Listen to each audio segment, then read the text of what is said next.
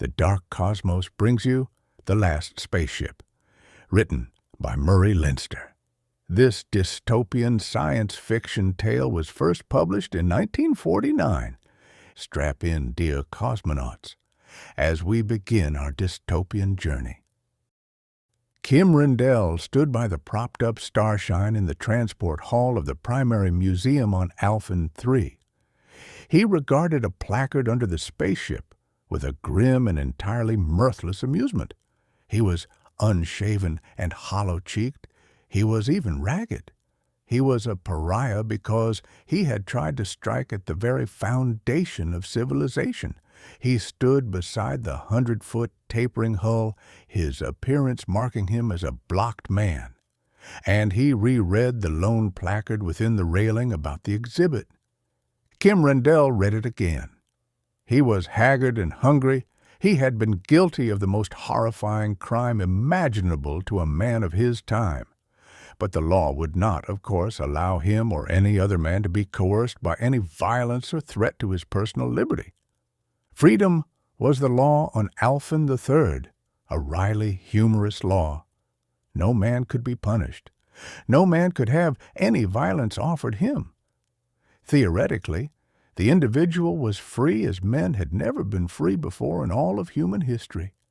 Despite Kim's crime, this spaceship still belonged to him, and it could not be taken from him. Yet he was hungry, and he would remain hungry. He was shabby, and he would grow shabbier. This was the only roof on Alphin III which would shelter him, and this solely because the law would not permit any man to be excluded from his rightful possessions. A lector came up to him and bowed politely. "Citizen," he said apologetically, "may I speak to you?" "Why not?" asked Kim grimly. "I am not proud." The lector said uncomfortably, "I see that you are in difficulty. Your clothes are threadbare." Then he added with unhappy courtesy, "You are a criminal, are you not?" "I am blocked," said Kim in a hard voice. "I was advised by the Prime Board to leave Alphin III for my own benefit. I refused.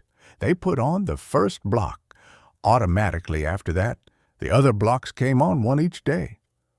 I have not eaten for 3 days. I suppose you would call me a criminal." "I sympathize deeply," the lector answered unhappily. "I hope that soon you will concede the wisdom of the advised action and be civilized again. But may I ask how you entered the museum? The third block prevents entrance to all places of study." Kim pointed to the loan card. "I am Kim Rendall," he said dryly. "The law does not allow me to be prevented access to my own property. I insisted on my right to visit this ship, and the disciplinary circuit for this building had to be turned off at the door so I could enter." He shivered. "It is very cold out of doors today, and I could not enter any other building." The lector looked relieved. "I am glad to know these things," he said gratefully. "Thank you." He glanced at Kim with a sort of fluttered curiosity. "It is most interesting to meet a criminal. What was your crime?"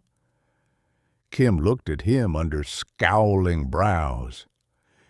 "I tried to nullify the disciplinary circuit." The lector blinked at him, fascinated, then walked hastily away as if frightened. Kim Rendall stooped under the railing and approached the Starshine. The entrance port was open, and a flush ladder led up to it. Kim, hollow-cheeked and ragged and defiant, climbed the steps and entered. The entry port gave upon a vestibule which Kim knew from his grandfather's tables to be an airlock. Kim's grandfather had once gone off into space in the Starshine with his father. It was, possibly, the last space flight ever made. For 100 years now, the ship had been a museum piece, open to public inspection, but parts had been sealed off as uninstructive. Kim broke the seals.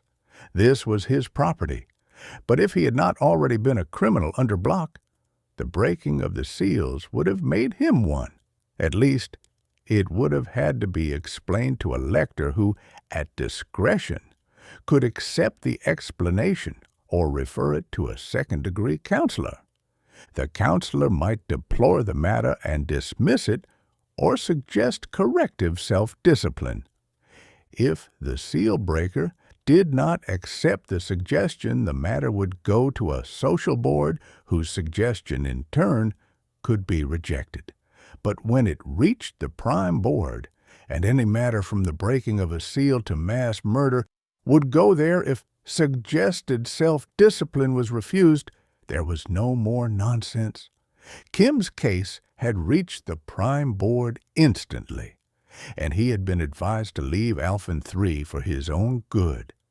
His crime was monstrous, but he had ironically refused exile. Now he was under block. His psychogram had been placed in the Disiplinary Circuit. 1. Footnote 1. Disiplinary Circuit, the principal instrument of government during the so-called era of perfection in the first galaxy. In early ages, all the functions of government were performed by human beings in person. The electric chair, QY, was possibly the first mechanical device to perform a governmental act, that of the execution of criminals.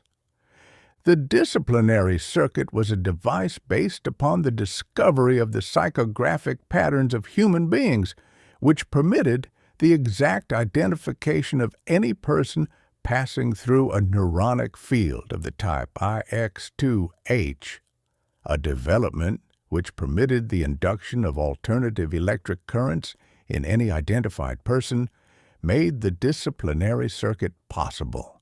It was first used in prisons, permitting much less supervision of prisoners, see prisons and prisoners, with equal security. Later, because it allowed of an enormous reduction in the personnel of government, all citizens were psychographed. Circuits were set up in all cities of the first galaxy. When a broadcast adaptation became possible, the system was complete. Every citizen was liable to discipline at any time. No offender could hide from government. Wherever he might be, he was subject to punishment focused upon him because of his completely individual psychographic pattern. Worship of efficiency and the obvious reduction in taxes, sea taxes, at first obscured the possibilities of tyranny inherent in such a governmental system. C1, Era of Perfection. 2, Revolts. 3, Ades. 4, First Galaxy, Reconquest of.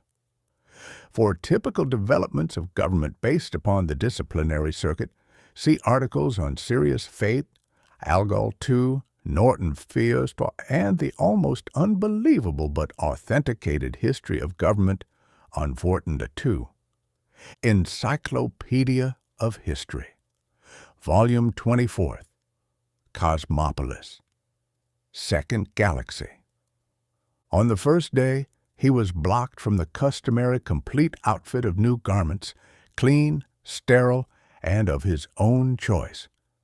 These garments normally arrived by his bedside in the carrier, which took away the old ones to be converted back to raw material for the garment machines. On the second day, he could enter no place of public recreation. An attempt to pass the door of any sport field, theater, or concert stadium caused the disciplinary circuit to act. His body began to tingle. He could turn back then. If he persisted, the tingling became more severe. If he was obstinate, it became agony, which continued until he turned back. On the third day, he found it impossible to enter any place of study or labor. The fourth day blocked him from any place where food or drink was served. On the fifth day, his own quarters were barred to him.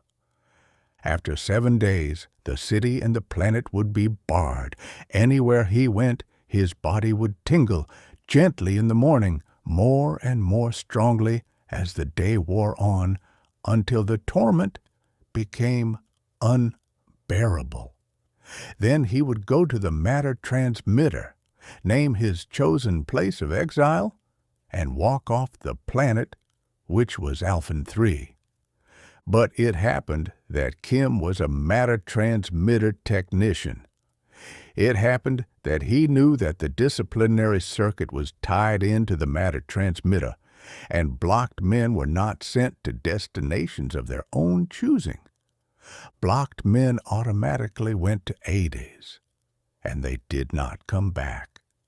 Ever, behind the sealed-off parts of the spaceship, Kim searched hungrily and worked desperately. Not for food, of course. He had determined to attempt the impossible. He had accomplished only the first step toward it when he felt an infinitesimal tingling all over his body. He stood rigid for a second, and then smiled grimly. He closed the casing of the catalyzer he had examined and worked on. "Just in time," he said. "The merciless brutes." He moved from the catalyzer. A moment later, he heard footsteps. Someone came up the flush ladder and into the spaceship. Kim Rendall turned his head. Then he bent over the fuel register, which amazingly showed the tanks to be almost 1/12 full of fuel, and stood motionless. The footsteps moved here and there. Presently they came cautiously to the engine room. Kim did not stir. A man made an indescribable sound of satisfaction. Kim, not moving even his eyes, saw that it was the lector who had spoken to him outside the ship. He did not address Kim now. With a quite extraordinary air of someone about to pick up an inanimate object, the lector laid hands upon Kim to lift him off his feet. "Citizen," Kim said severely, "what does this mean?" The lector gasped. He fell back. His mouth dropped open and his face went white. I thought you were paralyzed." "I do not care what you thought," Kim said. "It is against the law for any citizen to lay violent hands upon another." By an effort, the lector babbler regained his self-control. The circuit failed to work." "You reported that I had entered this ship," Kim said dryly. "There is some uneasiness about what I do because of my crime. So the circuit was applied to paralyze me, and you were ordered to bring me quietly to the matter transmitter. As you observe, it is not practical.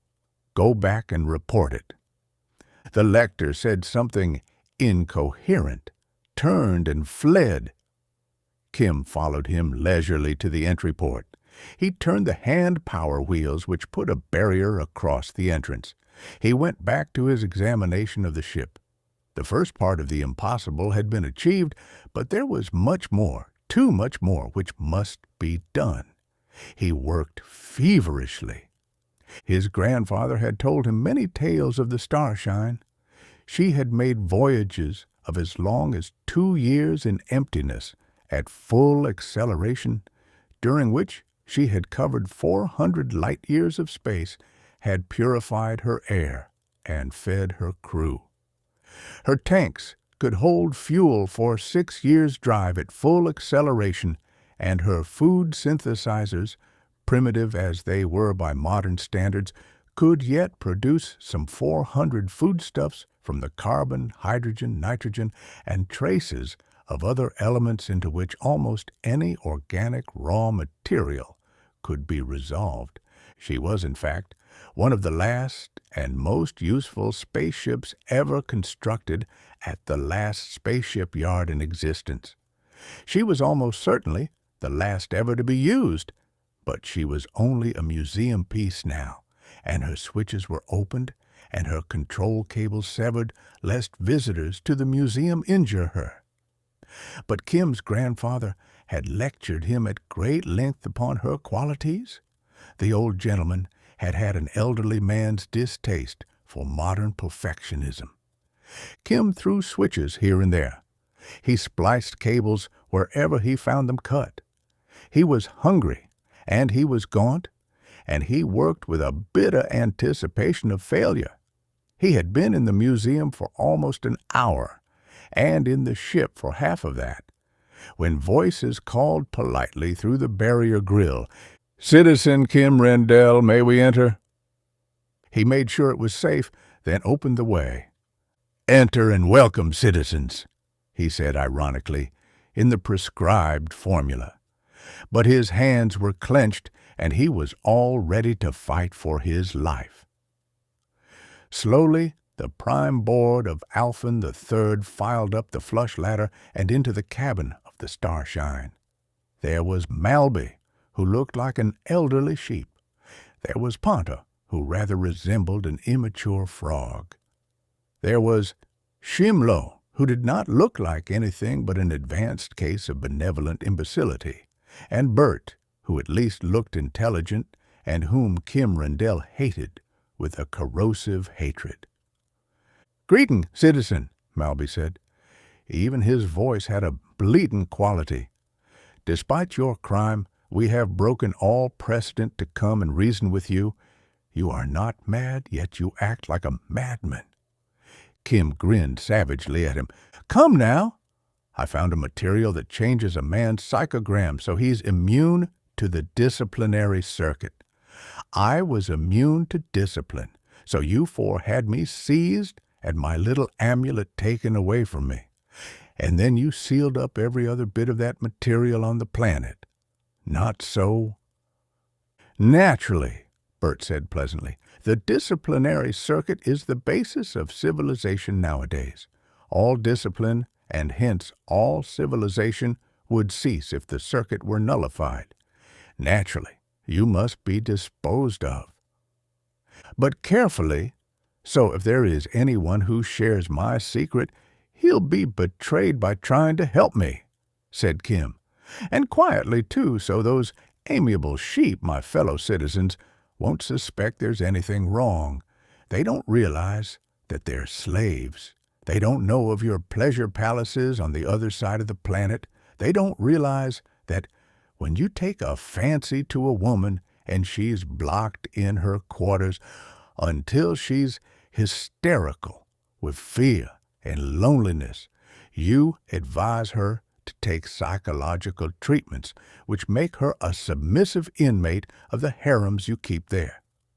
They don't know what happens to men you put under block for being too inquisitive about those women and who enter the matter transmitter for exile." Bert looked mildly inquiring. "What does happen to them?" "AIDS," Kim said furiously. "They go to the transmitter and name their chosen place of exile, and the transmitter clerk dutifully pushes the proper buttons, but the circuit takes over. They go to AIDS, and no man has ever come back." There was a sudden tension in the air. Bert looked at his fellows. Shimlo was the picture of benevolent indignation, but his eyes were ugly. Ponta opened his mouth and closed it absurdly, looking more than ever like a frog. "This is monstrous!" Malby bleated. "This is monstrous!" Bert held up his hand. "How did you get this strange idea?" he asked. "I'm a matter transmitter technician, 4th grade," Kim said coldly. "I worked on the transmitter when it gave trouble. I found the disciplinary circuit tie-in. I traced it, so I knew there was something wrong about all personal freedom on Alphin III, and I started to look for more things wrong. I found them. I started to do something about them. Then I got caught." Bert nodded. "So," he said thoughtfully, "we underestimated you, Kim Rendall. It is much pleasanter to rule Alphin III as beloved citizens than as admitted tyrants. There are times when we have to protect ourselves. Naturally, we would rather not show our hands. It is clear that you must be sent into exile, frankly, to Hades, whatever it may be like there. Apparently, You did not have any friends. I dared not trust any of the sheep you rule, Kim said angrily, but I did know there was more hafnium on this ship. I didn't dare come at first, or you'd have guessed, but after I'd starved a bit and was convincingly cold, I risked the venture. You guessed my intention too late. I can defy you again, even if you did take away my first protection from the circuit. You know that? Bert nodded again. Of course, he admitted. Yet we do not want a scandal. We will make a bargain within limits. You must be disposed of, but we will promise that you can go wherever you choose via the matter transmitter. Your word's no good, Kim snapped.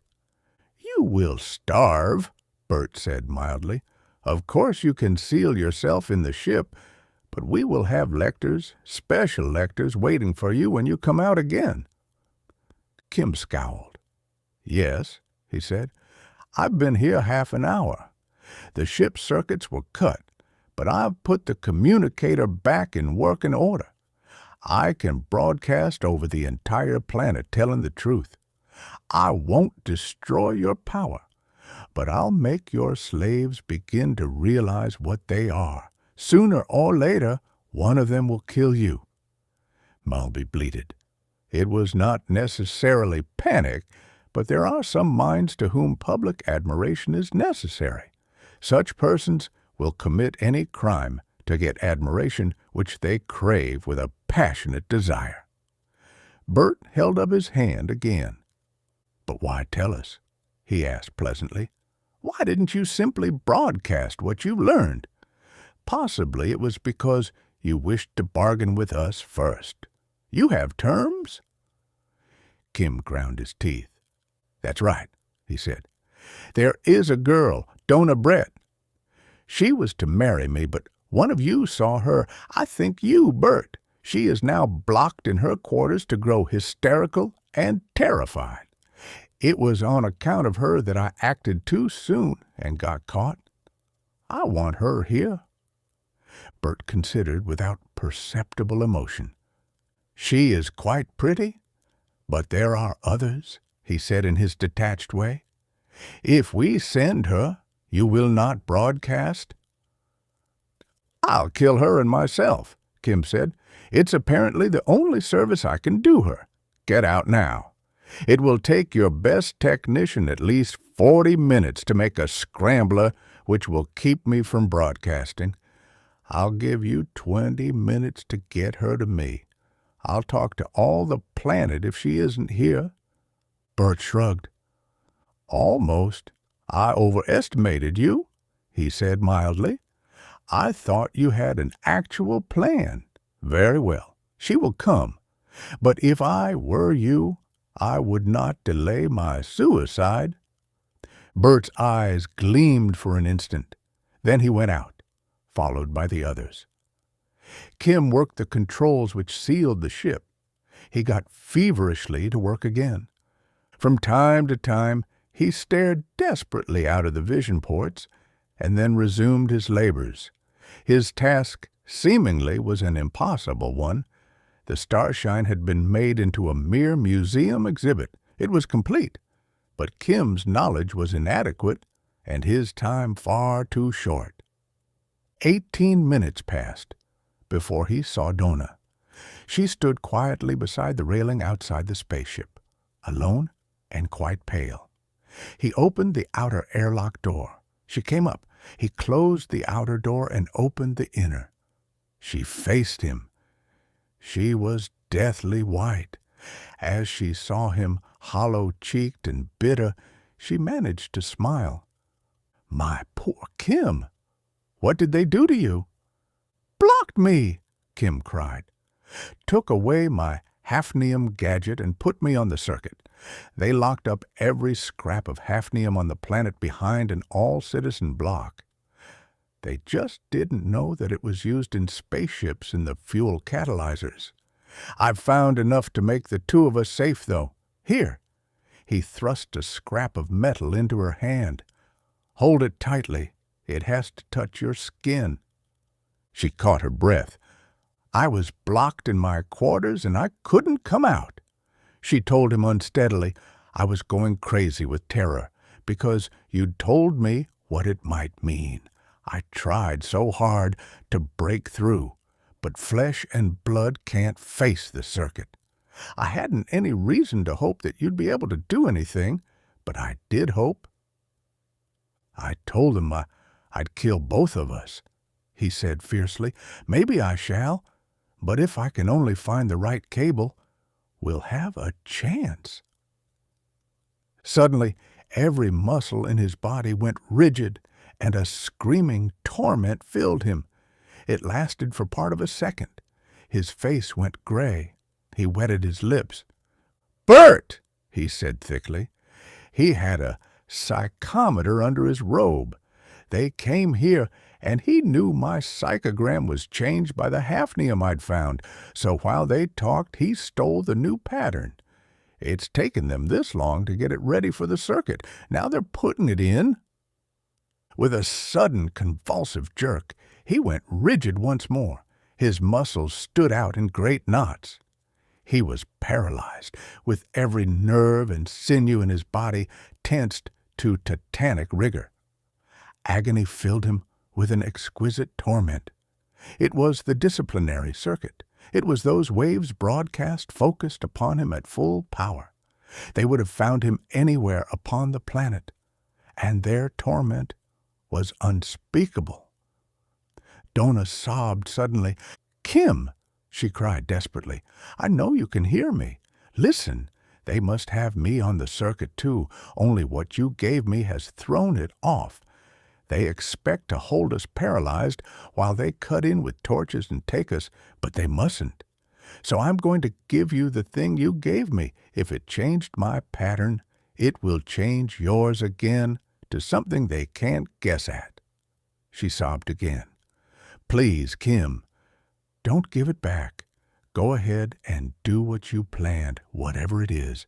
And if you don't win out, please kill me before you give up. Please, I don't want to be conditioned to do whatever they want in their pleasure palaces."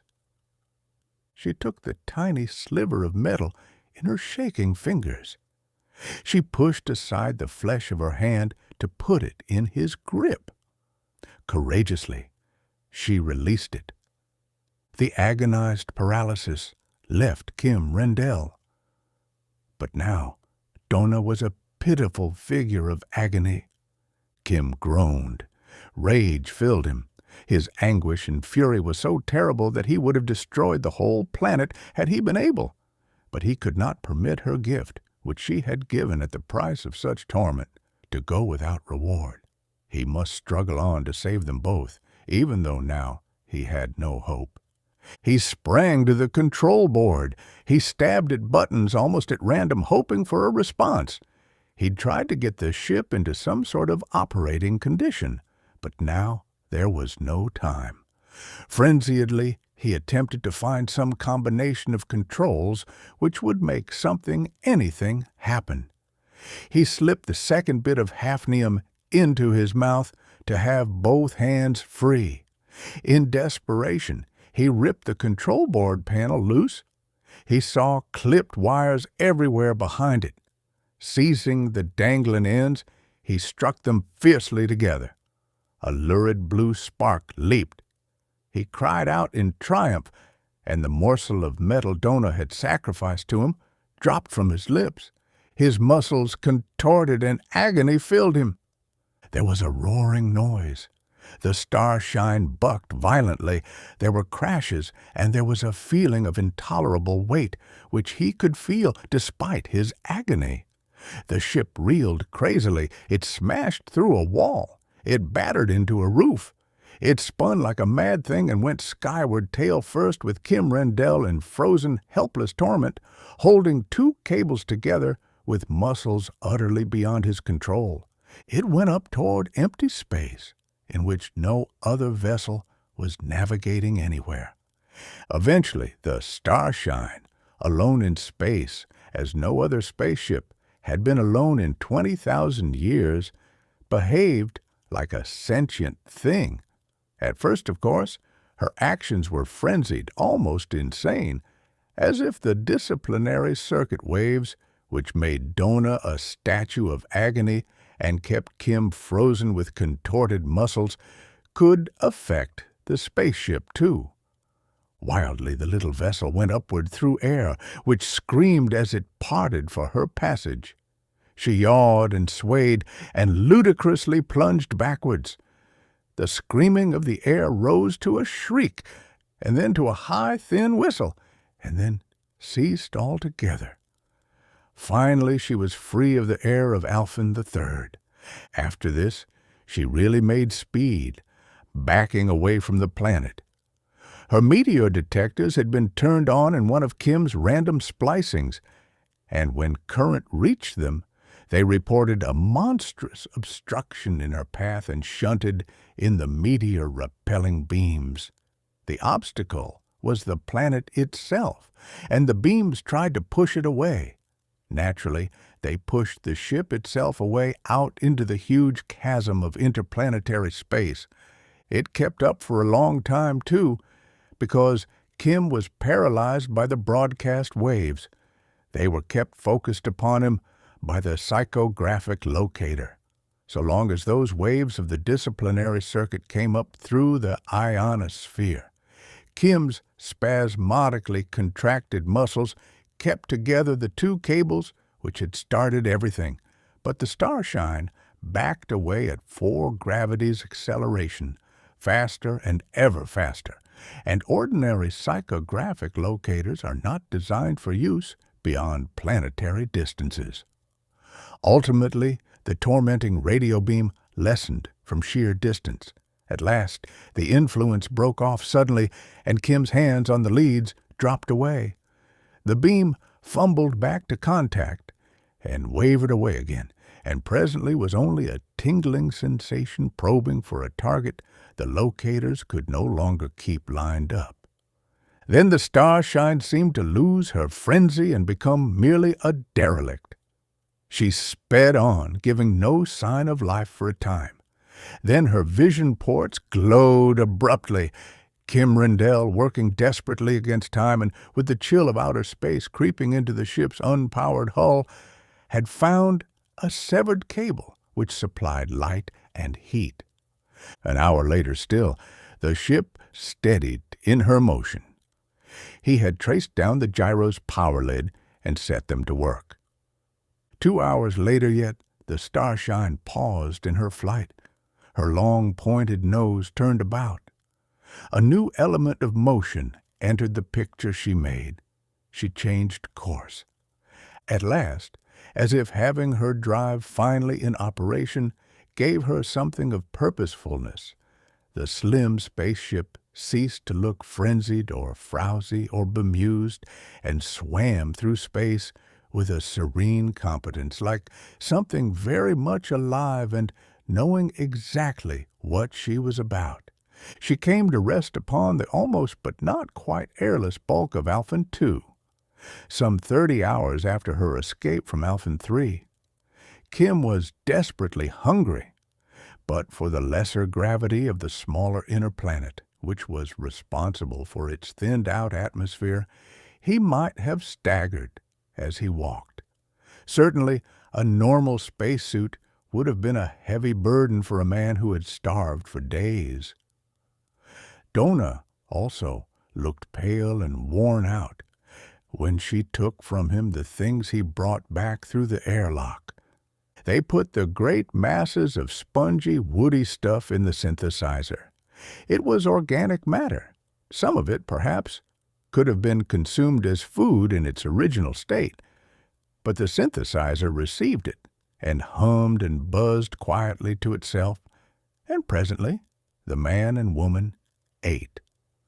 The synthesizer was not the equivalent of those magnificently complex food machines which in public dining halls provide almost every dish the gourmets have ever invented from raw materials.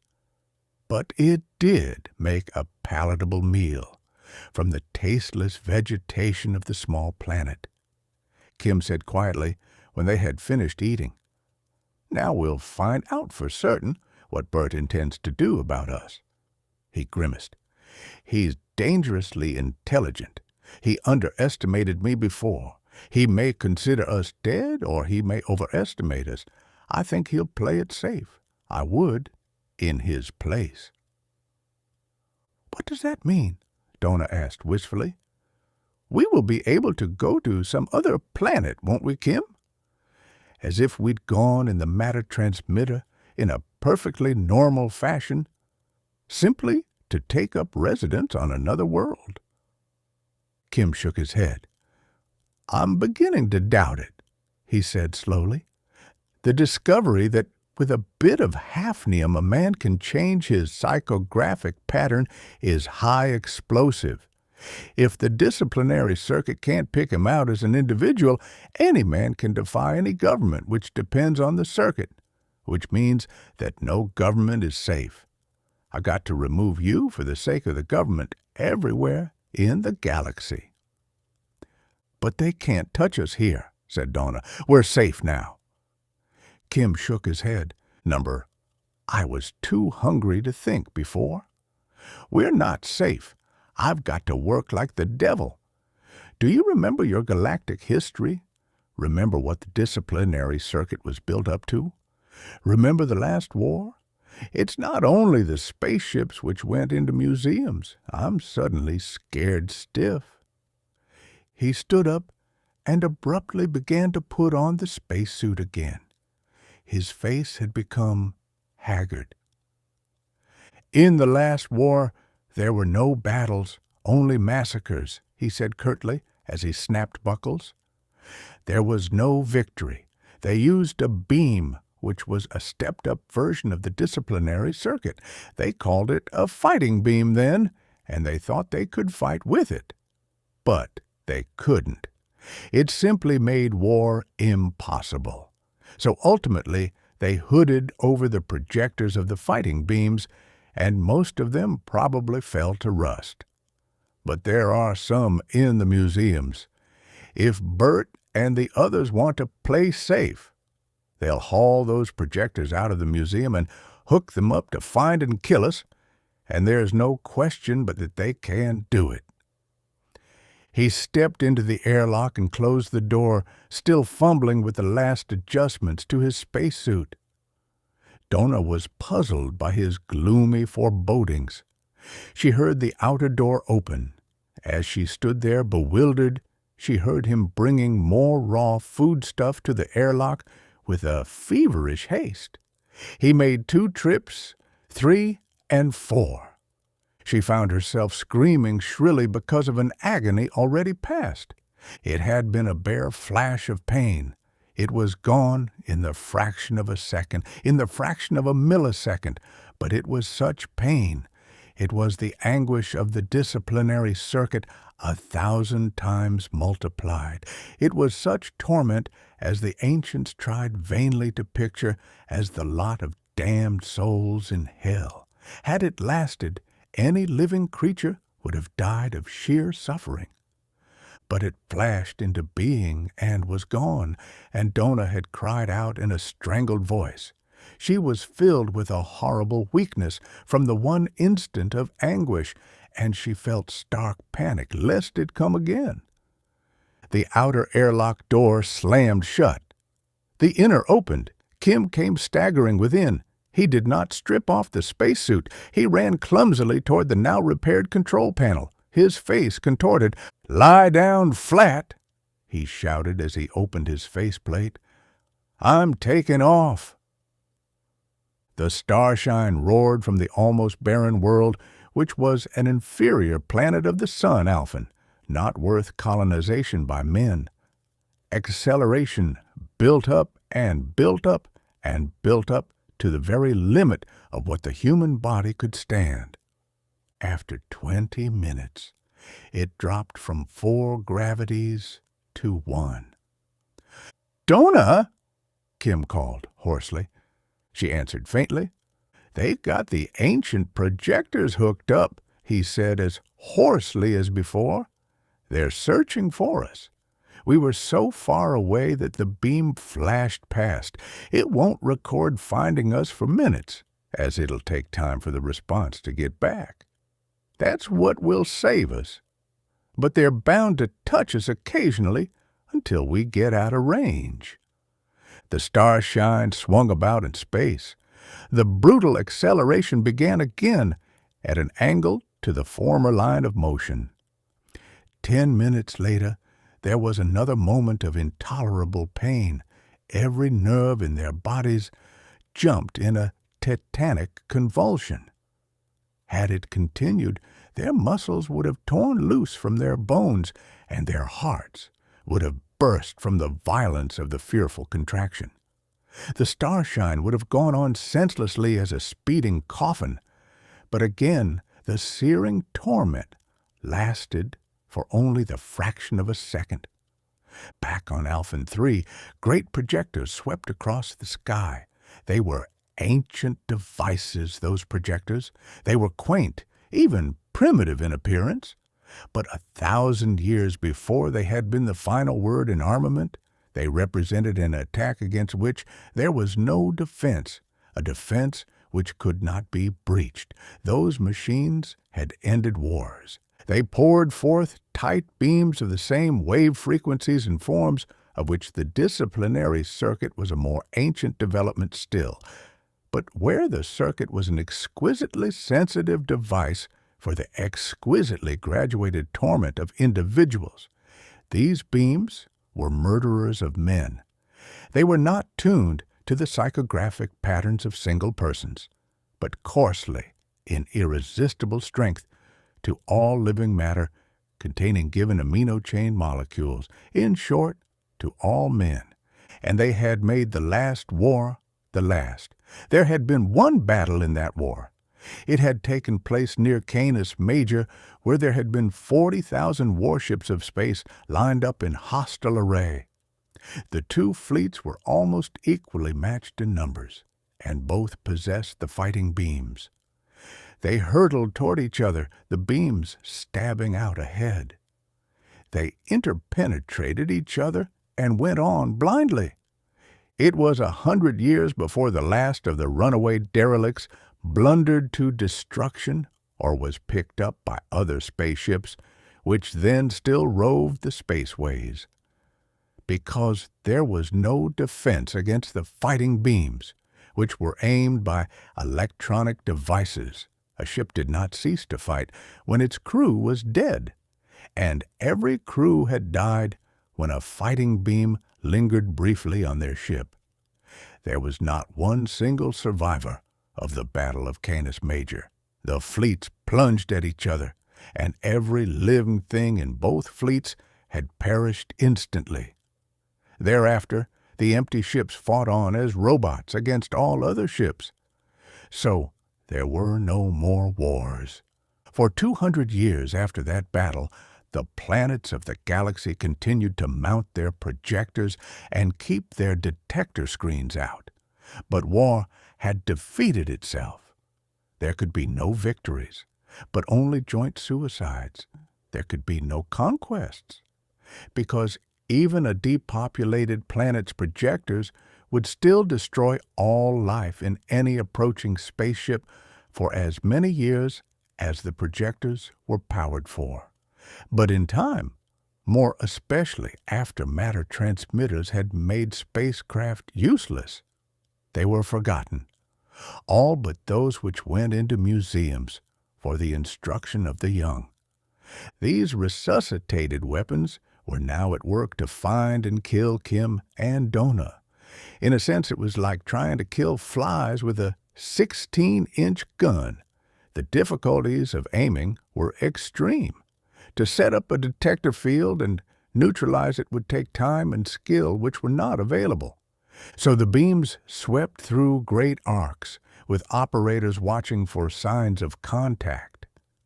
It was long minutes after the first contact before the instruments on the projectors recorded it, because the news could only go back at the speed of light. Then the projectors had to retrace their path, and the Starshine had moved. The beams had to fumble blindly for the fugitives, and they told of each touch, but only after it occurred, and Kim struggled to make his course unpredictable. In 10 hours, the beam struck 4 times only, because Kim changed course and acceleration so fiercely and so frequently that a contact could only be a matter of chance. Then for a long time there was no touch at all. In 2 days, Alphin, the sun, had dwindled until it was merely the brightest of the stars, with a barely perceptible disk. On the 3rd day, the beam found them yet again, and Donna burst into hysterical sobs. But it was not really bad this time. There is a limit to the distance to which a tight beam can be held together in space by technicians who have no space experience and instinctive know-how. Within hours after this 5th contact, Kim Rendall found the last key break in the control cables of the ship and was able to throw on the overdrive, by which the Starshine fled from Alphin at 200 times the speed of light. Then, of course, they were safe. Even had the beam of agony been trained directly upon the ship, it could not have overtaken them. But Donna was a bundle of shrinking nerves when it was over, and Kim raged as he looked at her scared eyes. "I know," she said unsteadily, when he had her in the control room to look at the cosmos as it appeared at faster-than-light speed. "I know I'm silly, Kim. It can't hurt us any more. We're going to another solar system entirely. They won't know anything about us. We're all right, quite all right, but I'm just all in little pieces." With somber brow, Kim stared at the vision plates about him. The universe, as seen at 200 light speeds, was not a reassuring sight. All stars behind had vanished. All those on either hand were dimmed to near invisibility. Ahead, where the very nose of the spaceship pointed, there were specks of light in a recognizable star pattern, but the colors and the magnitudes were incredible. "We're heading now for Cetus Alpha," Kim said slowly, after a long time. "It's the next nearest solar system. Our fuel tanks are 1/12 full. We have power to travel a distance of 50 light-years, no more, and it would take us 3 months to cover that. Cetus Alpha is 7 light-years away, or it was."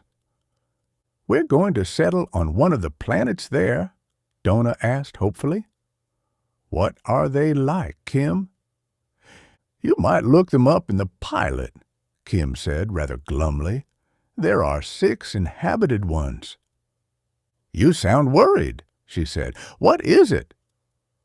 "I'm wondering," Kim admitted, "if Bert and the Prime Board should send word ahead of us by matter transmitter to these 6 planets and all the other inhabited planets within 50 or 100 light-years, it would be awkward for us. Transmission by matter transmitter is instantaneous, and it wouldn't take too long for the governments on the Cetus Alpha planets to set up detectors and remount the projectors which could kill us. Bert would call us very dangerous criminals. He'd say we were so dangerous we had better be killed before we land." He paused and added, "He's right. I don't see why they should do anything so cruel." "We've struck at the foundation of government," Kim said savagely. "On Alphin III, there's a pretense that all men are free, and we know it's a lie, but on the other planets, they don't even pretend. On Lore 4, they have a king. On Markov 2, the citizens wear collars of metal, slave collars, and members of the aristocracy have the right to murder social inferiors at pleasure.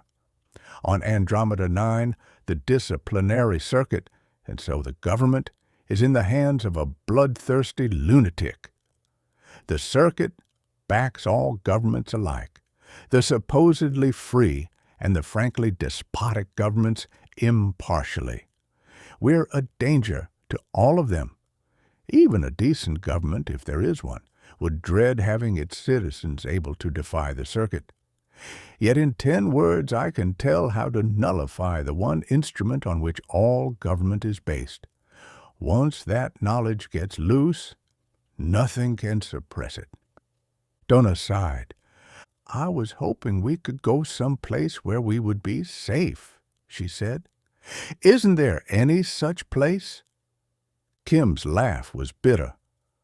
"I wonder if there's any place where we can be free," he said. "I planned big, Donna, but it didn't work out. There wasn't another man on Alphin III who wanted to be free as much as I did. I'd about decided that just the two of us would put on protectors and journey from one planet to another in search of freedom. But then Bert saw you, and you were locked up, so you go frantic with fear and loneliness. Later, they'd have given you a psychological conditioning to cure you of terror, and sent you away to Bert's pleasure palace." "Why didn't you take me away before Bert saw me?" she asked. "Why did you wait?" Kim groaned. "Because I wasn't ready. When I realized the danger, I tried to get you, and I was caught. They found out what I had, and everything became hopeless. They put me on block to see if anyone would try to befriend me, but I hadn't any friends. I didn't know anyone else who wouldn't have been frightened if I'd told him he was a slave. I threatened the Prime Board with a broadcast, but I'm afraid nobody would have believed me." "It all happened because of me," Donna said. "Forget what I said about wanting to be safe, Kim. I don't care anymore, not if I'm with you." Kim scowled at the weird pattern of strangely colored stars upon the vision plate. "We're using a lot of our fuel in trying for Cetus Alpha's planets. I'd like to, well, have a marriage ceremony." Despite her anxiety, Donna burst out laughing. "It's about time, you big lug," she cried. "I was beginning to lose hope." Kim laughed too. "All right, I'll see if it can be managed. But if warnings have been sent ahead of us, marriage may be difficult." Like a silver arrow, the Starshine continued to bore on through a weird synthetic universe, 200 times faster than light. In the spaceship, Kim worked angrily, making desperate attempts to devise a method of nullifying the non-individualized fighting beams with which, now that he was in free space in a spaceship, any attempt to land upon an inhabited planet might be frustrated. In the end, he constructed 2 small wristlets, one for himself and one for Donna to wear. If tuned waves of the circuit struck them, the wristlets might nullify them, but if the fighting beam struck, that would be another story. 12 days after turning on the overdrive, which by changing the constants of space about the spaceship made 200 light speeds possible, Kim turned it off. He had previously assured himself that Donna was wearing the little gadget he had built. As he snapped off the overdrive field, the look of the universe changed with a startling suddenness. Stars leaped into being on every side, amazingly bright and astoundingly varicolored. Cetus Alpha loomed almost dead ahead, a glaring globe of fire with enormous streamers streaming out on every side. There were planets, too. As the Starshine jogged on at a normal interplanetary rather than interstellar speed, Donna focused the electron telescope upon the nearest. It was a great round disk with polar ice caps and extraordinarily interconnected seas, so that there were innumerable small continents distributed everywhere. Green vegetation showed and patches of cloud, and when Donna turned the magnification up to its very peak, they were certain that they saw the pattern of a magnificent metropolis. She looked at it hungrily. Kim regarded it steadily. They did not speak for a long time. It would be nice there, Donna said longingly at last. "Do you think we can land, Kim?" "We're going to try," he told her. But they didn't.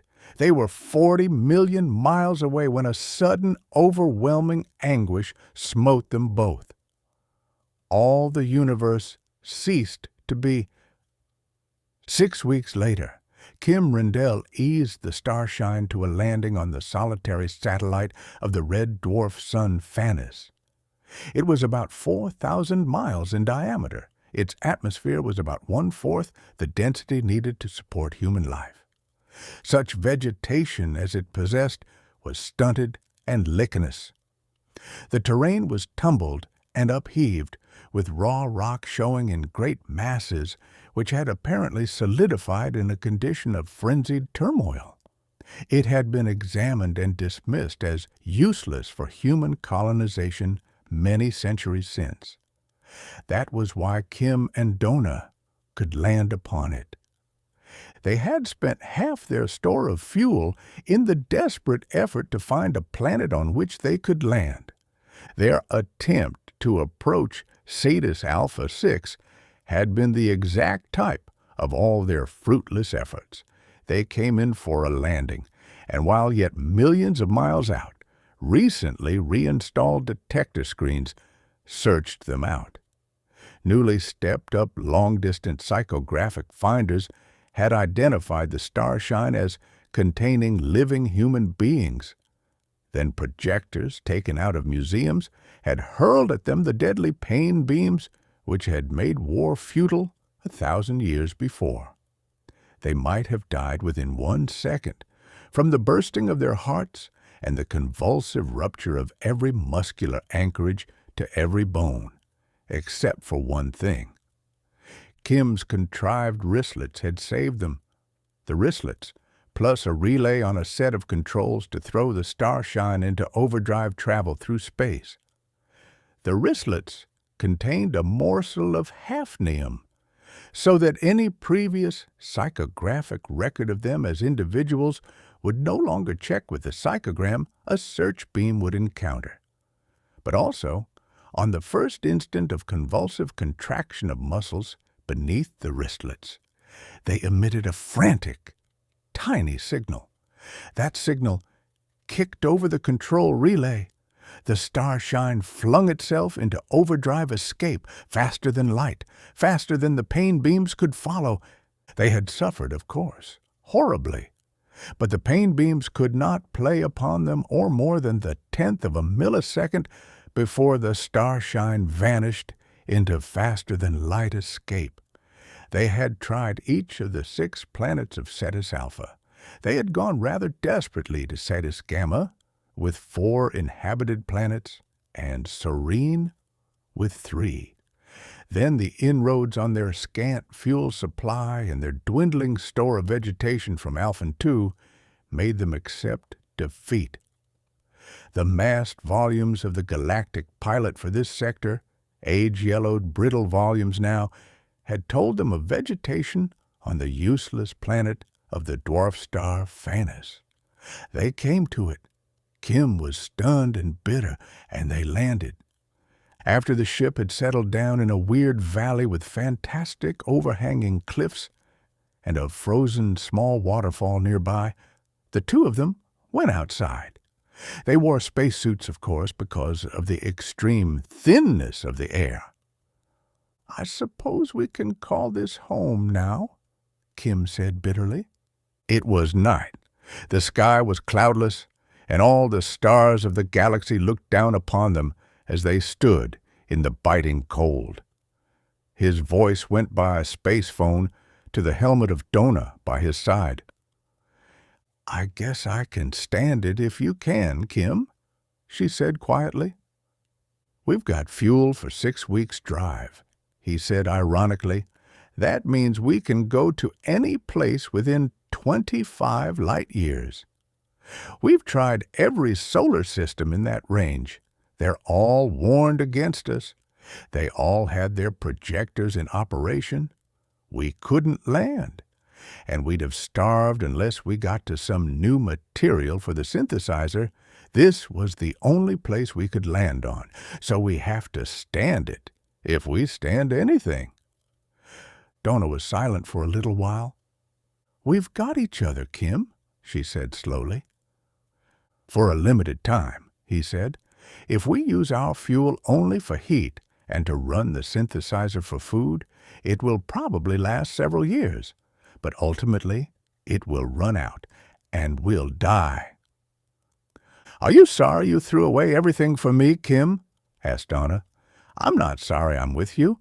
I'd rather be with you for a little while and then die. Certainly death is better than what I've faced."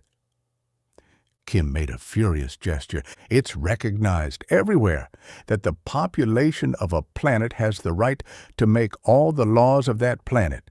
We are the population here. We could be married by our own act. But suppose we had children. When our fuel gives out, they'd die with us. I think we'd go mad anticipating that. We can't even have each other. We're imprisoned here as they used to imprison criminals. For life. We can have no hope. There is nothing we can work at. We can't even try to do anything." He clenched his hands inside his space gloves. Donna looked at him. "Are you going to give up, Kim?" "Give up what?" Then he said bitterly, "No, Donna. I'm going to find some excuse for hoping, some lie I can tell myself. But I'll know I'm simply trying to deceive myself." There was a long silence, hopelessness, futility. "I've been thinking, Kim," Donna said softly at last. "There are 300 million inhabited planets. There are trillions and quintillions of people in the galaxy. If they knew about us, some of them at least would want to help us. There are some, probably, who'd hope we could help them. If we were to think of a new approach to the problem we face and reach the people who would want to help us, it might mean eventual rescue." "Signals travel at the speed of light," Kim said. "We'd be dead long before even a tight beam signal could reach another star cluster if there were anybody there to receive or act on it. But there aren't any spaceships except the Starshine. It was the last ship used in the galaxy," Donna said stoutly. "We've been regarding our predicament as if it were unique, as if nobody else in the universe wanted to be free, as if there was only one problem, ours. I heard a story once, Kim. It was about a man who had to carry a certain particular grain of dust to another place. A silly story, of course, but this was the top grain in a dust pile. The man tried to find something that would pick up the one grain of dust and something that would hold it quite safe, but he couldn't solve the problem. There wasn't any box that would hold a single grain of dust. He couldn't even pick up a solitary dust grain. And how could he carry it if he couldn't pick it up?" "That's a fable," Kim said harshly. "There's a moral?" Donna smiled. "Yes," she said. "There is. He picked up the dust grain with a shovel. He picked up a lot of others too, but that didn't matter. And he could find a box to hold 100,000 dust grains when he couldn't find a box to hold one." Kim was silent.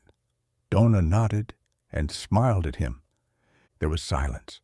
The bright, many-colored stars overhead moved perceptibly toward what would be called the west by age-old custom. Weird shapes of frozen rock loomed above the spaceship, and the starlight glimmered up on thin hoar frost which settled everywhere upon this small planet in the dark hours. Kim stirred suddenly and was still again. Donna continued to watch him. She could not see his face, but it seemed to her that he stood straighter somehow. Then, suddenly, he spoke gruffly. "Let's go back in the ship," he said. "Spacesuits are admirable inventions, Donna, but they have limitations. I can't kiss you through a space helmet."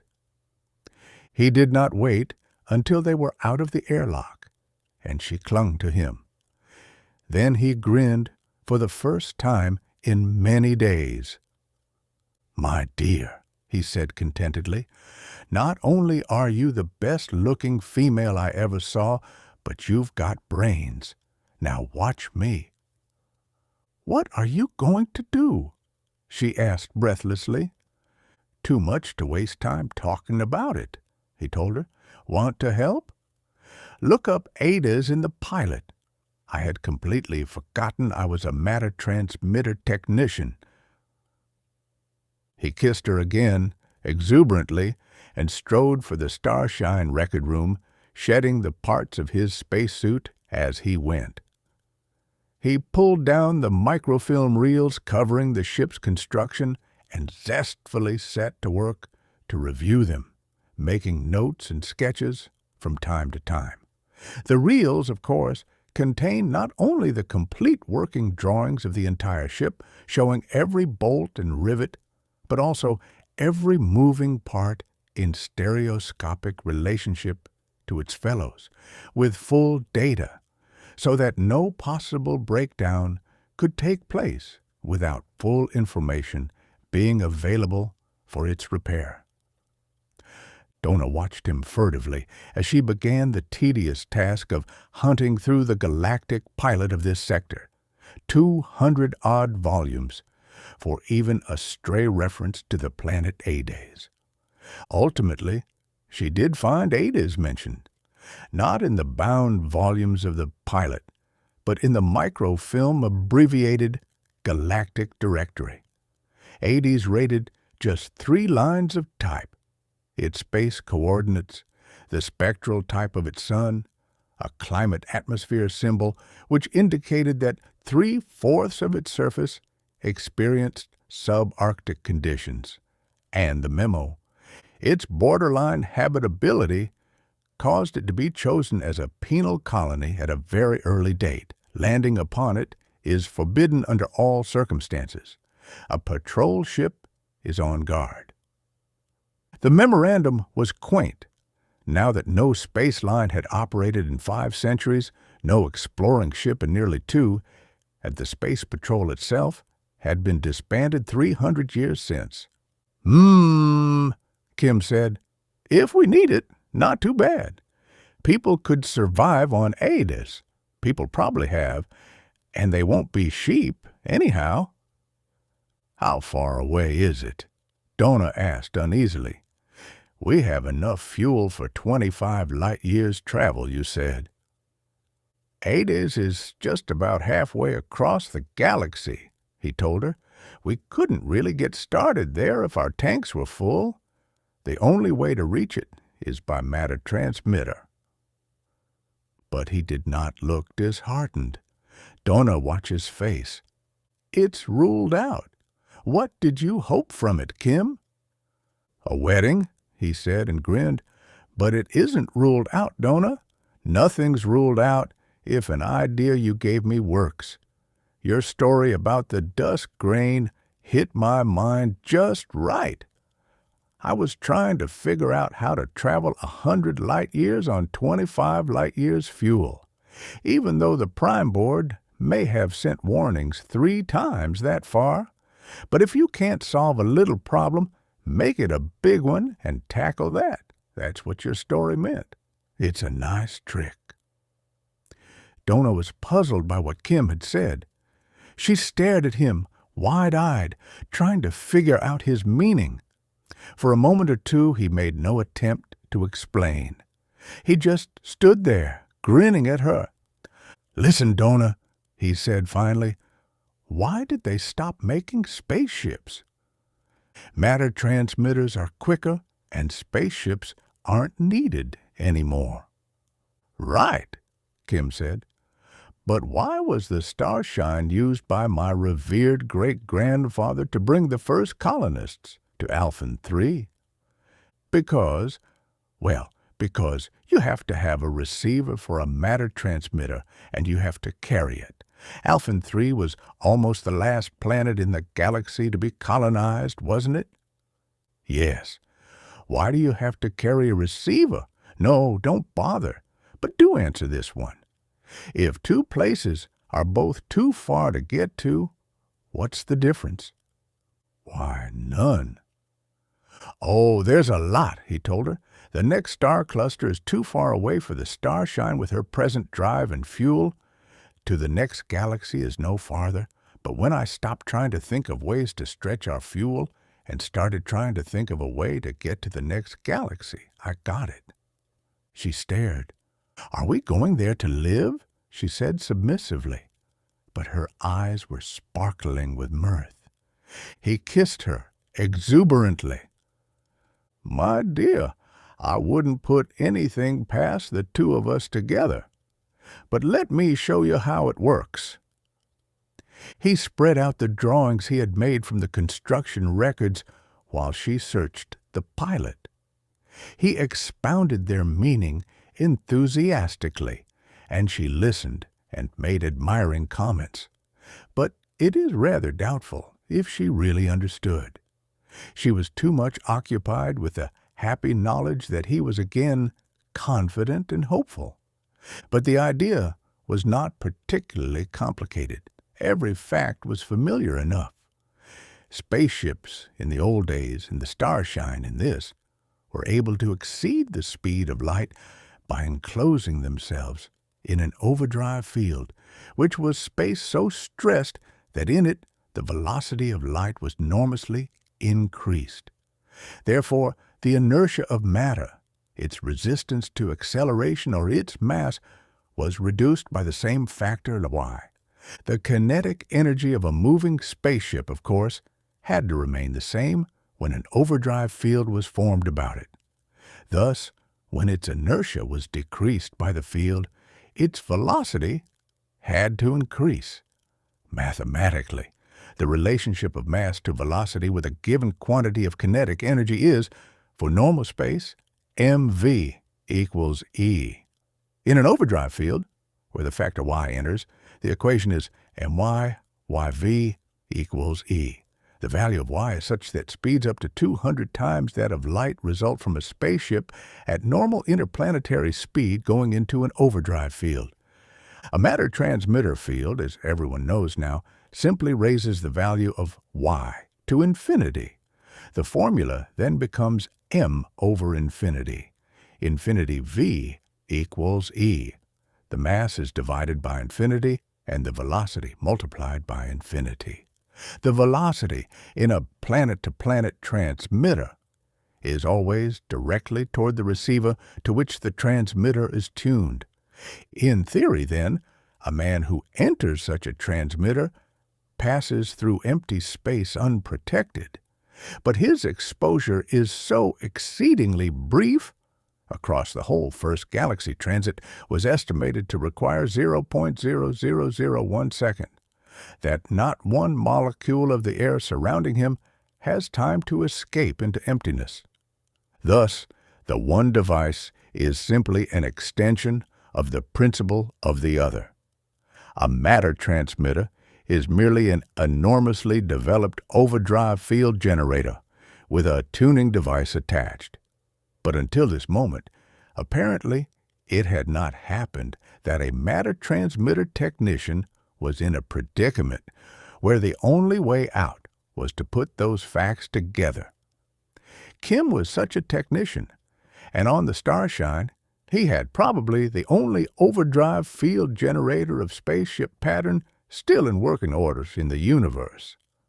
All I've got to do is to add 2 stages of coupling and rewind the exciter secondary, he told her zestfully. Doing it by hand may take a week. Then the Starshine will be a matter transmitter which will transmit itself. The toughest part of the whole job will be the distance gauge, and I've got that. Worshipfully, Donna looked up at him. She probably hoped that he would kiss her again, but he mistook it for interest. He explained at length. There could be, of course, no measure of distance traveled in emptiness. Astrogation has always been a matter of dead reckoning plus direct observation. But at such immeasurably high speeds, there could be no direct observation. At matter transmitter speeds, no manual control could stop a ship in motion within any given galaxy. So Kim had planned a photo gauge, which would throw off the transmitter field when a specific amount of radiation had reached it. At thousands of light speeds, the radiation impinging on the bow of a ship would equal in seconds the normal reception of years. When a specific total of radiation had struck it, a relay would cut off the drive field. Among other features, such a control would make it impossible for a speeding ship to venture too close to a sun. Kim set joyously to work to make 3 changes in the overdrive circuit and to build a radiation-operated relay. Outside the spaceship, the sky turned deep purple. Presently, the dull red sun arose, and the white hoarfrost melted and glistened wetly, and most of it evaporated in a thin white mist. The frozen waterfall dripped and dripped, and presently flowed freely. The lichenous plants rippled and stirred in the thin, chill winds that blew over the small planet, and even animals appeared, stupid and sluggish things, which lived upon the lichens. Hours passed. The dull red sun sank low and vanished. The little waterfall flowed more and more slowly, and at last ceased altogether. The sky became a deep, dense black, and multitudes of stars shone down on the grounded spaceship. It was a small, starved world, this planet, swinging in lonely isolation around a burned-out sun. About it lay the galaxy, in which were 300 million inhabited worlds, circling brighter, hotter, much more splendid stars. But the starveling little planet was the only place in all the galaxy, save one, where no disciplinary circuit held the human race in slavery. Nothing happened visibly upon the planet during many days. There were nights in which the hoar-frost glistened whitely, and days in which the frozen waterfall thawed and splashed valiantly. The sluggish, stupid animals ignored the spaceship. It was motionless, and they took it for a rock.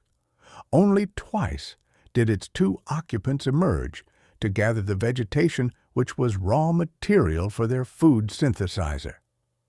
On the second expedition, Kim seized upon an animal to add to the larder, but its helpless, futile struggles somehow disgusted him. He let it go. "I prefer test tube meat," he said distastefully. "We've food enough anyhow for a long, long time. At worst, we can always come back for more." They went into the ship and stored the vegetable matter in the synthesizer bins. They returned, then, to the control room. "I think it's right," Kim said soberly as he took the seat before the control panel. "But nobody ever knows. Maybe we have a spaceship now which makes matter transmitters absurd.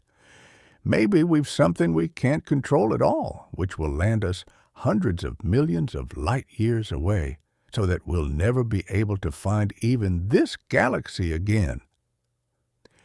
Maybe we might have something which will simply kill us instantly," Donna said quietly. "That's right, isn't it?" He nodded. "When I push this button, we find out." She put her hand over his. She bent over and kissed him. Then she pressed down his finger on the control stud. Incredible! Glaring light burst into the viewports, blinding them. Relays clicked loudly, alarms rang stridently. The Starshine bucked frantically, and the vision screens flared with a searing light. Before the light control reacted, there was a sun in view to the left.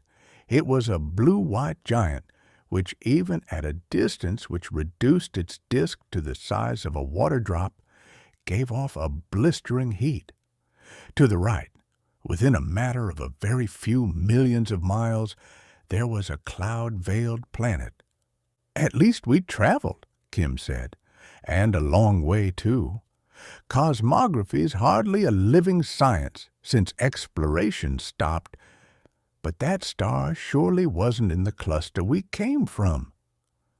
He cut off the alarms and the meteor repeller beams which strove to shear the Starshine away from the planet as they had once driven it backward away from Alphin III. He touched a stud which activated the relay, which would turn on overdrive should a fighting beam touch its human occupants. He waited, expectant, tense. The spaceship was no more than 10 million miles from the surface of the cloud-wreathed world. If there were an alarm system at work, the detectors on the planet should be setting up a terrific clamor now, and a fighter beam should be stabbing out at any instant to destroy the two occupants of the Starshine. Kim found himself almost cringing from anticipation of the unspeakable agony which only an instant's exposure to a pain beam involved. But nothing happened. They watched the clouds. Donna trained the electron telescope upon them.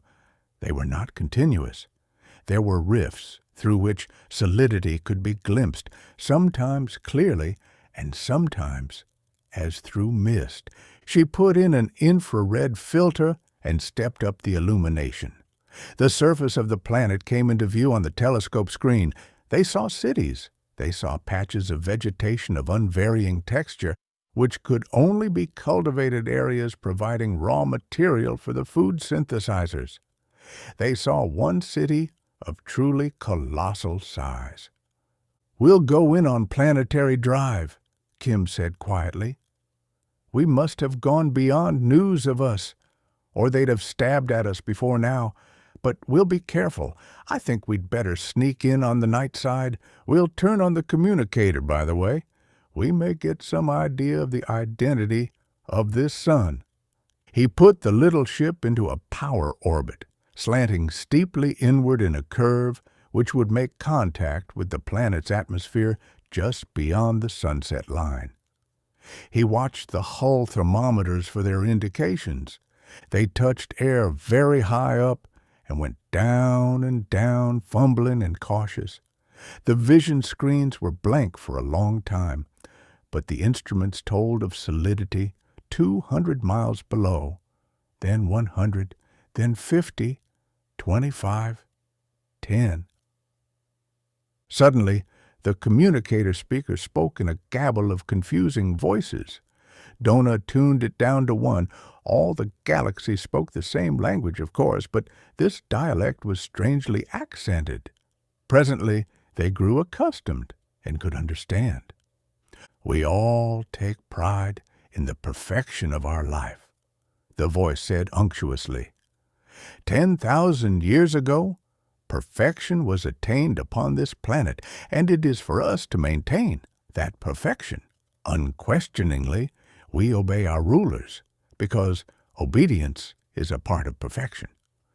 Sometimes our rulers give us orders which, to all appearances, are severe.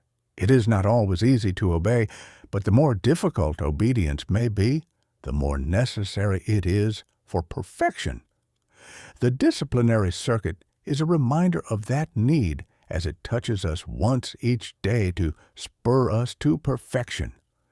The destruction of a family, even to first and second cousins, for the disobedience of a single member, is necessary that every seed of imperfection shall be eliminated from our life. Kim and Donna looked at each other. Donna turned to another of the voices. "People of Uvan." The tones were harsh and arrogant. "I am your new lord. These are your orders. Your taxes are increased by 1/10. I require absolute obedience not only to myself, but to my guards.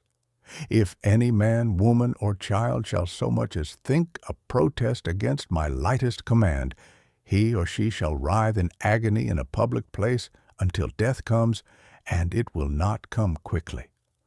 Before my guards you will kneel. before my personal attendants, you will prostrate yourselves, not daring to lift your eyes. That is all for the present." Donna cut it off quickly. A dry, crisp voice came in on a higher wavelength. "This is Matic speaking. You will arrange at once to procure from Camille 4 a shipment of fighting animals for the Lord Sohn's festival 4 days hence. Flyers will arrive at the matter transmitter to take them on board tomorrow afternoon, 2 hours before sunset. Lord Sohn was most pleased with the Geats in the last shipment. They do not fight well against men, but against women they are fairly deadly. In addition, somehow, I don't think we'll land, Donna," Kim said very quietly, but turned back to the first voice. Her hand shook, but she obeyed. The unctuous voice had somehow the air of ending its speech. "Before going on, I repeat, we are grateful for the perfection of our way of life, and we resolve firmly that so long as our planet shall circle Altair, in no wise will we depart from it." Kim turned the nose of the Starshine upward. The stars of the galaxy seemed strangely bright and monstrously indifferent. The little spaceship drove back into the heavens. After a pause, Kim turned to Donna. "Look up Altair," he said. "We came a very long way indeed." There was silence, save for the rustling of the index volume as Donna searched for Altair in the Sun Index. Presently she read off the space coordinates. Kim calculated ruefully. "That wasn't space travel," he said dryly. "That was matter transmission. The Starshine is a matter transmitter, Donna, transmitting itself and us. I wasn't aware of any interval between the time I pressed the stud and the time the altered field shut off. But we came almost a quarter across the galaxy." "It was horrible," Donna said, shivering. "I thought Alphin III was bad, but the tyranny here is ghastly." "Alphin III is a new planet," Kim told her grimly. "This one below us is old. Alphin III has been occupied for barely 200 years. Its people have relatively the vigor and the sturdy independence of pioneers, and still they're sheep. We're in an older part of the galaxy now, and the race back here has grown old and stupid and cruel, and I imagine it's ready to die." He bent forward and made a careful adjustment of the light-operated distance gauge. He cut it down enormously. "We'll try it again," he said. He pressed the stud. An increasing sense of futility and depression crept over Kim and Donna during the next few days. They visited 4 solar systems, separated by distances which would have seemed unthinkable before the alteration of the overdrive. There was no longer any sensation of travel, because no distance required any appreciable period of time. Once, indeed, Kim commented curtly on the danger that would exist if they went too close to the galaxy's edge. With only the amount of received light to work the cutout switch, under other circumstances, they might have plunged completely out of the galaxy and to unimaginable distances before the switch could have acted. "I'm going to have to put a limiting device of some sort on this thing," he observed. "With a limiting device, the transmitter drive can't stay on longer than a few microseconds. If we don't, we might find ourselves lost from our own galaxy and unable to find it again. Not that it would seem to matter so much."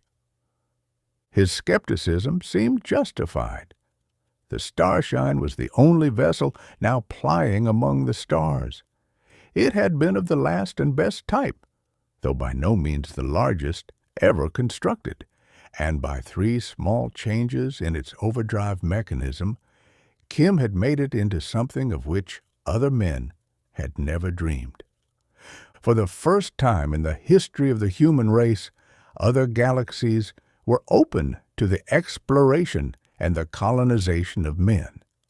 It was probably possible for the cosmos itself to be circumnavigated in the Starshine, but its crew of 2 humans could find no planet of their own race on which they dared to land.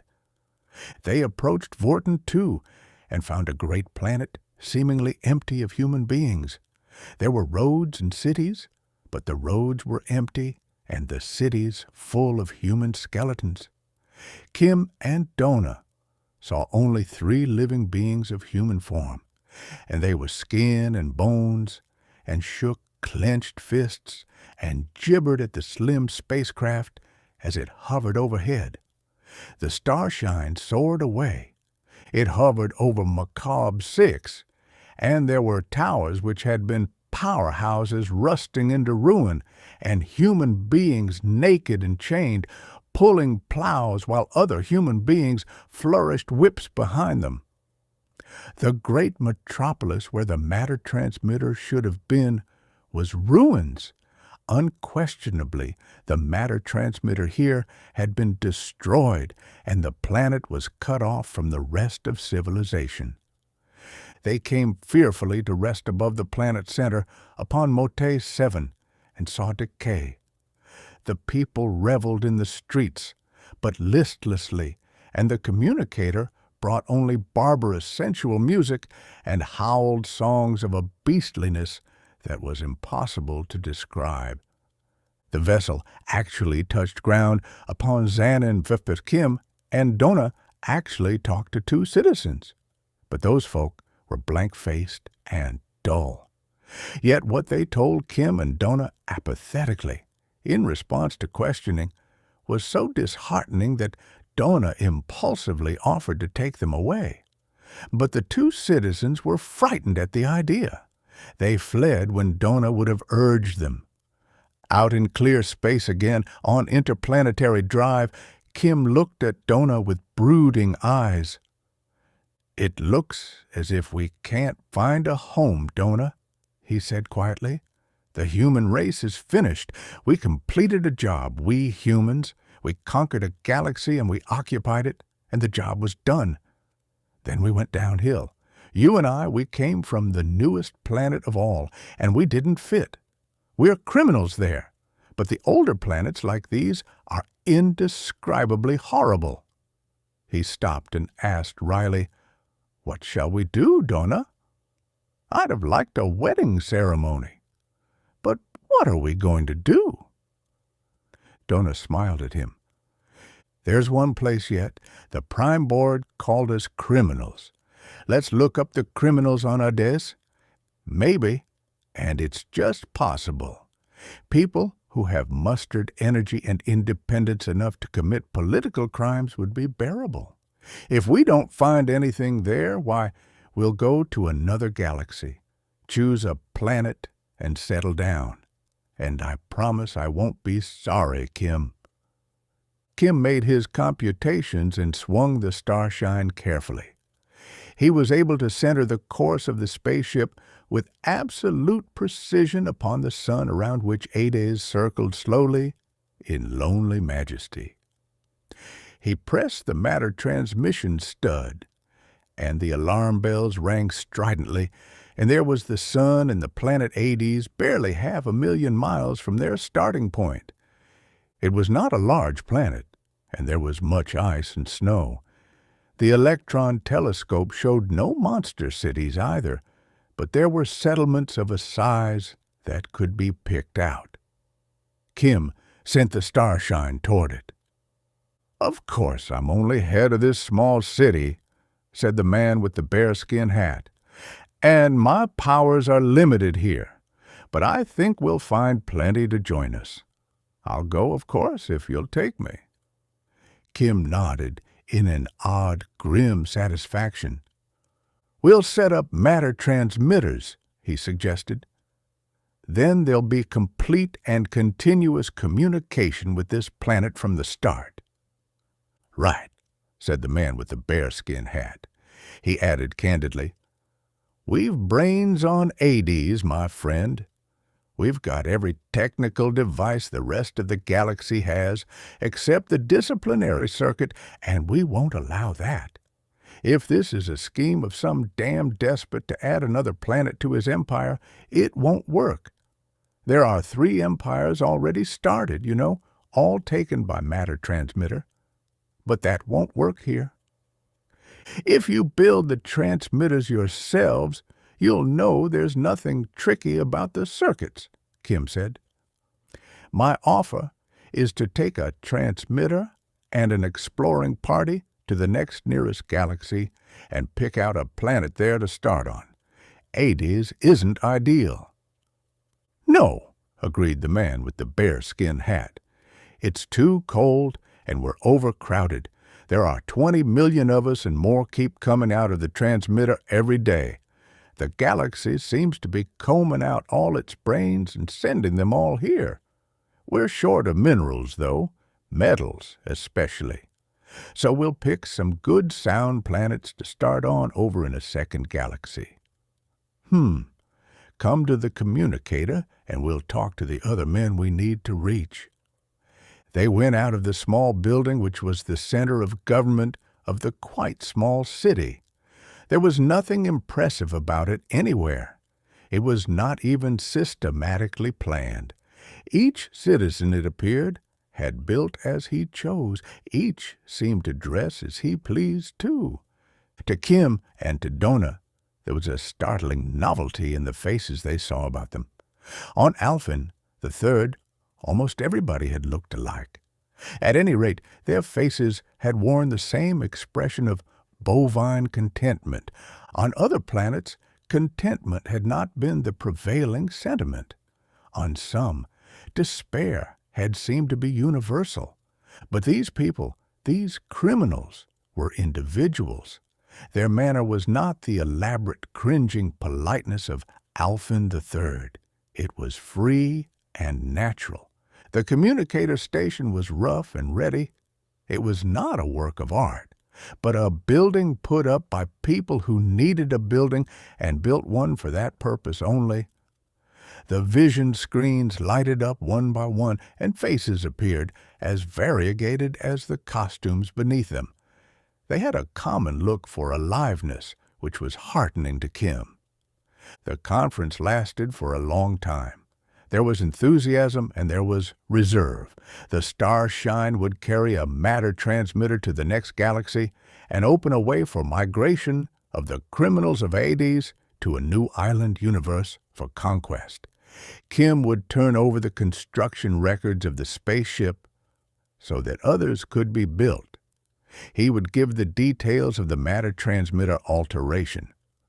No spaceships had been attempted by the inhabitants of Hades, because fighting beams would soon have been mounted on useful planets against them, and all useful planets contained only enemies. "What do you want?" asked a figure in one vision plate. "We don't do things for nothing here, and we don't take things without paying for them either.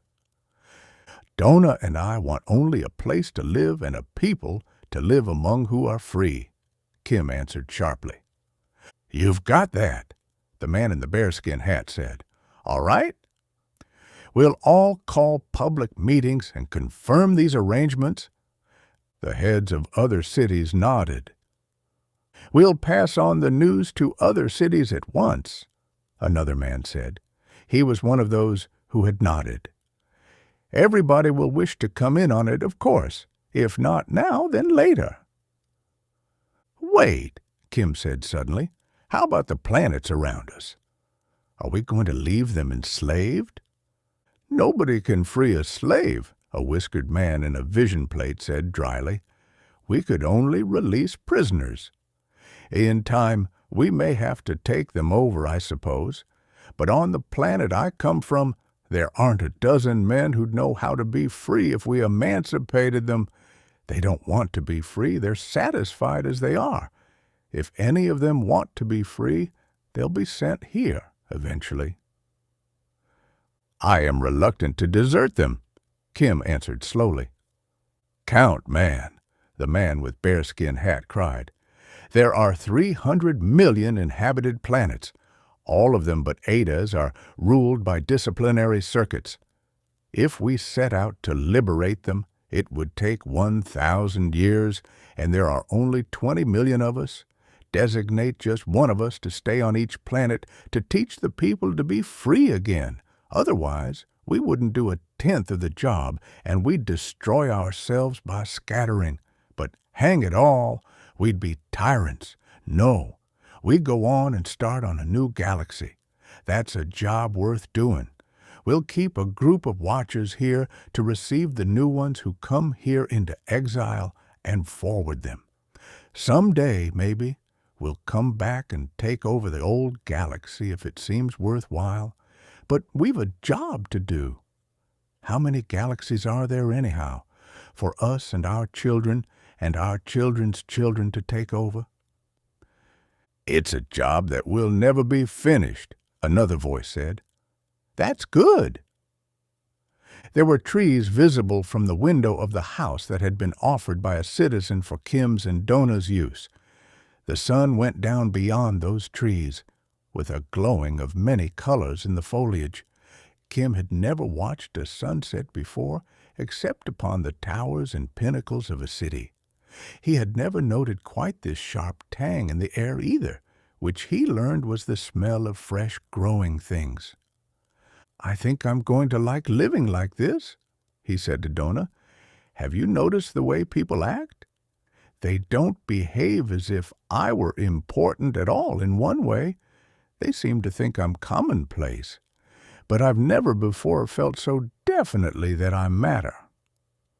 You do, Kim, darling, Donna said wisely. She stood close beside him, watching the sunset too. She looked up at him. You matter enormously, and they know it. But to themselves they matter too, and when they listen to you and agree with you, it's because they mean it, instead of just citizen-like politeness. It is good. I think it must be a part of what we've been looking for. It's a part of freedom, I suppose. And you, Kim said, do you feel important too? She laughed at him and pressed close. My dear, she said, could I help it? Can any woman help feeling important on her wedding day? Do you realize that we've been married 2 whole hours? The speaker inside the house spoke softly. Guests for Kim Rendall asking permission to land. Kim stared up at the unfamiliar stars of the second galaxy and picked out a tiny winking light with his eyes. He moved to a speaker disc. Land and be welcomed.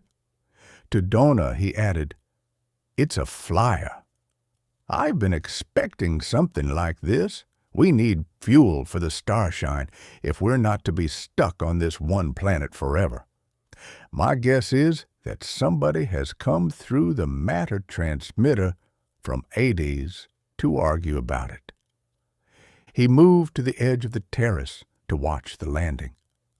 Donna came and stood beside him, her hand twisting into his. The night was very dark, and the 2 small moons of Terra Nova cast no more than enough light to outline nearby objects. The house behind Kim and Donna was low and sprawling, and on its polished outer surface, unnamed second galaxy constellations glinted faintly. The flyer came down, black and seemingly ungainly, with spinning rotors that guided and controlled its descent, rather than sustaining it against the planet's gravity. The extraordinarily flexible vegetation of Terra Nova bent away from the hovering object. It landed, and the rotors ceased to spin. Figures got out. I'm here, said Kim Rendall into the darkness. 2 men came across the matted lawn to the terrace. One was the colony organizer for Terra Nova, and the other was the definitely rough and ready mayor of Stedheim, a small settlement on Hades back in the first galaxy. I am honored, said Kim in the stock phrase of greeting. The two figures came heavily up on the terrace. Donna went indoors and came back with refreshments, according to the custom of Adis and Terra Nova. The visitors accepted the glasses in which ice tinkled musically. "You seem depressed," said Kim politely, another stock phrase. It was a way of getting immediately to business. "There's trouble," growled the mayor of Stedheim. "Bad trouble. It couldn't be worse. It looks like Ades is going to be wiped out. For lack of spaceships and fuel." "Lack of spaceships and fuel?" protested Kim. "But you're making them." "We thought we were," growled the mayor. "We've stopped. We're stuck. We're finished, and the ships aren't. The same with the fuel. There's not a drop for you, and things look bad. But we can't make ships, and we couldn't make fuel for them if we could. That's why we've come to you. We've got to have those ships." "But why not?" demanded Kim. "What's preventing it? You've got the record reels from the Starshine. They tell you everything, from the first steps in making a ship to the last least item of its outfitting. You know how to make fuel." "Space!" exploded the mayor of Stedheim. "Of course we know how. We know all about it. There are 50 useless hulks in a neat row outside my city, every one unfinished. We're short of metal on 80s, and we had to melt down tools to make them, but we did, as far as we could go. Now we're stuck, and we're apt to be wiped out because of it." The mayor of Stedheim wore a bearskin cap, and his costume was appropriate to that part of Ades in which his municipality lay. He was dressed for a subarctic climate, not for the balmy warmth of Terra Nova, where Kim Rendall had made his homestead. He sweated as he gulped at his drink. "Tell me the trouble," said Kim. "Maybe—" "Hafnium!" barked the mayor. "There's no hafnium on Ades. The ships are done, all but the fuel catalyzers. The fuel is ready, all but the first catalyzation that prepares it to be put in a ship's tanks. We have to have hafnium to make catalyzers for the ships. We have to have hafnium to make the fuel. We haven't got it. There's not an atom of it on the planet. We're so short of heavy elements anyhow that we make hammers out of magnesium alloy and put stones in them to give them weight, so they'll strike a real blow. We haven't got an atom of hafnium, and we can't make ships or run them either without it." Kim blinked at the colony organizer for Terra Nova. "Here." "No hafnium here either," said the colony organizer gloomily. "We analyzed a huge sample of ocean salts. If there were any on the planet, there'd be a trace in the ocean, naturally. So what do we do?" Kim spoke unhappily. "I wouldn't know. I'm a matter transmitter technician. I can do things with power, and of course I understand the Starshine's engines. But there's no record of the early primitive types that went before them, types that might work on other fuel. Maybe in some library on one of the older planets. But at that, the fuel the Starshine used was so perfect that it would be recorded thousands of years back." "Take a year to find it," said the mayor of Stedheim bitterly. "If we could search, and it might be no good then. We haven't got a year. Probably we haven't a month." "We're beaten," mourned the colony organizer. "All we can do is get as many through the transmitter from Ades as possible and go on half rations, but we'll starve." "We're not beaten," roared the mayor of Stedheim. "We'll get hafnium and have a fighting fleet and fuel to power it. There's plenty of the blasted stuff somewhere in the galaxy. Kim Rendall, if I find out where it is, will you go get it?" "The Starshine," said Kim grimly, "barely made it to port here. There's less than 6 hours' fuel left." "And who'd sell us hafnium?" demanded the colony organizer bitterly. "We're the men of Ades, the rebels, the outlaws. We were sent to aids to keep us from contaminating the sheep who live under governments with disciplinary circuits and think they're men. We'd be killed on sight for breaking our exile on any planet in the first galaxy. Who'd sell us hafnium? "Who spoke of buying?" roared the mayor. "I was sent to Hades for murder. I'm not above killing again for the things I believe in. I've a wife on Hades where there are 10 men for every woman. I've 4 tall sons. Do you think I won't kill for them?" "You speak of piracy," said the colony organizer distastefully. "Piracy? Murder. What's the difference? When my sons are in danger—" "What's this danger?" Kim said sharply. "It's bad enough to be grounded as we seem to be, but you said just now—" "Sinub, too," snorted the mayor of Stedheim. "That's the danger. We know. When a man becomes a criminal anywhere, he's sent to us. In the first galaxy, a man with brains usually becomes a criminal. A free man always does. So we've known for a long while there were empires in the making. You heard that, Kim Rendall?" "Yes, I've heard that," agreed Kim. So he had, but only vaguely.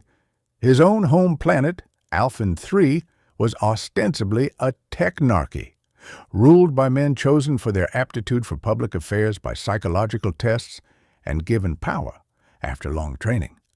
Actually, it was a tyranny, ruled by members of the Prime Council. Other planets were despotisms or oligarchies, and many were kingdoms these days. Every possible form of government was represented in the 300 million inhabited planets of the first galaxy.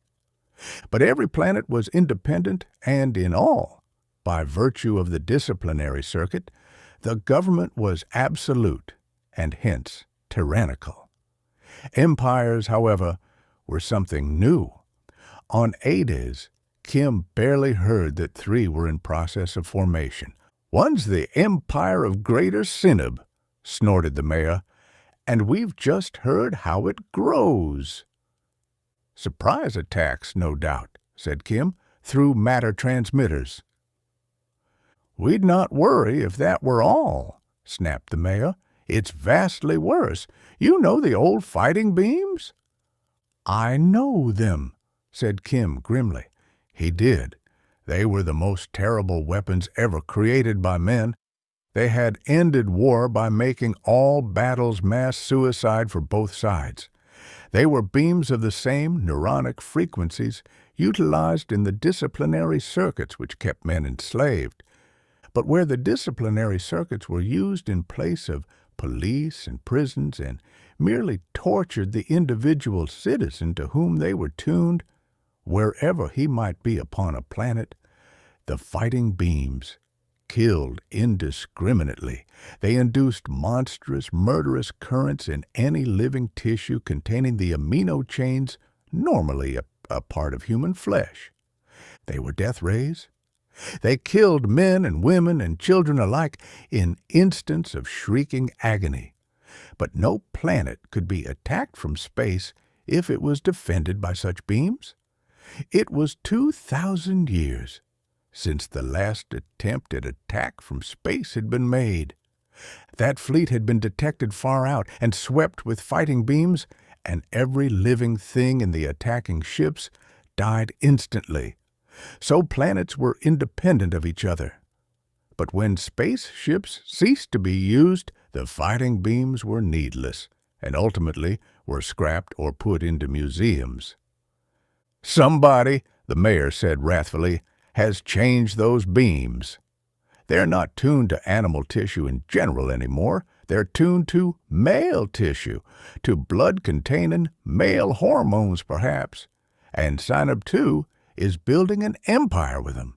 We found out only 2 weeks ago. There's a planet near Hades, Tom 4. 4 years ago its matter transmitter ceased to operate.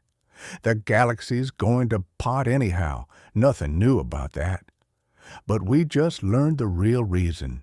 The real reason was that 4 years ago, fighting beams killed men and left women unharmed.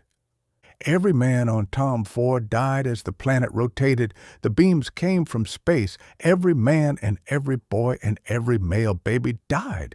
There were only girls and women left. He added curtly, there were 500 million people on Tom 4. Kim stiffened. Donna, beside him, drew closer. Every man killed, said Kim. What, Dash? The mayor of Stedheim swore angrily. Half the population on Ades were 9/10 men. Women don't run to revolt or crime. There would not be much left on Ades if those beams swept us. But I'm talking about Tom 4. The men died. All of them. So many that the women couldn't bury them all. One instant, the planet was going about its business as usual. The next, every man was dead, his heart burst and blood running from his nostrils, lying in the streets, toppled in the baths and eating halls, crumpled beside the machines. Boys in the schools dropped at their desks, babes in arms with their mothers shrieking at the sight. Only women left, a world of women, cities and continents filled with dead men and women going mad with grief. Kim felt Donna's hand fumbling for his. She held it fast. Go on, said Kim. When they thought to go to the matter transmitter and ask for help from other planets, the matter transmitter was smashed. They didn't go at first. They couldn't believe it. They called from city to city before they realized theirs was a manless world. Then when they'd have told the men of another planet what had happened, they couldn't. For 4 years, there was not one man or boy on the planet Tom 4, only women. The old ones grew older, the girls grew up. Some couldn't remember ever seeing a man. No communication with other worlds. Then one day, there was a new matter transmitter in the place of the smashed one. Men came out of it. The women crowded about them. The men were very friendly. They were from Sinab too. Their employer had sent them to colonize. There were 1,000 women to every man. 10,000. Some of the women realized what had been done. They'd have killed the newcomers. But some women fell in love with them, of course. In a matter of days, every man had women ready to fight all other women who would harm him. Their own men were dead 4 years. What else could they do? More and more men colonists came. Presently, things settled down. The men were happy enough. They'd no need to work with all the women about. They established polygamy naturally. Presently it was understood that Tom 4 was part of the empire of Greater Sinab. So it was. What else? In a generation, there'll be a new population. All its citizens descended from loyal subjects of the emperor. And why shouldn't they be loyal? 1 million colonists inherited the possessions and the women of a planet. It was developed. Everything was built. Every man was rich and with a harem. A darn clever way to build an empire. Who'd want to revolt, and who could? He stopped. The 2 moons of Terra Nova floated tranquilly, higher in the sky. The soft, sweet, unfamiliar smells of a Terra Nova night came to the small group on the terrace of Kim Rendall's house. That's what's ahead on Ades, raged the mayor of Stedheim. And I've 4 sons. A woman of Tom 4 smashed the lock on the new matter transmitter, which set it to send only to Sinab, and traveled to Kiv 5 to warn them. But they laughed at her, and when she begged to be sent to a distant planet, they grinned and sent her to Ades. He paused. Not long after, a criminal from Kiv 5, he'd struck a minor noble for spitting on him, came to Ades. There'd been inquiry for that woman. Spies doubtless from Tom 4 trying to trace her. It was clear enough she'd told the truth. "So," said Kim slowly, "you think Ades will be next?" "I know it," said the mayor of Stedheim. "We've checked the planets that have cut communication in our star cluster. 21 inhabited planets have ceased to communicate in the past few years, the 20 planets nearest to Sinab. We figured Kiev 5 would be next. Then we'd be in line for it. Kiev 5 cut communications 4 days ago. Every man on Kiev 5 is dead. We've had exiles from a dozen nearby planets. All know Kiev 5 is cut off. It's inhabited only by women, going mad with grief. In a few years, when they grieve no longer, but despair instead, new colonists from Sinab will come out of a new matter transmitter to let the women fall in love with them, and to breed new subjects for the empire of Sinab. So we've got to have spaceships, man. We've got to—" Kim was silent. His face was hard and grim. 20 planets those so-and-sos have taken over," roared the mayor. "They've murdered not less than 4 billion men already, and the weasels have 100 wives apiece and the riches of generations for reward. Do you think I'll let that happen to Ades, with my 4 sons there? Space, no. I want ships to fight with." The 2 small moons rose higher. Strange, sweet smells floated in the air. Donna pressed close to Kim. On Terra Nova, across the gulf between island universes, Kim was surely safe, but any woman can feel fear for her man on any excuse. "It's a hard problem," said Kim evenly.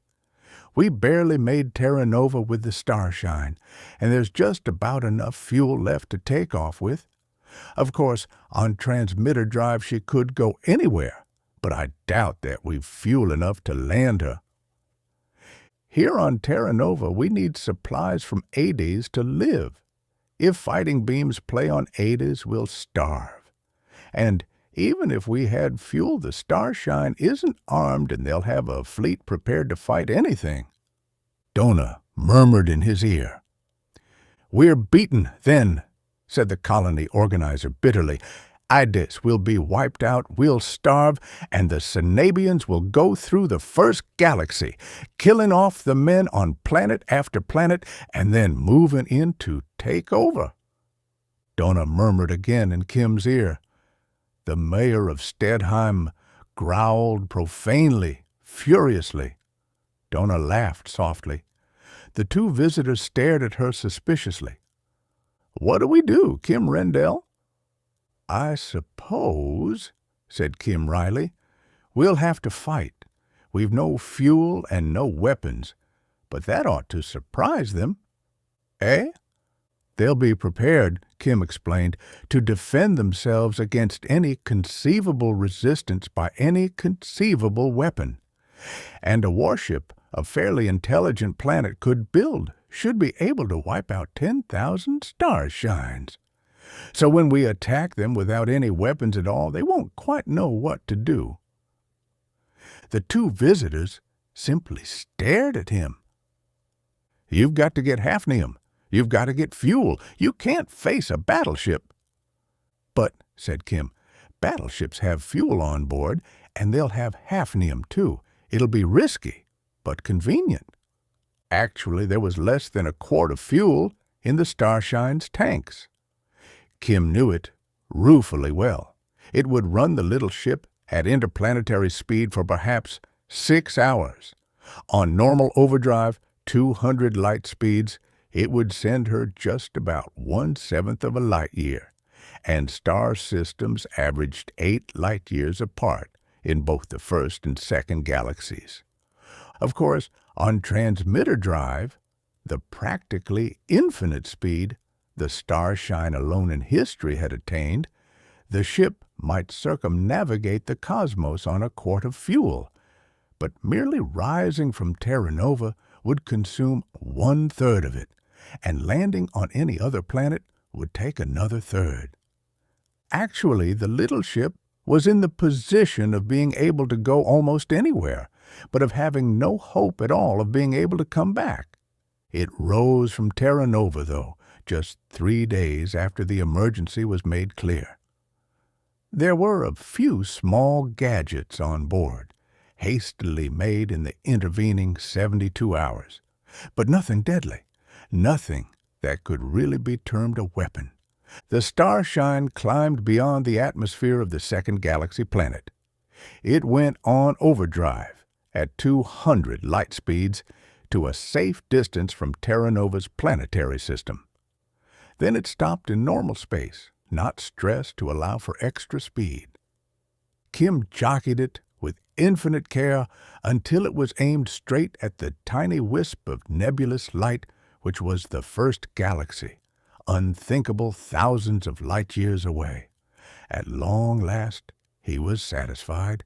He pressed the transmitter field button, and all space seemed to reel about the ship. At the moment the transmitter field went on, the Starshine had a velocity of 20 miles per second and a mass of perhaps 200 tons. The kinetic energy it possessed was fixed by those two facts.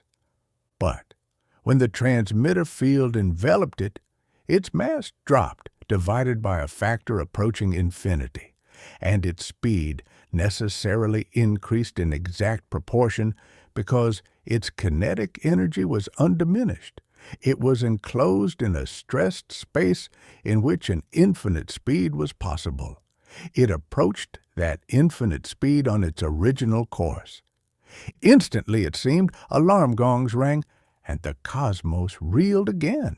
Suddenly, there was a glaring light pouring in the forward vision ports. There were uncountable millions of stars all about, and almost straight ahead, a monstrous, palpitating, queefad sun swam angrily in emptiness.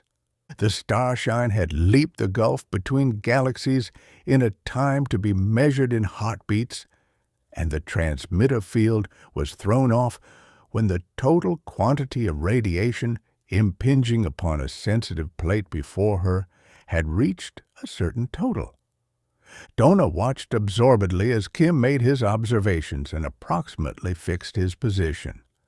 The mayor of Stadeheim looked on suspiciously.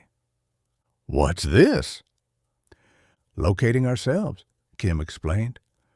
"From the second galaxy, the best we could hope for was to hit somewhere in the first. We did pretty well at that. We're about 60 light centuries from Hades." "That's good, eh?" The mayor mopped his face. "Will we have fuel to get there?" Kim jockeyed the Starshine to a new line. He adjusted the radiation-operated switch to a new value, to throw off the field more quickly than before. He pressed the field button again. Space reeled once more, and the gongs rang, and they were deep within the galaxy. A lurid purple sun blazed balefully far to the left. Kim began another jockeying for line. "Kiv 5 was beamed about a week ago," he said reflectively. "We're headed for there now. I think there'll be a warship hanging around, if only to drop into the stratosphere at night and pick up the broadcasts, or to drop off a spy or two." "Donna, you got your wristlet on?" Donna, unsmiling, held up her hand. A curious bracelet clung tightly to the flesh. She looked at his forearm, too. He wore a duplicate. The mayor of Stadeheim rumbled puzzledly. "These will keep the fighting beams from killing us," Kim told him wryly. "And you, too.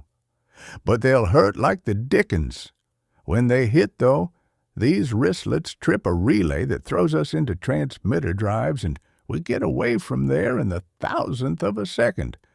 The beams simply won't have time to kill us, but they'll hurt."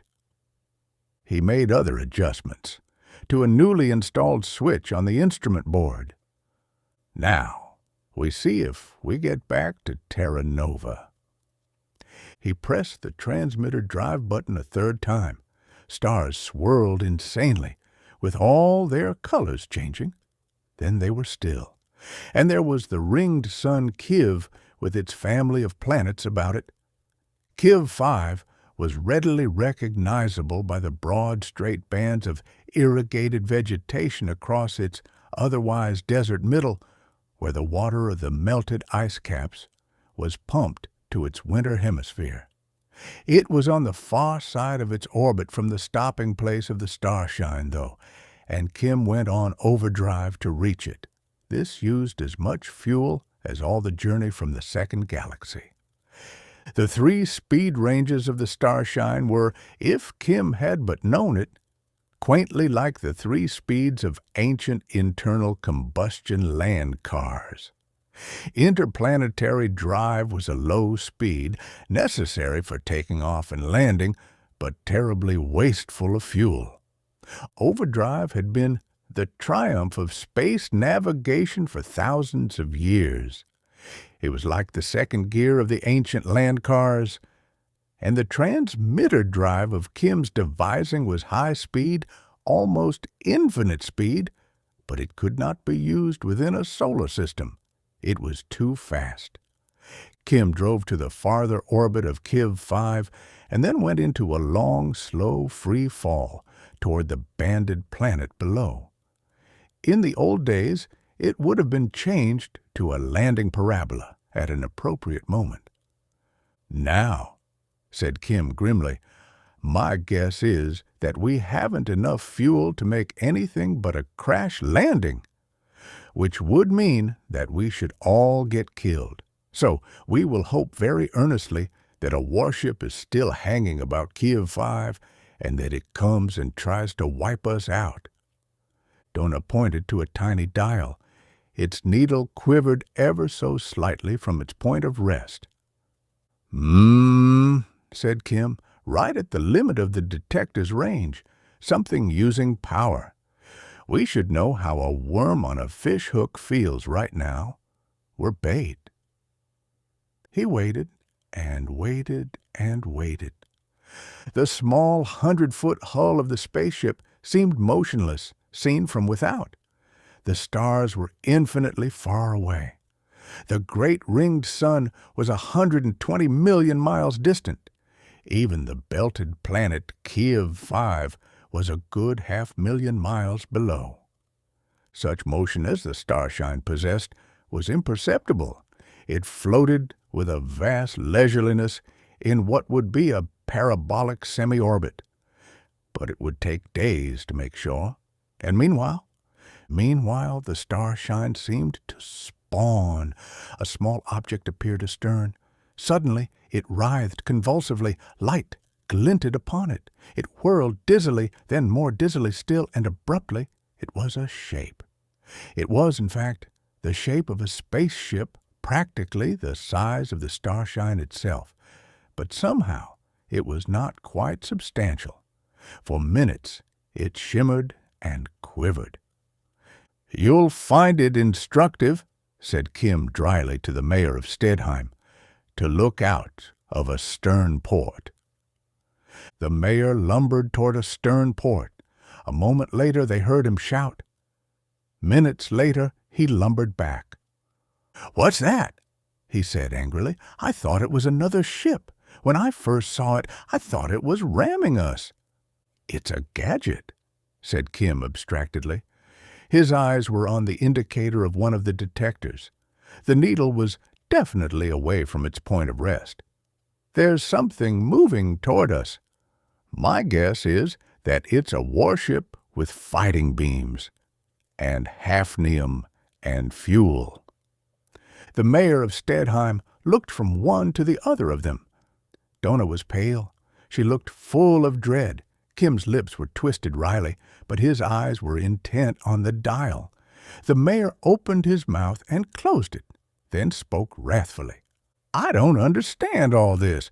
Where'd that other ship come from?" "It isn't a ship," said Kim, watching the dial that told of the approach of something that could only be an enemy. And it had been a matter of faith that only the Starshine roamed the spaceways. "I got it made back on Terra Nova. We took a big reel of metal spring wire and wound it round and round a shape like that of the Starshine.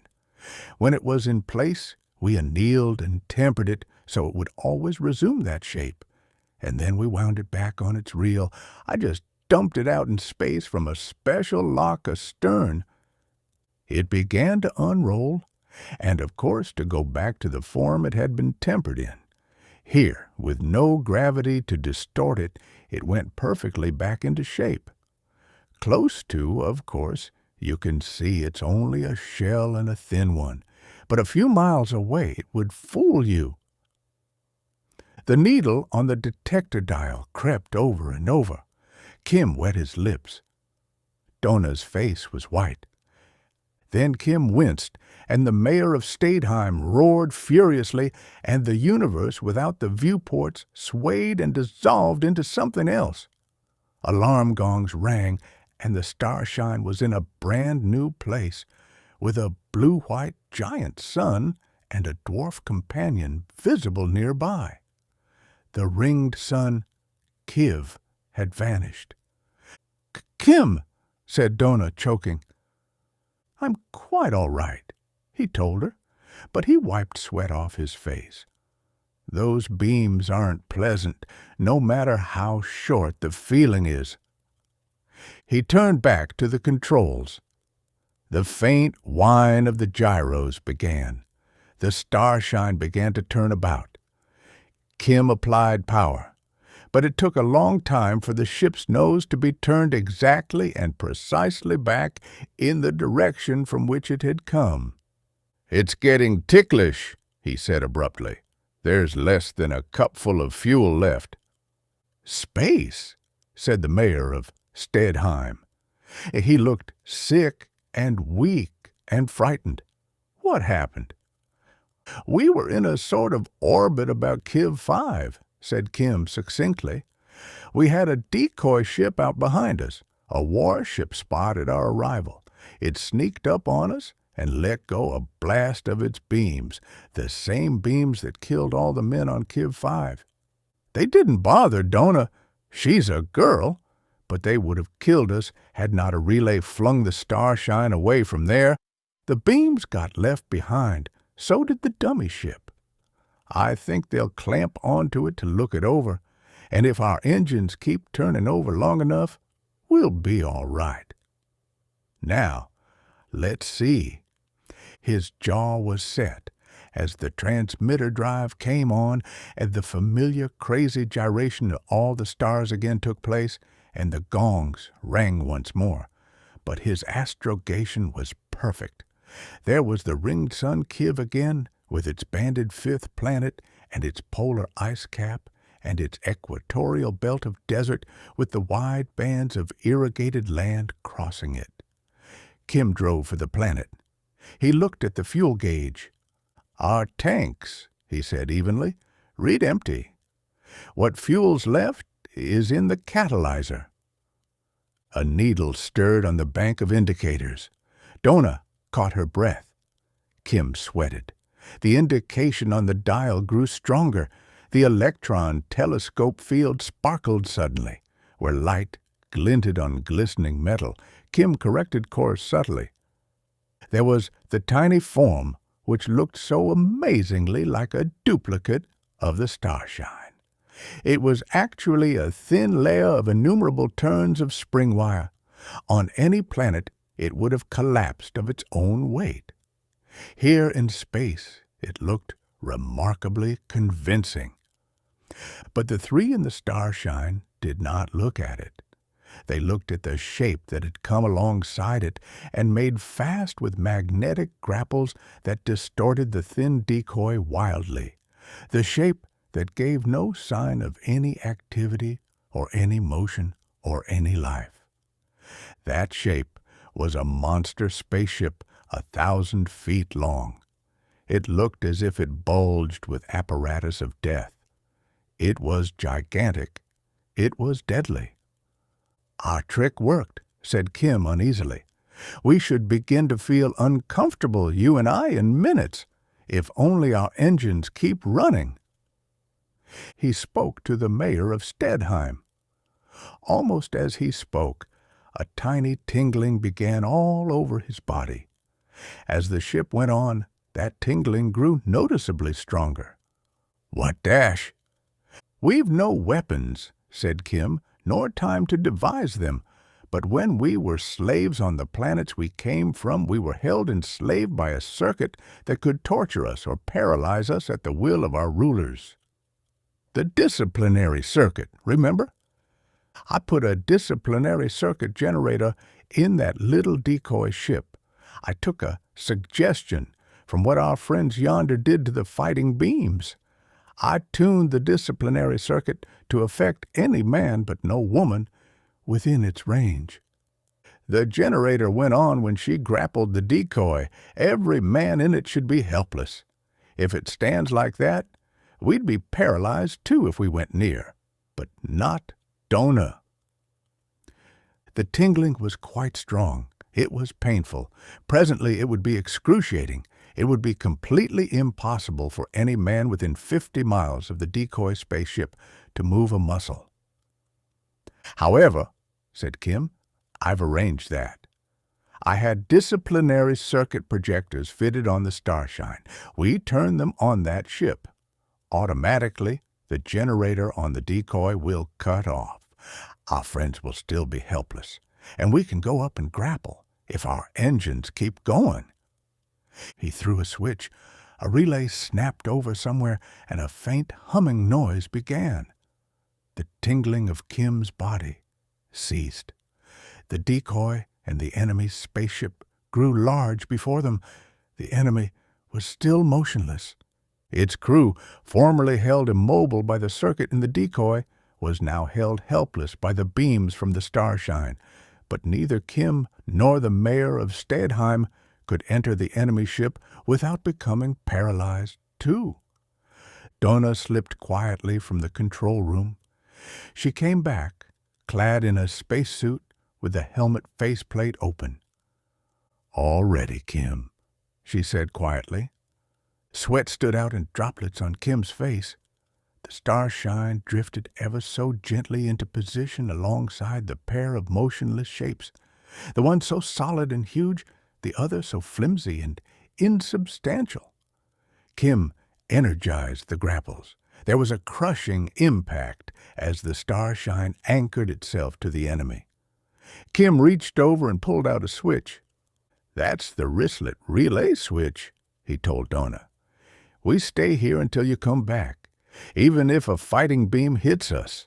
You gotta go on board that monster and get some fuel, and if you can, a hafnium catalyzer.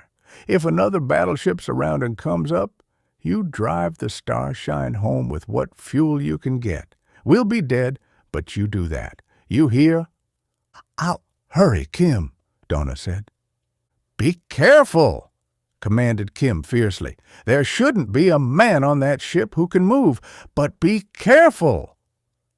She kissed him quickly and closed the faceplate of her helmet. She went into the airlock and closed the inner door. There was silence in the Starshine. Kim sweated. The outer airlock door opened. The two ships were actually touching. The clumping of the magnetic shoes of Dona's spacesuit upon the other ship's hull was transmitted to the Starshine. Kim and the mayor of Stedheim heard the clankings as she opened the other ship's outer airlock door, the inner door. Then they heard nothing. Dona was in an enemy spaceship, unarmed. Subjects of the Empire of Greater Synob manned it. They or their fellows had murdered half the population of the banded planet below. They were helpless now, to be sure, held immobile by fields maintained by the precariously turning engines of the Starshine. But the fuel gauge showed the fuel tanks absolutely dry.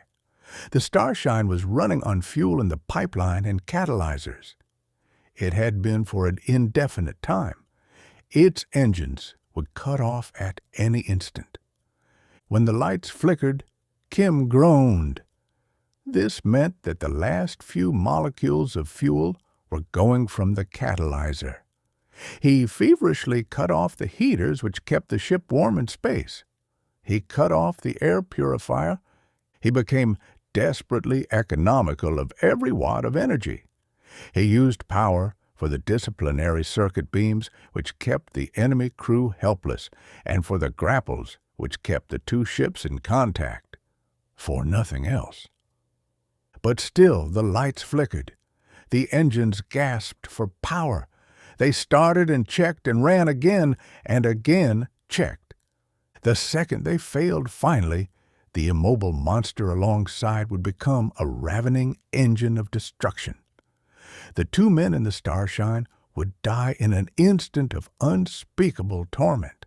Donna, now fumbling desperately through unfamiliar passageways amid contorted, glaring figures, would be at the tender mercy of the crew. And when the three of them were dead, the drive of the Starshine would be at the disposal of the Empire of Greater Ceneb, if they only chose to look at it. The beastly scheme of conquest would spread and spread and spread throughout the galaxy and enslave all women and murder all human men not parties to the criminality. The lights flickered again. They almost died, and on the Starshine, Kim clenched his hands in absolute despair. On the enemy warship, the immobile crew made agonized, raging movements. But the engine caught fugitively once more, and Donna worked desperately and then fled toward the airlock with her booty, while the disciplinary circuit field which froze the Cenabian crew wavered and tightened and wavered once more and died. Donna dragged open the enemy's inner airlock door as a howl rose behind her. She flung open the outer as murderous projectors warmed. She clattered along the outer hull of the Cenabian ship on her magnetic shoes and saw the Starshine drifting helplessly away, even the grapples powerless to hold the two bodies together. At that sight, Donna gasped. She leaped desperately, with star-filled nothingness above and below and on every hand. She caught the Starshine's airlock door, and Kim cut out the disciplinary circuit beams and the flow of current to the grapples and, with a complete absence of hope, pressed the transmitter drive button. He had no shred of belief that it would work, but it did. The equalizer batteries from the engines gave out one last surge of feeble power, and were dead. But that was enough, since nothing else drew current at all. The stars reeled. This was a test. Almost anything could happen. Kim held his breath, anxiously watching and waiting for the worst, his senses attuned to the delicate mechanisms about him. And then slowly, the reaction was fully determined, and he smiled. The Starshine had a mass of about 200 tons and an intrinsic velocity of so many miles per second. When the field went on, her mass dropped almost to zero, but her kinetic energy remained the same. Her velocity went up almost to infinity, and the universe went mad. The vision ports showed stark lunacy. There were stars, but they were the stars of a madman's dream. They formed and dissolved into nothingness in instants too brief for estimate. For fractions of microseconds, they careered upon impossible trajectories across the vision port's field of view. Now a monstrous blue-white sun glared in terribly, seemingly almost touching the ship. An instant later, there was utter blackness all about. Then colossal flaring globes ringed in the Starshine, and shriveling heat poured in. Then there was a blue, watery seeming cosmos all around, like the vision of an underwater world, and dim shapes seemed to swim in it. And then stars again, and then it was stark, gibbering madness. But Kim reached the instrument board. With the end of the last morsel of power, He had ceased to have weight and had floated clear of the floor and everything else. By the crazy changing light he sighted himself and, when he touched a side wall, flung himself toward the now dark bank of instruments. He caught hold, fumbled desperately, and threw the switch a radiation relay should have thrown. And then the madness ended. There was stillness. There was nothing anywhere. There was no weight within the ship, nor light, nor any sound save the heavy breathing of Kim and the mayor of Stedheim. The vision ports showed nothing. Looking carefully, with eyes losing the dazzle of now vanished suns, one could see infinitely faint, infinitely distant luminosities. The Starshine was somewhere between galaxies, somewhere in an unspeakable gulf between islands of space, in the dark voids which are the abomination of desolation. There were small clankings aft. The outer airlock door went shut. A little later, the inner door opened, and then Kim swam fiercely through weightlessness and clung to Donna, still in her spacesuit, unable to speak for his emotion. The voice of the mayor of Stedheim arose in the darkness which was the interior of the Starshine, and the outer cosmos for tens of thousands of light years all about. Donna now had the face-plate of her helmet open. She kissed Kim hungrily. "I brought you something," she said unsteadily. "I'm not sure what, but something. They've separate engines to power their generators on that ship, and there were tanks I thought were fuel tanks." "Space!" roared the mayor of Stedheim forward. "Who's that talking? Am I dead? Is this Hades?" "You're not dead yet," Kim called to him. "I'll tell you in a minute if you will be." There were no emergency lights in the ship, but Donna's suit was necessarily so equipped. She turned on lights, and Kim looked at the two objects she had brought. "My dear," he told her, "you did it. A little fuel tank with gallons in it, and a complete catalyzer. By the size of it, one of their beams uses an engine big enough for 50 ships like this." Clutching at every projection, he made his way to the engine room. Donna followed. "I'm glad, Kim," she said unsteadily, "that I was able to do something important. You always do everything." "The heck I do," he said. "But anyhow." He worked on the tank. She'd sheared it off with a tiny atomic torch, and the severed fuel line had closed of itself, of course. He spliced it into the Starshine's fuel line and waited eagerly for the heavy viscid fluid to reach the catalyzer and then the engines. "We'll be all right now?" asked Donna hopefully. "We were on transmitter drive for 5 minutes at a guess. You know what that means." She caught her breath. "Kim, we're lost." "To say that we're lost is a masterpiece of understatement," he said wryly. "At transmitter speed, we could cross the first galaxy in a 10,000th of a second, which means roughly 100,000 light years in a 10,000th of a second. And we traveled for 300 seconds or thereabouts. What are our chances of finding our way back?" "Oh, Kim," she cried softly, "it's unthinkable." He watched the meters. Suddenly the engines caught. For the fraction of a second they ran irregularly, then all was normal. There was light. There was weight. An indignant roar came from forward. "If this is Hades—" They went to the control room. The mayor of Stedheim sat on the floor, staring incredulously about him. As they entered, he grinned sheepishly. "I was floating in the air and couldn't see a thing, and then the lights came on and the floor smacked me. What happened, and where are we?" Kim went to the instrument board and plugged in the heaters. Already the vision ports had begun to frost, and the air purifier and the other normal devices of a spaceship. What happened is simple enough, said Kim. The last atom of power on board the ship here threw us into transmitter field drive, and when that field is established, it doesn't take power to maintain it. So, we started to move. There's a relay that should have stopped us, but there wasn't enough power left to work it, so we traveled for probably 5 minutes on transmitter drive. "We went a long way, eh?" said the mayor comfortably.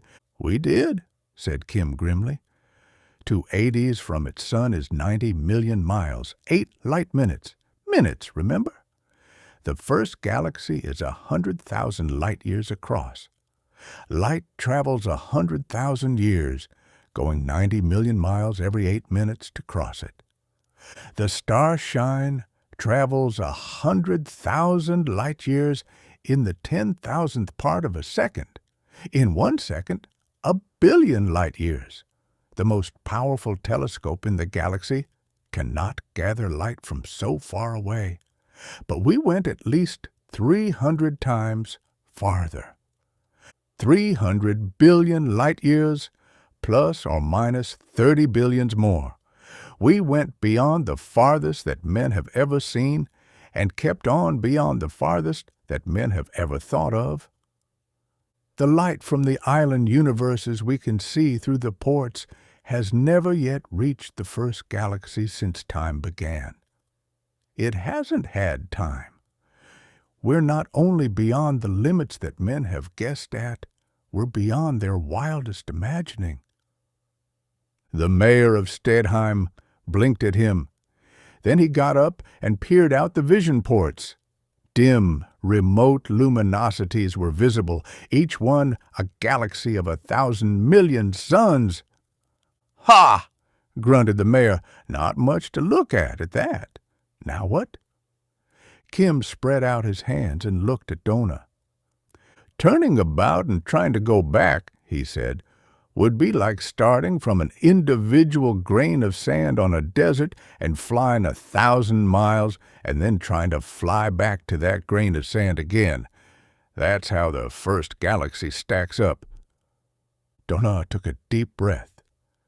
"You'll find a way, Kim. And anyhow." She smiled at him shakily.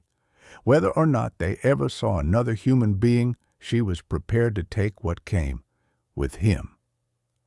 The possibility of being lost amid the uncountable island universes of the cosmos had been known to them both from the beginning of the use of the Starshine. "We'll take some pictures," Kim told her, "and then sit down on a planet and figure things out." He set to work making a map of all the island universes in view of the Starshine's current position, with due regard to the Starshine's course, on the relatively short jumps within a galaxy, and especially those of a few light-years only. He could simply turn the ship about and come very close to his original position.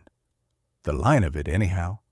But he did not know within many, many billions of light-years how far he had come, and he did know that an error of 1/100th of a second of arc would amount to millions of light-years at the distance of the first galaxy. The positions of galaxies about the first were plotted only within a radius of something like 2 million light-years. There had never been a point in even that. At 1,500,000 times that distance, he was not likely to strike the tiny mapped area by accident. He set to work. Presently, he was examining the photographs by enlarger for a sign of structure in one of the galaxies in view. One showed evidences of supergiant stars, which proved it the nearest. He aimed the Starshine for it. He threw the ship into transmitter drive. The galaxy was startlingly familiar when they reached it. The stellar types were normal ones, and there were star clusters and doubtless star drifts too, and Kim was wholly accustomed to astronavigation now. He simply chose a Sol-type sun. set the radiation switch to stop the little spaceship close by, aimed for it, and pressed a button. Instantly they were there. They visited 6 solar systems. They found a habitable planet in the last, a bit on the small side, but with good gravity, adequate atmosphere, and polar ice caps to assure its climate. They landed, and its atmosphere was good. The mayor of Stedheim stepped out and blinked about him. "Ha!" he said gruffly. "If we've come as far as you say, it was hardly worth the trip." Kim grinned. "It looks normal enough," he acknowledged, "but chemistry's the same everywhere, and plants will use chlorophyll in sunlight from a Sol-type sun. Stalks and leaves will grow anywhere, and the most efficient animals will be warm-blooded. Given similar conditions, you'll have parallel evolution everywhere." Said the mayor of Stedheim. "A planet like this for each of my 4 sons to settle on now, when we've settled with those rats from Sinab." The planet was a desirable one. The Starshine had come to rest where a mountain range rose out of lush, strange forest-covered hills which reached away and away to a greenish sea. There was nothing in view which was altogether familiar, and nothing which was altogether strange. The mayor of Stedheim stamped away to a rocky outcrop where he would have an even better view. "Poor man," said Donna softly, "when he finds out that we can never go back, and there'll be only the 3 of us here while horrible things happen back home." But Kim's expression had suddenly become strained. "I think," he said softly, "I see a way to get back. I was thinking that a place as far away as this would be ideal for the Empire of Sinab to be moved to. True, they've murdered all the men on 19 or 20 planets, but we couldn't repair anything by murdering all of them in return. If we moved them out here, though, there'd be no other people for them to prey on. They'd regret their lost opportunities for scoundrelism, but their real penalty would be that they'd have to learn to be decent in order to survive. It's a very neat answer to the biggest problem of the war with Sinab, a post-war settlement." "But we haven't any chance of getting back, have we?" "If we wanted to send them here, how'd we do it?" asked Kim. "By matter transmitter, of course. A receiver set up here, as there used to be one on A-days, to which a sender would be tuned. When a transmitter's tuned to a receiver, you can't miss. But our transmitter drive is just that, a transmitter which sends the ship and itself, with a part which is tuned to receive itself too. I'll set up the receiving element here for later use, and I'll tune the sender element to ADES. We'll arrive at the station there, and everyone will be surprised." He paused and spoke reflectively. "A curious war, this. We've no weapons, and we arrive at a post-war settlement before we start fighting. We've decided how to keep from killing our enemies before we're sure how we'll defeat them, and I suspect that the men had better stay at home and let the women go out to battle. I'm not sure I like it." He set to work. In 12 hours, 1/2 of the transmitter drive of the Starshine had been removed and set up on the unnamed planet of a galaxy not even imagined by human beings before. In 15 hours, the Starshine, rather limpingly, went aloft. An hour later, Kim carefully tuned the transmitting part of the little ship's drive to the matter receiving station on AIDS. In that way, and only in that way, the ship would inevitably arrive at the home galaxy of humanity. And he pushed a button. It arrived at the matter station on A-days, instead of descending from the skies. And the people on A-days were surprised No obvious warlike move had been made on either side, of course. Ades swam through space, a solitary planet, circling its own small sun. About it glittered the thousands of millions of stars which were the suns of the first galaxy. Nearby, bright and unwinking, Sineb and Kiev and Phanis were the largest suns of the star cluster, which was becoming the empire of Sineb. 20 planets, 21 with Kiev 5, were already cut off from the rest of the galaxy, apparently by the failure of their matter transmitters. Actually, those 20 planets were the cradles of a new and horrible type of civilization. On the other inhabited worlds, every conceivable type of tyranny had come into being, sustained by the Disiplinary Circuit, which put every citizen at the mercy of his government throughout every moment of his life. On most worlds, kings and oligarchs reveled in the primitive satisfaction of arbitrary power. There is an instinct still surviving among men which allows power as such to become an end in itself, and when it is attained, to be exercised without purpose, save for its own display. Some men use power to force abject submission or fawning servility or stark terror. In the empire of Greater Sineb, there was merely the novelty that the rulers craved adulation, and got it. The rulers of Sineb were without doubt served by the most enthusiastic, most loyal, most ardently cooperative subjects ever known among men. Every member of the male population of Sineb, where women were considered practically a lower species of animal, could look forward confidently to a life of utter ease on one planet or another, served and caressed by solicitous females, with no particular obligation save to admire and revere his rulers and to breed more subjects for them. It made for loyalty, but not for undue energy.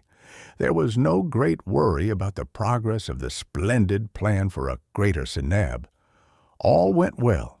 The planet Kiv 5 had been beamed from space some 9 days since. Every man upon the planet had died in one instant of unholy anguish, during which tetanic convulsions of the muscles of his heart burst it, while the ligaments and anchorages of other muscles were torn free of his skeleton by the terrific contraction of muscle fibers. Every woman on Kiv 5 was still in a state of frantic grief, which would become despair only with the passage of time. It was strange that 2 guard ships circling Kiv 5 no longer reported to headquarters, but it was unthinkable that any harm could have come to them. Records showed that no other planet had practiced space travel for centuries or millennia. Only the Empire of Sinab had revived the ancient art for purposes of conquest. There was no reason to be solicitous, so the Empire of Sinab waited somnolently for time to pass, when colonists would be called upon to take over the manless Kiv 5 and all its cities and its women. There was another small planet called Ades, next in order for absorption into the empire. A squadron had been dispatched to beam it to manlessness, though volunteers for its chilly climb would not be numerous. The failure of 2 guard ships to report, of course, could have no meaning to that other squadron. Of course not. There were no spaceships save the fleet of Greater Sinab. There were no weapons mounted for use against spacecraft anywhere. There was nothing to hinder the expansion of Greater Sinab to include every one of the galaxy's 300 million inhabited planets. So nobody worried on Sinab. On Ades, it was different. That small planet hummed with activity. It was not the ordered, regimented, from above sort of activity any other planet in the galaxy would have shown. It was individual activity, often erratic, and doubtless inefficient. But it made for progress. First, of course, a steady stream of human beings filed into the matter transmitter, which communicated with Terra Nova in the second galaxy. Gangling boys mostly, and mothers with small boy children made the journey, taking them to Terra Nova, where the beams of Cenabian murdercraft could not cause their death. The adults of Terra Nova were not anxious to flee from Hades. The men with wives, though there were only 1/10 as many women as men on Hades, savagely refused to abandon them. Those without wives labored furiously to complete the spaceships that waited for their finishing touches on the outskirts of every community on the planet. The small drum of fuel taken by Dona from the warship off Kiv 5 was depleted by Kim's use of it, but the rest was enormously useful. The catalyzer from the same warship was taken apart and its precious hafnium parts recovered, and then the values of individualism appeared. A physicist who had been exiled from Muharram II for the crime of criticizing a magistrate presented himself as an expert on autocatalysis. With a sample of the catalyzed fuel to start the process, he shortly had a small plant turning out space fuel without hafnium at all. The catalyzed fuel itself acted as a catalyst to cause other fuel to take the desired molecular form. A power plant engineer from Alphin III seized upon the principle and redesigned the catalyzers to be made for the ships. For safety's sake, a particle of hafnium was included, but the new type catalyzers required only a microscopic speck of the precious material, hafnium, from the one bit of machinery from the one beam generator of an enemy warcraft, was extended to supply the engine rooms of 1,000 spacecraft of the Starshine's design. In a myriad other ways, individuals worked at their chosen problems. Hundreds undoubtedly toiled to contrive a shield for the fighting beams, tuned to kill men only, which were the means by which Hades was to be devastated. The scientists of half a galaxy had tried that 5,000 years before, without success. But one man did come up with a plausible device. He proposed a shielding paint containing crystals of the hormone to which the fighting beams were tuned. The crystalline material should absorb the deadly frequencies so they could not pass on to murder men. It would have been simple enough to synthesize any desired organic substance, but Kim pointed out grimly that the shield would be made useless by changing the tuning of the beams. Other men devised horrific and generally impractical weapons.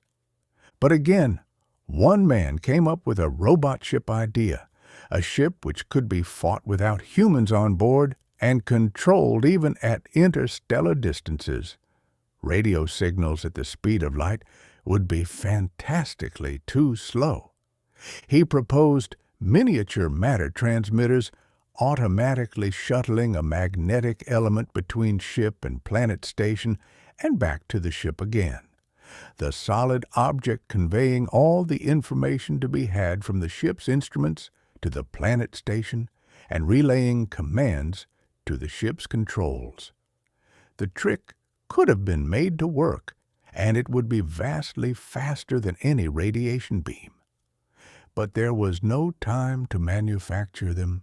Actually, only 4 days after the return of the partly dismantled Starshine from the farther side of nowhere, Kim took off again from Hades with 50 other ships following him. There were 20 other similar squadrons ready to take space in days more. But for a first operation, he insisted on a small force to gain experience without too much risk. At transmitter speeds, there could be no such thing as cruising in fleet formation, nor of arriving at any destination in a unit. Guerrilla warfare was inevitable. The navy of the criminals of Hades, though, went swirling up through the atmosphere of that cold planet like a column of voyaging wild geese. It broke through the upper atmosphere, and there were all the suns of the galaxy shining coldly on every hand. The ships headed first for Kiv 5, lining up for it with such precision as the separate astrogators, hurriedly trained by Kim, could manage.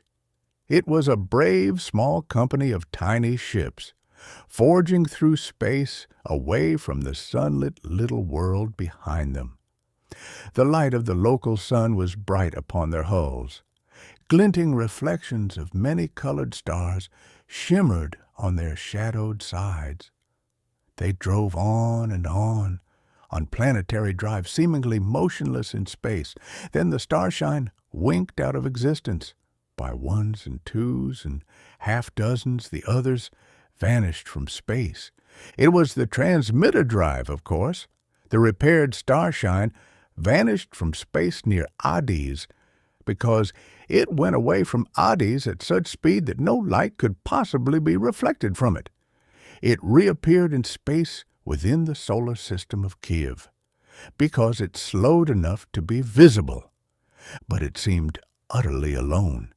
Yet presently an alarm gong rang, and there was one of its sister ships a bare 10,000 miles away.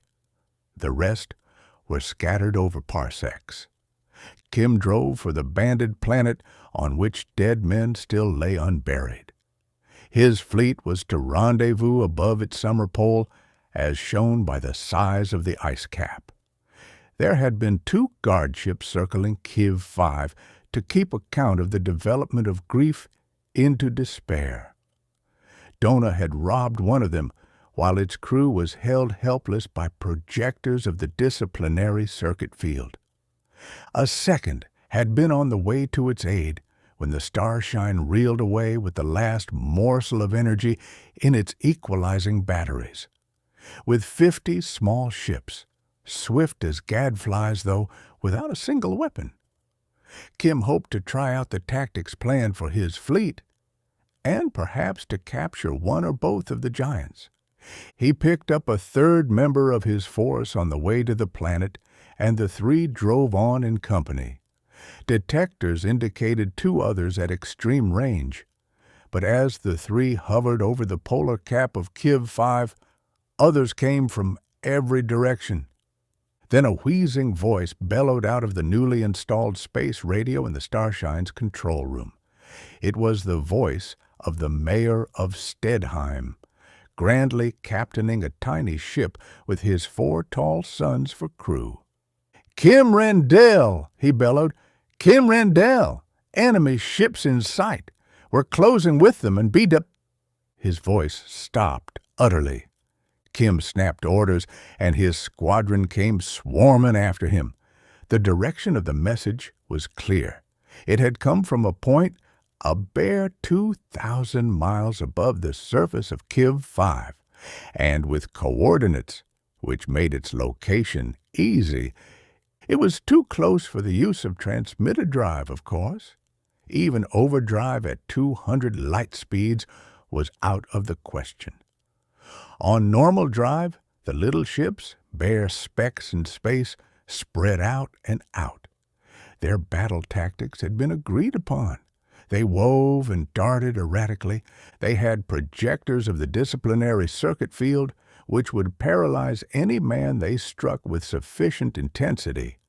But that was all, for the good and sufficient reason that such fields could be tested upon grimly resolute volunteers and adjusted to the utmost of efficiency.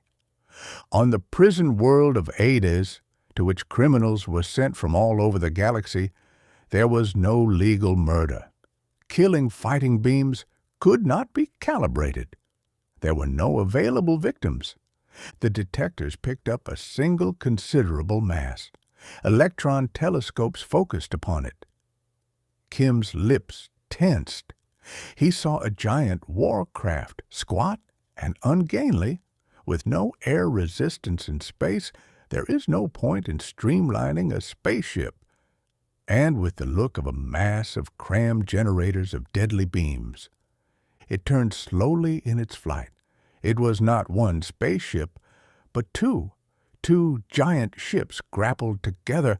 It turned further, and there was a shimmering, unsubstantial, tiny shape clutched to one. "The dickens!" said Kim bitterly. He called into the space phones. "Kim Rendall speaking. Don't attack. Those ships aren't driving. They're falling. They'll smash on Kiv 5, and we can't do anything about it. Keep at least 50 miles away." A wheezing voice said furiously from the communicator, "They tricked me. I went for 'em, and the transmitter drive went on. I'll get 'em this time." Kim barked at the mayor of Stedheim. Even as in the field of the electron telescope, he saw a tiny mote of a spaceship charge valorously at the monsters. It plunged toward them and vanished. Donna spoke breathlessly. "But what happened, Kim?" "This," said Kim bitterly, "is the end of the battle we fought with one of those ships a week ago. We put out a decoy, and that ship grappled it. A disciplinary circuit generator went on and paralyzed its crew. You remember that we went up to it and you went on board. I turned off its generator from a distance and held the crew paralyzed with beams from the Starshine. There was another ship coming when you got off, and we got away to the other side of beyond." "Yes, but—" "We vanished," said Kim. "The other enemy ship came up. Its skipper must have decided to go on board the first for a conference or perhaps to inspect the decoy. It grappled to the first, and the magnetic surge turned on the disciplinary field again in the gadget, in the decoy. Every man in both ships were paralyzed all over again. Both ships were drifting with power off. They've been falling toward Kiv 5. Every man of both crews must be dead by now, but the field's still on, and it will stay on. They'll crash." "But can't we do anything?" demanded Donna anxiously. "I know you want a ship." "It would be handy to have those beams modified so we could paralyze a planet from a distance," said Kim grimly. "But these ships are gone." "I could go on board again," said Donna. "No! They'll hit atmosphere in minutes now. And even if we could cut off the paralyzing field and get to the control room, nobody could pull an unfamiliar ship out of that fall. I wouldn't let you try it anyhow. They're falling fast, miles a second. They'll hit with the speed of a meteor." "But try, Kim." For answer, he pulled her away from the electron telescope and pointed through the forward vision port. The falling ships had seemed almost within reach on the electron telescope screen. But through the vision port, one could see the whole vast bulk of Kiv 5. 2/3 of it glowed brightly in sunlight, but night had fallen directly below. The falling ships were the barest specks the eye could possibly detect. Too far for hope of overhauling on planetary drive, too close to risk any other. Any speed that would overtake the derelicts would mean a crash against the planet's disk. "I think," said Kim, "they'll cross the sunset line and fall in the night area." They did. They vanished, as specks against the sunlit disk. Then, minutes later, a little red spark appeared where the bulk of the banded planet faded into absolute black. The spark held and grew in brightness. "They've hit atmosphere," Kim told her. "They're compressing the air before them until it's incandescent. They're a meteoric fall." The spark flared terribly, minute though it was from this distance. It curved downward as the air slowed its forward speed. It was an infinitesimal comet, trailing a long tail of fire behind it. It swooped downward in a gracefully downward curving arc. It crashed. "Which," said Kim coldly in the Starshine's control room, "means that 2 Sanabian warships are destroyed without cost to us. It's a victory. But it's very, very bad luck for us. With those 2 ships and transmitter drive, we could end the war in one day."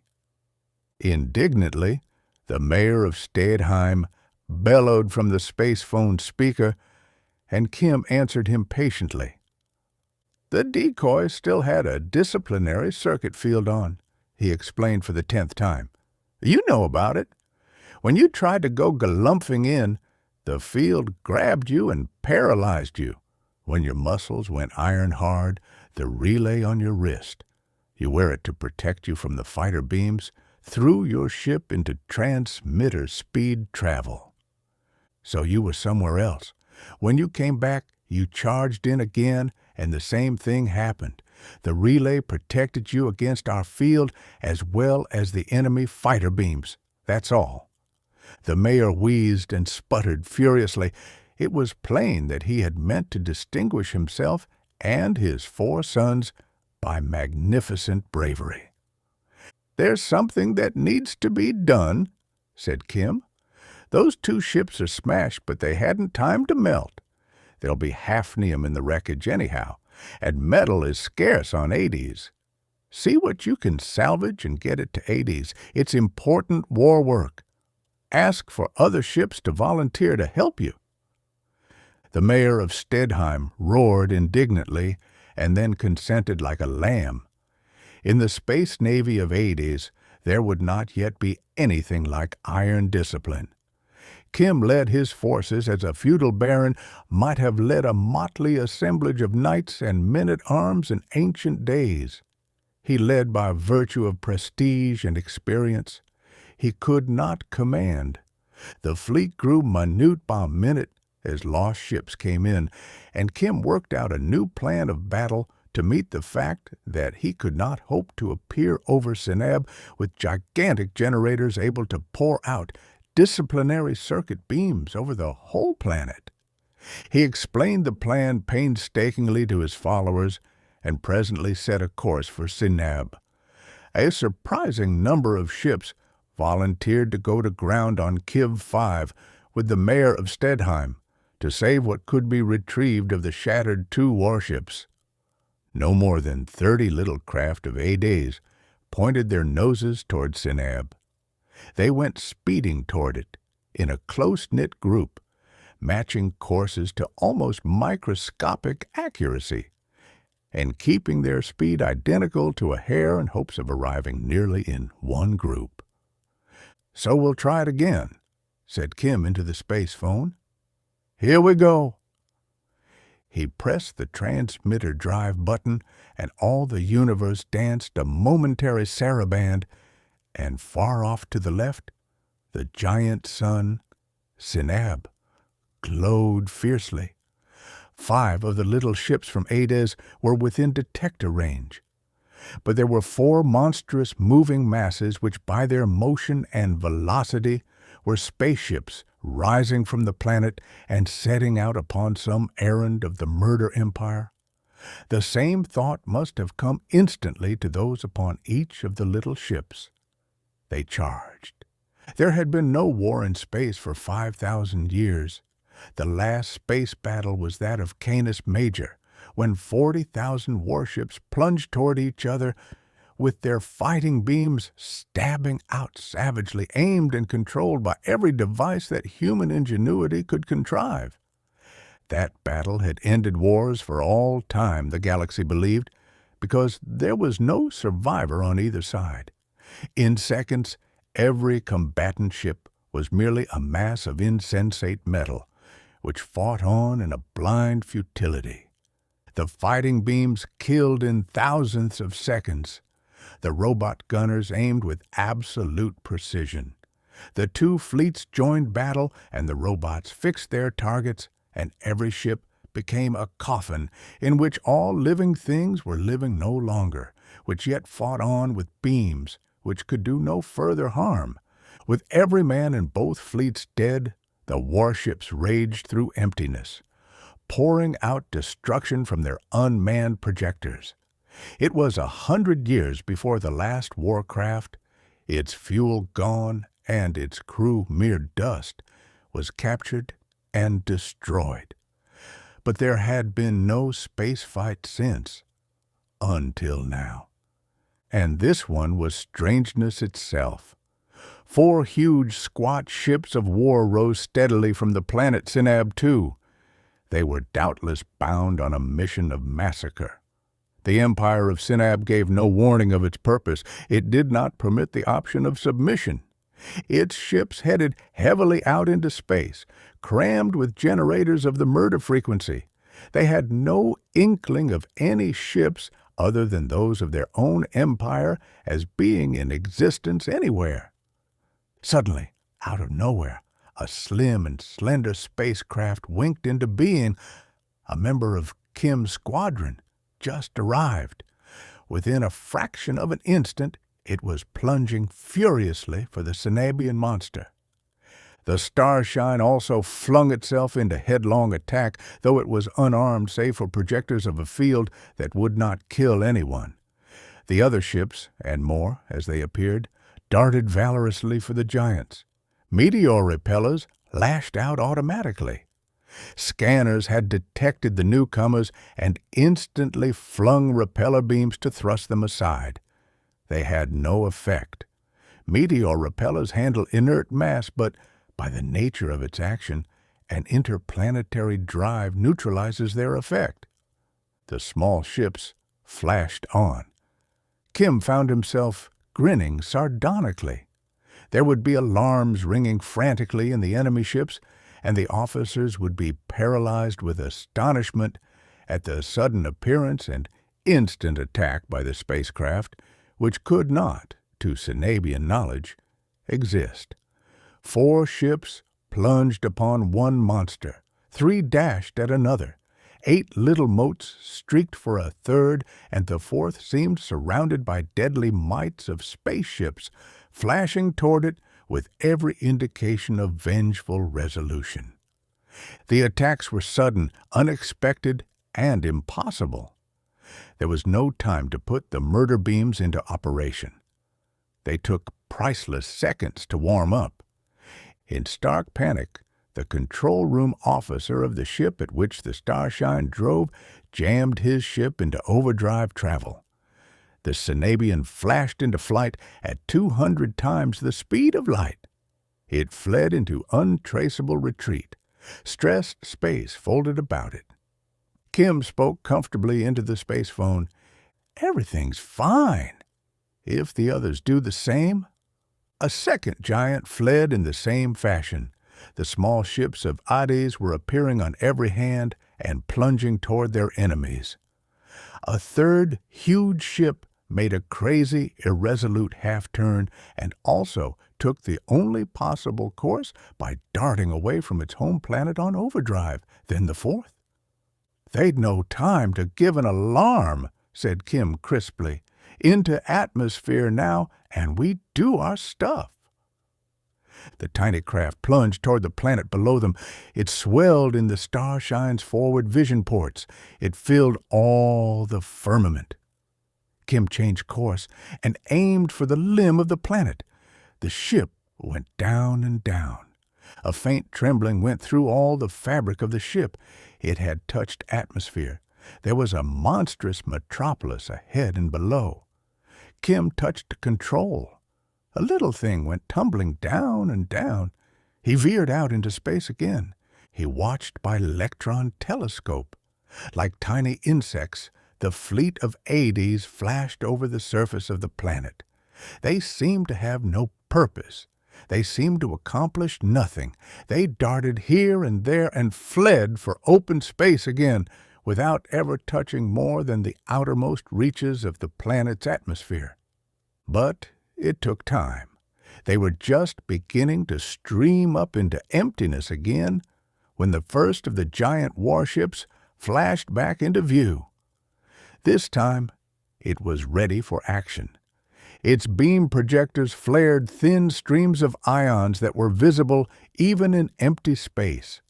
The ships of Hades plunged for it in masses. The fighting beams flared terribly, and the little ships vanished. Diving for it, plunging for it, Raging toward it with every appearance of deadly assault, they flicked into transmitter drive when the deadly beams touched them, because the crews of everyone were fitted with the wristlets and the relays which flung them into infinite speed when the fighting beam struck. In seconds, when the second and third and fourth Cenabian warships came back from the void prepared for battle, they found all of space about their home planet empty.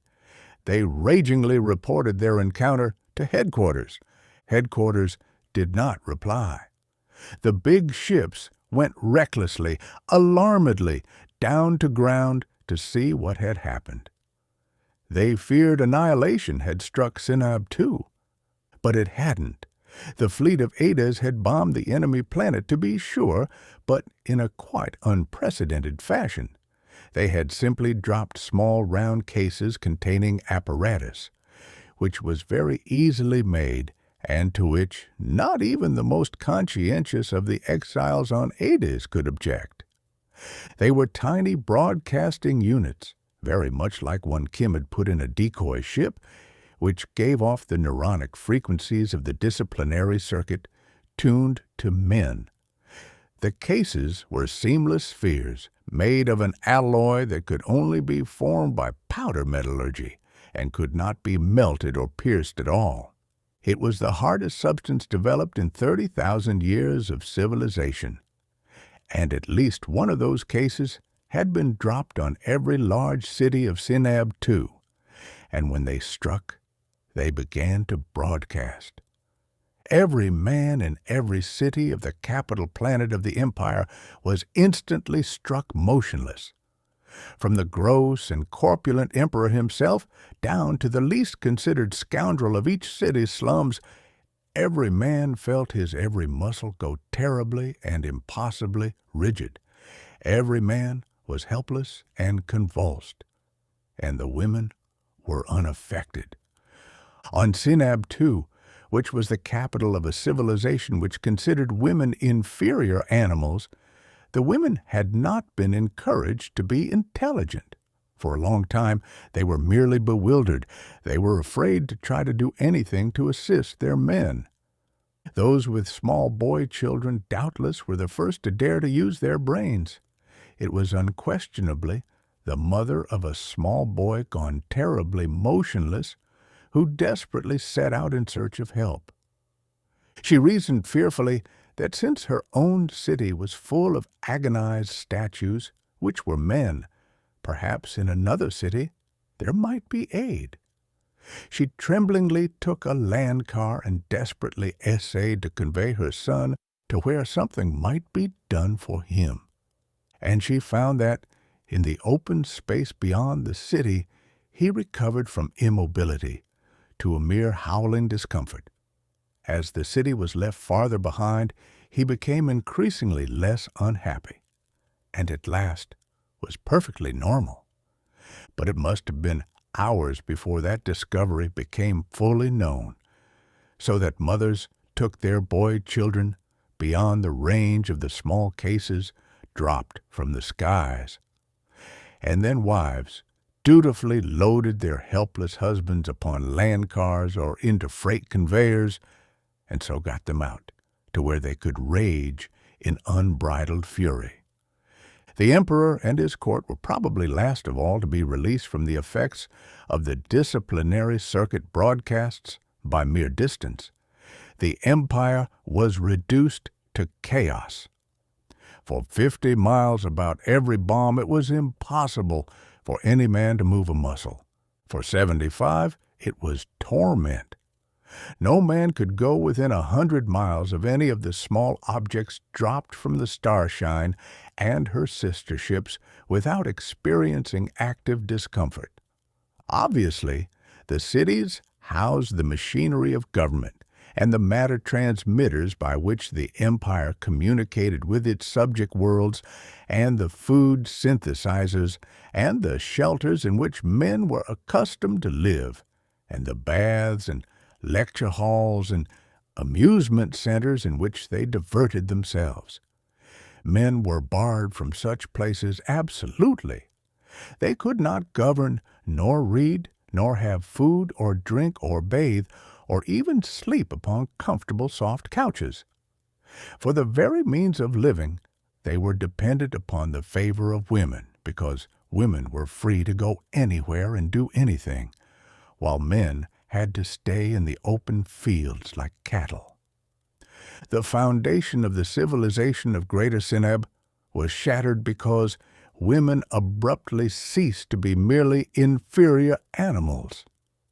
The defenses of that one planet were non-existent, and even the 4 ships just taken off went down recklessly to the seemingly unharmed cities, to land with monstrous crashes and every man in them helpless.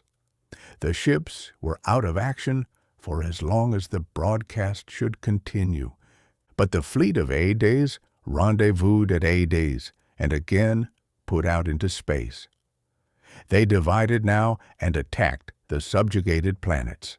They had no weapons save the devices which every government in the galaxy used. It was as if they fought a war with the nightsticks of policemen.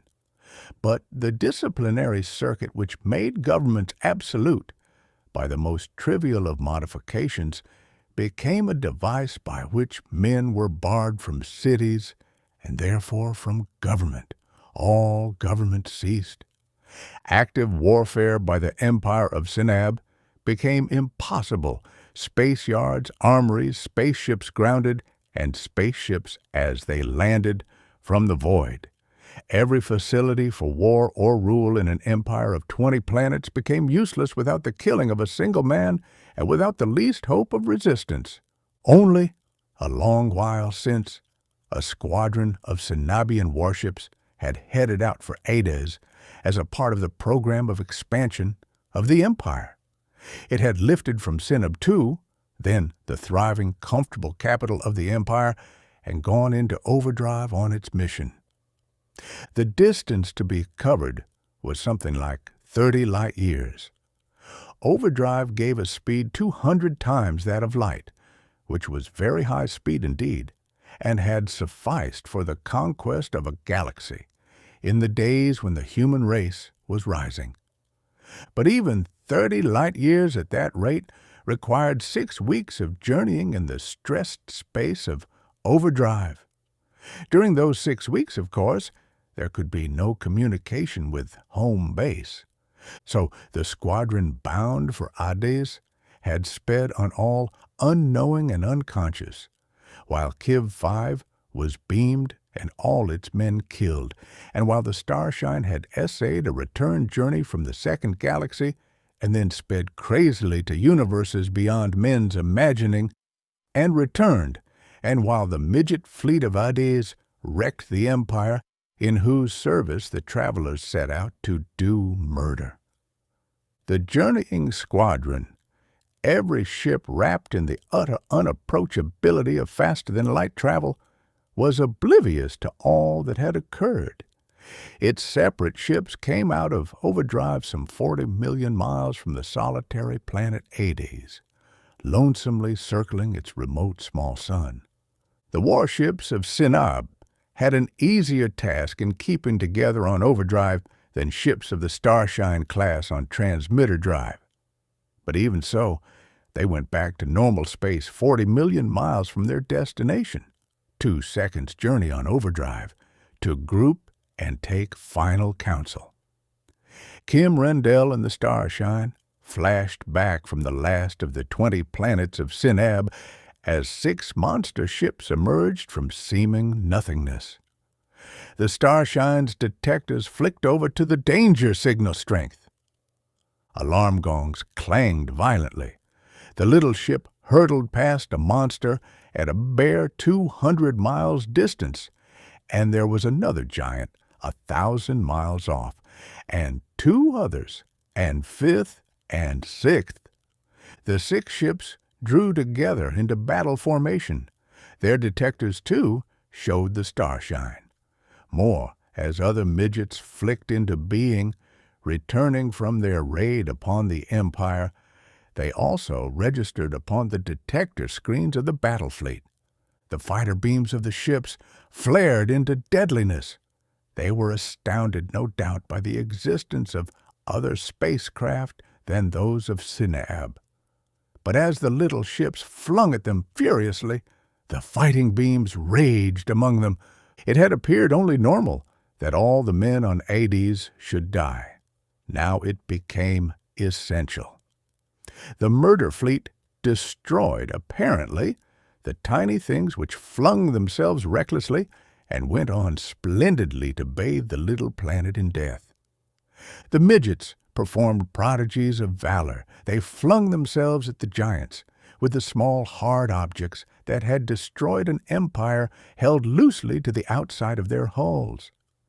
When the death beam struck and they vanished, the small hard objects went hurtling on. They could have been missiles. They traveled at miles per second, but meteor repellers flung them contemptuously aside. Once they were no longer parts of spacecraft with drive and action. The little ships tried to ram, and that was impossible. They could do nothing but make threatening dashes, and the giants went on toward Hades.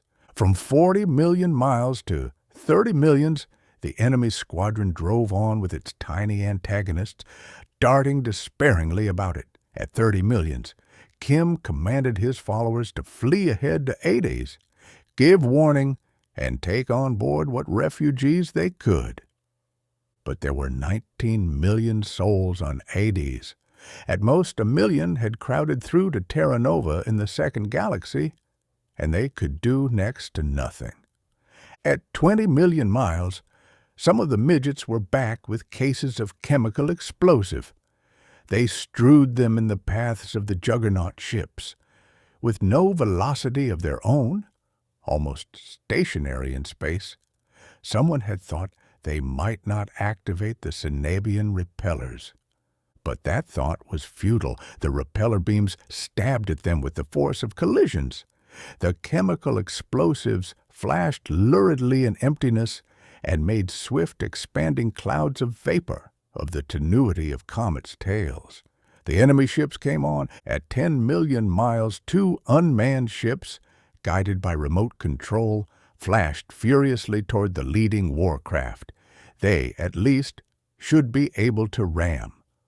Repeller beams which focused upon them were neutralized by the space torpedo's drives. They drove in frenziedly. But as they drew closer, the power of the repeller beams rose to incredible heights and overwhelmed the power of the little ship's engines and shorted the field-generating coils and blew out the motors. And the guided missiles were hurled away broken hulks. The fleet reached a mere 5 million miles from the planet Hades. Its separate members had come to realize their invincibility against all the assaults that could be made against them by the defending forces, unexpected as they were, of this small world. The fleet divided to take up appropriate stations above the planet and direct their projectors of annihilation downward. They would wipe out every living male upon the planet's surface. They would do it coldly, remorselessly, without emotion. Presently, the planet would become part of an empire which in fact had ceased to function. The action of the fleet would not only be horrible, it would be futile. But its personnel could not know that. The giant ships took position and began to descend. Odd little blue-white glows appeared in the atmosphere far below. They seemed quite useless, those blue-white glows. The only effect that could at once be ascribed to them was the sudden vanishing of a dozen little ships preparing to make, for the 100th time, despairing dashes at the monsters. Those little ships winked out of existence, gone into transmitter drive.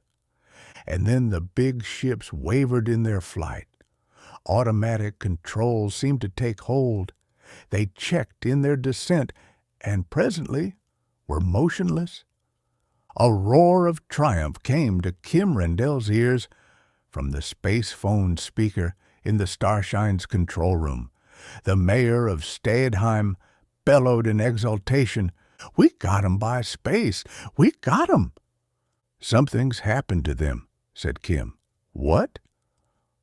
"I'm sending up a couple of shiploads of women," rumbled the mayor of Staedheim zestfully. "Women from Kiv 5. They'll take over. Remember you had us go to ground to salvage the 2 ships that crashed there? They bounced when they landed.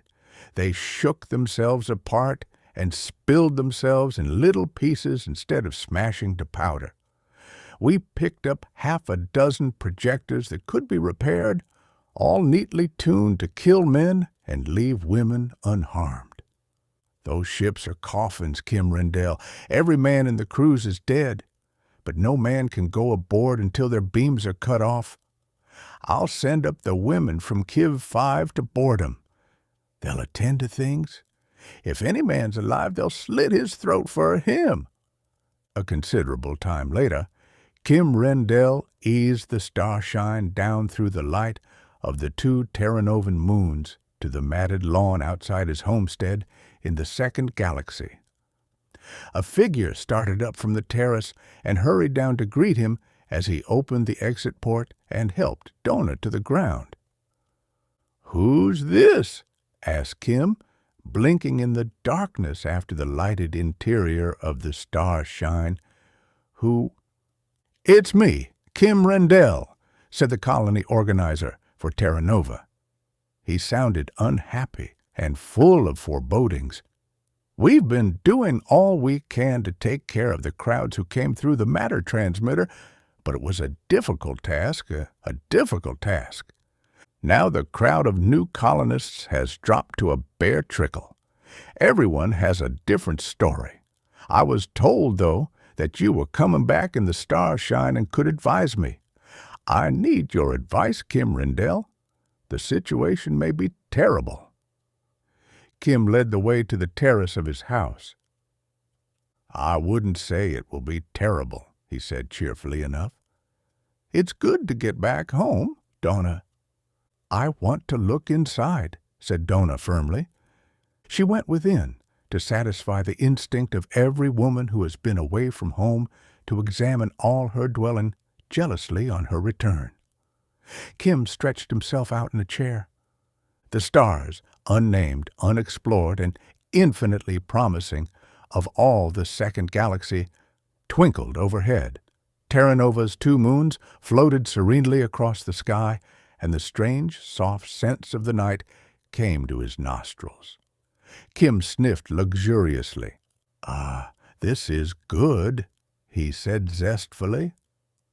"But what's happened?" demanded the colony organizer anxiously. "In 3 weeks, we had 400,000 new arrivals through the transmitter. Most of them were children and boys. Then the flood stopped, like that. What are we to do about them?" "Did you get fuel for your ship? I understand the danger from CNAB is over, but we find it hard to get information from Hades. Everyone there." "Everyone there is busy," said Kim comfortably. "You see, we smashed the Empire without killing more than a very few men. On Seneb 2, where the Empire was started, we chased the men out of the cities and put them at the mercy of the women. So many men had emigrated to the planets whose men had been killed off, that there was a big disproportion even on Seneb, and the women were not pleased. They'd been badly treated, too. We didn't approve of the men, though." "Not to hear?" asked the colony organizer in alarm. "We can't feed ourselves yet." "No, not to hear," said Kim dryly. "They went to a place we scouted accidentally in the Starshine. They're not likely to come back. I left a matter receiver there, and when they've all gone through it, all the men from 20 planets with what women want to go with them, we'll smash that receiver and they'll be on their own. They're quite a long way off. 300 billion light years, more or less. They're not likely to come in contact with our descendants for several million years yet. By that time, they'll either be civilized or else. The colony organizer asked questions in a worried tone. Kim answered them. "But 21 planets with no men on them," said the organizer worriedly. "These women will all want to come here." Not quite all. There were 10 men on Hades for every woman. A lot of them will settle on the 20 planets where the proportion is reversed. A surprising lot will want to move on to the second galaxy, though. "But we'll be ready for them," said Kim. "We've spaceships enough for exploration now. The mayor of Stedheim wants a planet for each of his 4 sons to colonize. They picked up wives on Kiev 5 and want to get away from the old chap and indulge in a little domesticity. And there'll be plenty of others." He added, "We've some big warcraft to bring over, too, in case there's any dangerous animals or entities here." "But," said the colony organizer again, "we're sending ships through the first galaxy, too," said Kim, "to do a little missionary work. After all, 21 planets are without men, so the Starshine's sister ships will drop down secretly on one planet after another to start whisperings that a man who's sent to Hades is a pretty lucky man. If he has courage and brains, he's better off than living as a human sheep under kings or technarchs who will clap the disciplinary circuit on him if he thinks for himself. There'll be more criminals and rebels than usual from now on.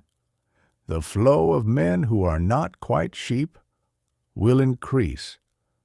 With 300 million planets to draw from, and the way whispers pass from world to world, the adventurous spirits will start getting themselves sent to Hades."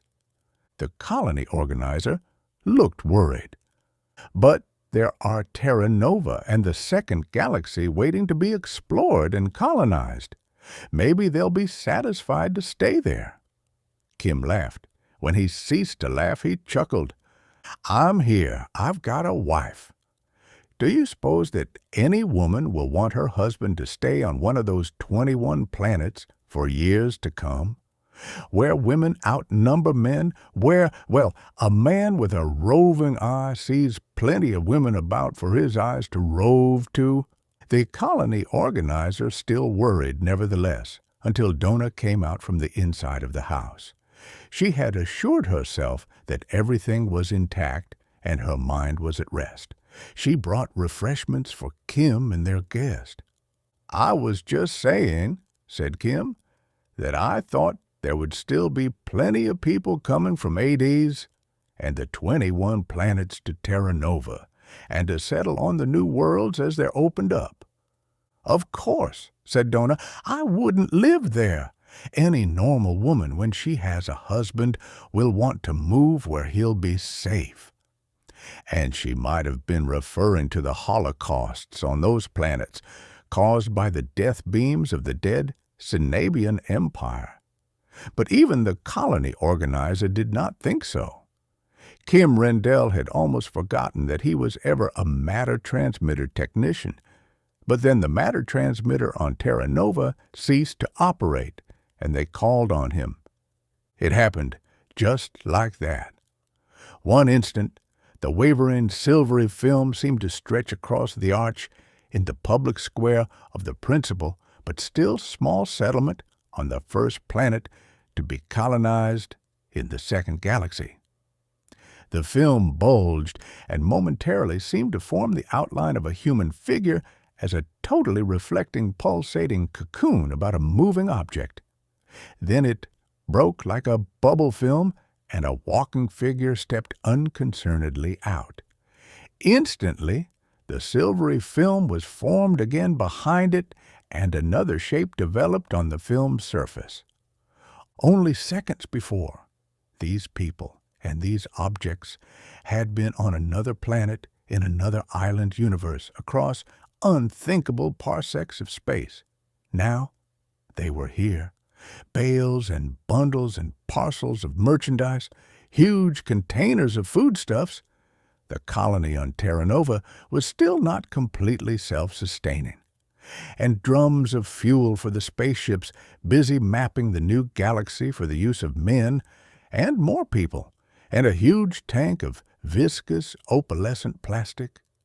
Then came a pretty girl, smiling brightly on her first appearance on a new planet in a new universe, and crates of castings for more spaceships, and a family group with a pet Zorag on a leash behind them, and a batch of cryptic pieces of machinery, and a man. Then, nothing. Without fuss, the silvery film ceased to be. One could look completely through the archway which was the matter transmitter. One could see what was on the other side instead of a wavering, pulsating reflection of objects nearby. The last man to come through spoke unconcernedly over his shoulder to someone he evidently believed just behind, but who was actually now separated from him by the abyss between island universes and some thousands of parsecs beyond. Nobody paid any attention to matter transmitters ordinarily. They had been in use for 10,000 years. All the commerce of the first galaxy now moved through them. Spaceships had become obsolete, and the little Starshine, which was the first handiwork of man to cross the gulf to the second galaxy, had been a museum exhibit for nearly 200 years before Kim Rendall smashed out of the museum in it with Donna, and the two of them went roaming hopelessly among the ancient, decaying civilizations of man's first home in quest of a world in which they could live in freedom. But the matter transmitter had ceased to operate. 5 million of human beings in the second galaxy were isolated from the first. Hades was the only planet in the home galaxy on which all men were criminals by definition, and hence were friendly to the people of the new settlements. Every single other planet, save the bewildered and almost manless planets which had been subject to Synod, was a tyranny of one brutal variety or another. Every other planet regarded the men of Hades as outlaws, rebels, and criminals. The people of Terra Nova, therefore, were not cut off from the immigrants and supplies and the technical skills of Hades. They were necessarily isolated from the rest of the human race. And then, besides that, there were 16 millions of people left on Hades, cut off from the hope that Terra Nova represented. Kim Rendall was called on immediately. The colony organizer of Terra Nova himself went in person to confer and to bewail. Kim Rendall was peacefully puttering with an unimportant small gadget when the colony organizer arrived. The house was something of a gem of polished plastic. Donna had designed it, and it stood on a hill with a view which faced the morning sun and the rising twin moons of Terra Nova. The atmosphere flyer descended, and Donna led the organizer to the workshop in which Kim puttered. The organizer had had half an hour in which to think of catastrophe. He was in a deplorable state when Kim looked up from the thing with which he was tinkering. "Enter and welcome," he said cheerfully in the formal greeting. "I'm only amusing myself, but you look disturbed." The colony organizer bewailed the fact that there would be no more supplies from Hades, no more colonists. Technical information, urgently needed, could not be had. Supplies were necessary for exploring parties, and new building machines were desperately in demand, and the storage reserves were depleted and could last only so long if no more came through. "But," said Kim blankly, "why shouldn't they come through?" The matter transmitter stopped working. The colony organizer wrung his hands. "If they're still transmitting on Hades, think of the lives and the precious material that's being lost." "They aren't transmitting," said Kim. A transmitter and a receiver are a unit. Both have to work for either one to operate, except in the very special case of a transmitter drive ship. But it's queer. I'll come take a look. He slipped into the conventional out-of-door garments. Donna had listened. Now she said a word or two to Kim, her expression concerned. Kim's expression darkened. "That's what I'm afraid of," he told her. "A transmitter is too simple to break down. They can get detuned. But we made the pairs for Adas and Terra Nova especially. Their tuning elements are set in solid plastite. They couldn't get out of tune." He picked up a small box. He tucked it under his arm. "I'll be back," he told Donna heavily, "but I suspect you'd better pack."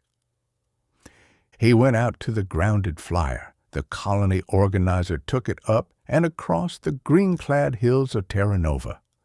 The vegetation of Terra Nova is extraordinarily flexible, and the green stuff below the flyer swayed elaborately in the wind. The top of the forests bowed and bent in the form of billows and waves. The effect was that of an ocean which complacently remained upraised in hillocks and had no normal surface. It was not easy to get used to such things. "I'm terribly worried," said the organizer anxiously. "There is a tremendous shortage of textiles, and the ores we usually send back to balance our account are piling up." "You're badly worried, eh?" said Kim grimly. "Of course. How can we keep our economic system now?" Kim made an angry noise. "I'm a lot more worried than you are," he snapped. "Nothing should have stopped this particular pair of transmitters from working but the destruction of one or the other. This box in my pocket might tell me the answer, but I'm afraid to find out. I assure you that temporary surpluses and shortages of ores and textiles are the least of the things we have to worry about." The little flyer sped on, with the great waving billows of the forest beneath it. On one hillock there was a clearing, with a group of 4 plastic houses shining in the sunlight.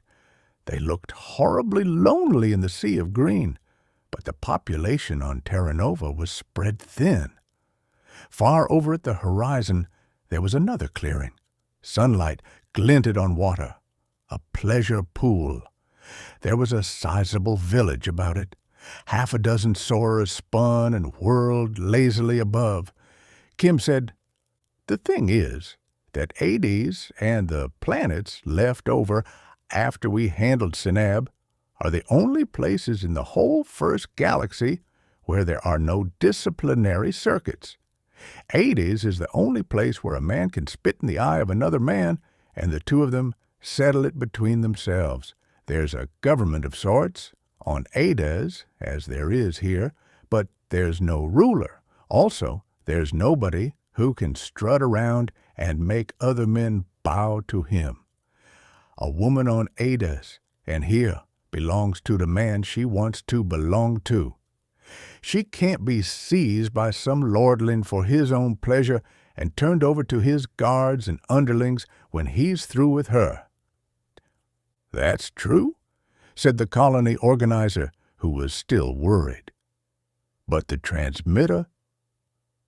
"Gossip of the admirable state of things on Hades has gone about," said Kim hardly.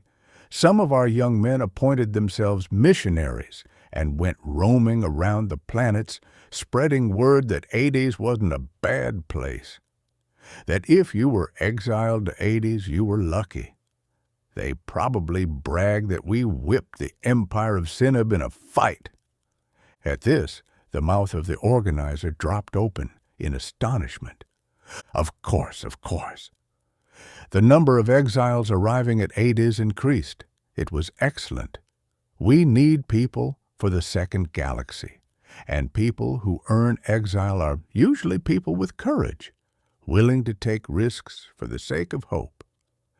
Don't you realize that such things have been dangerous?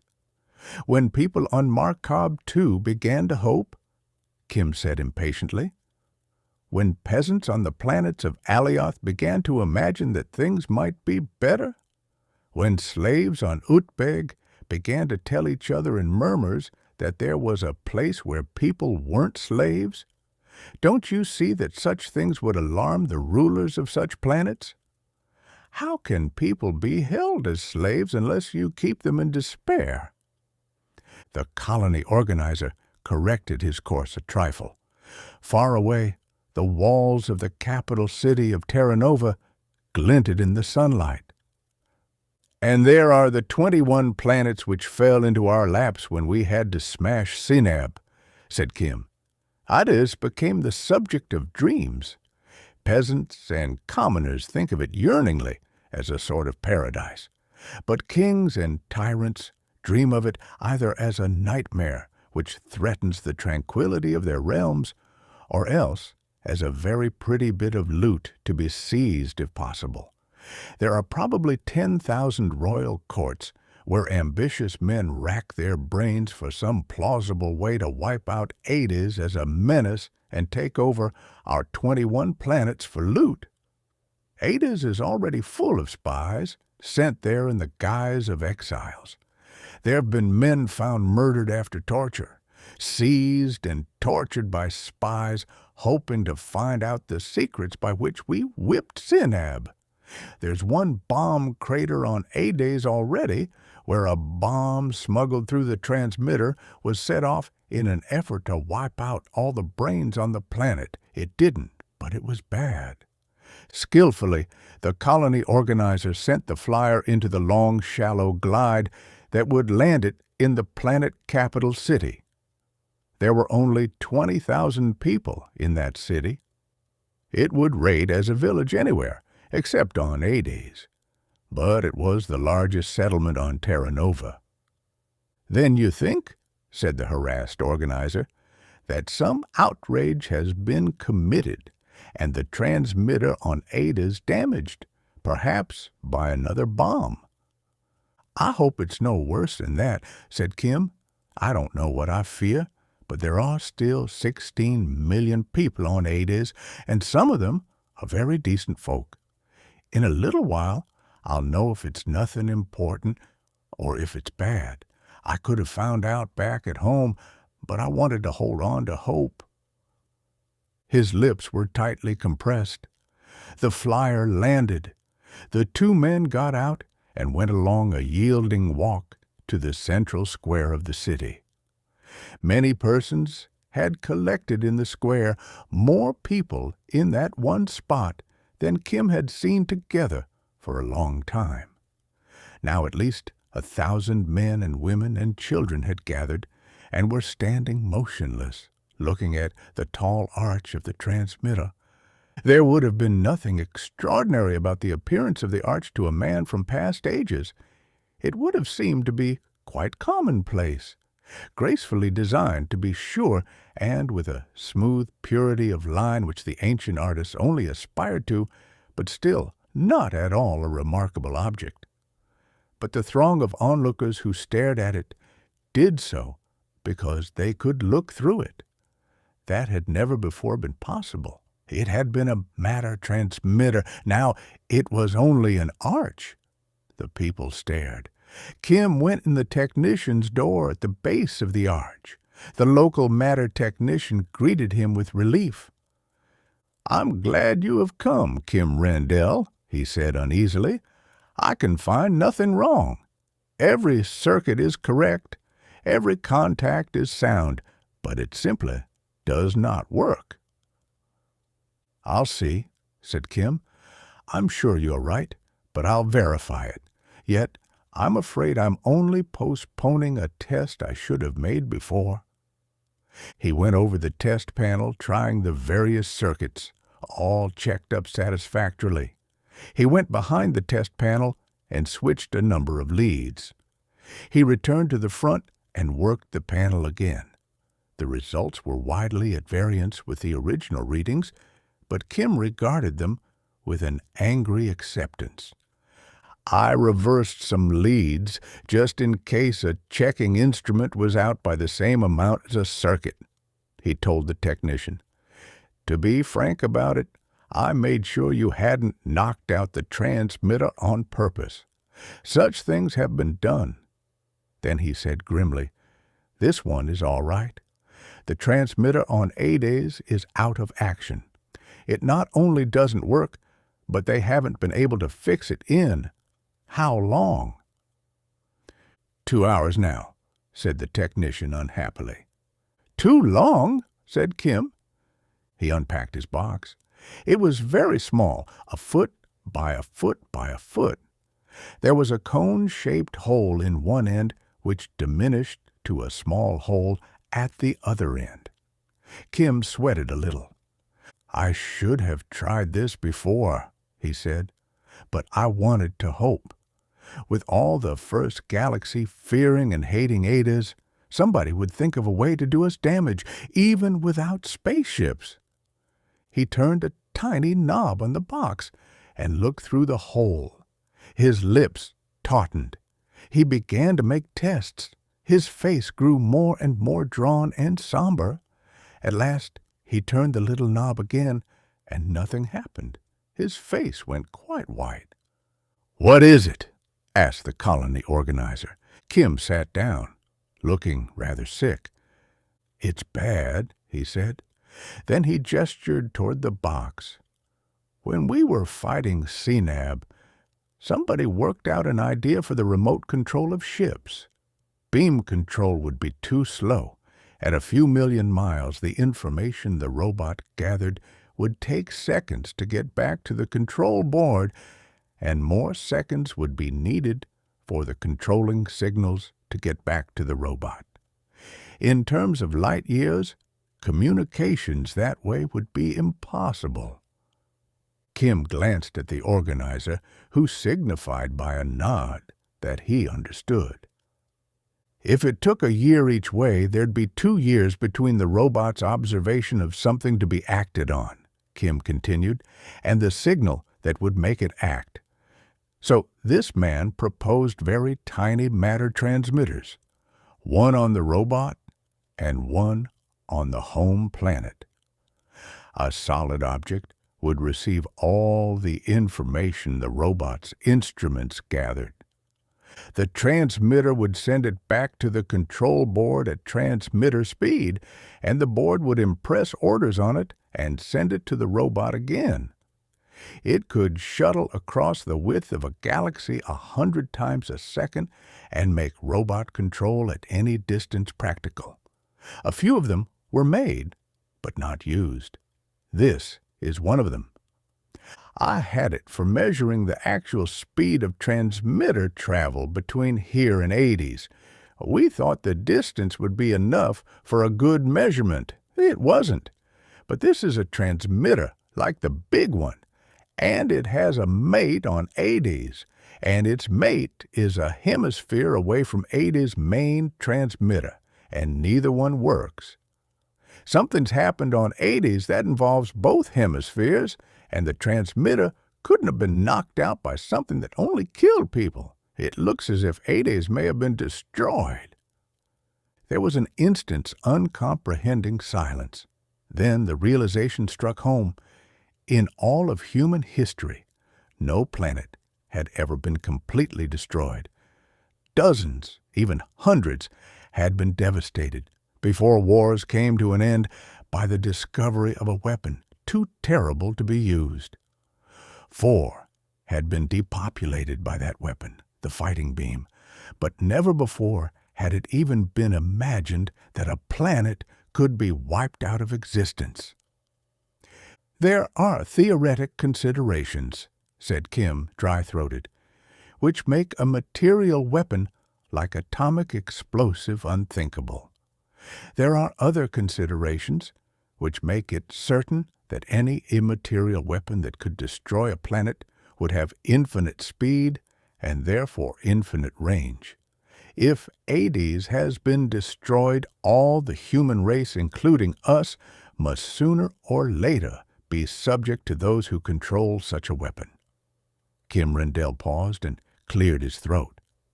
If they start off by destroying the only world on which men are free, I don't think I like it. Now I must go back home. I'd better get over to the first galaxy in the Starshine and find out what's happened.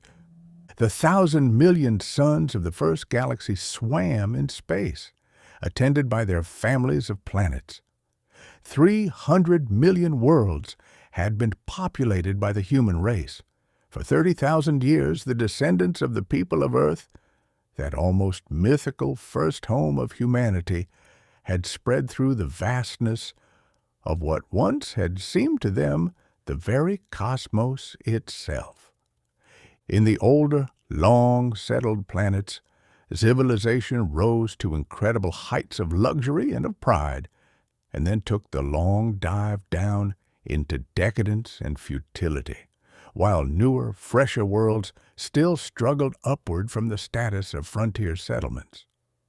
But at long last, humanity's task in the first galaxy was ended. The last planet suitable for human occupancy had been mapped and colonized. The race had reached the limit of its growth. It had reached, too, or so it seemed, its highest possible point of development. Matter transmitters conveyed parcels and persons instantly and easily from rim to rim of the galaxy.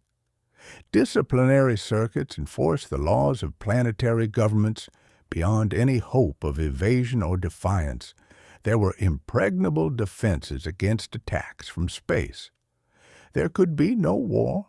There could be no revolt.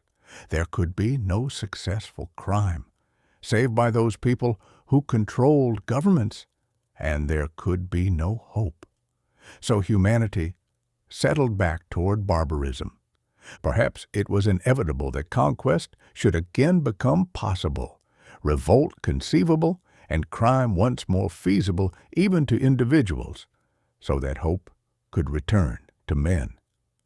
And perhaps it was the most natural thing imaginable that hope first sprang from the prison world of Hades. Whispers spread from planet to planet.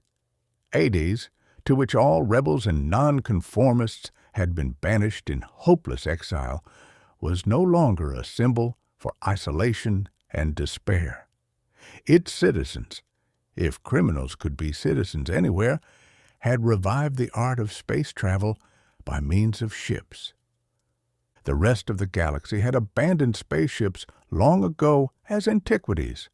Matter transmitters far surpassed them. But Hades had revived them and fought a war with the empire of Sinab, and won it, and 21 planets with all their cities and machines had fallen to them.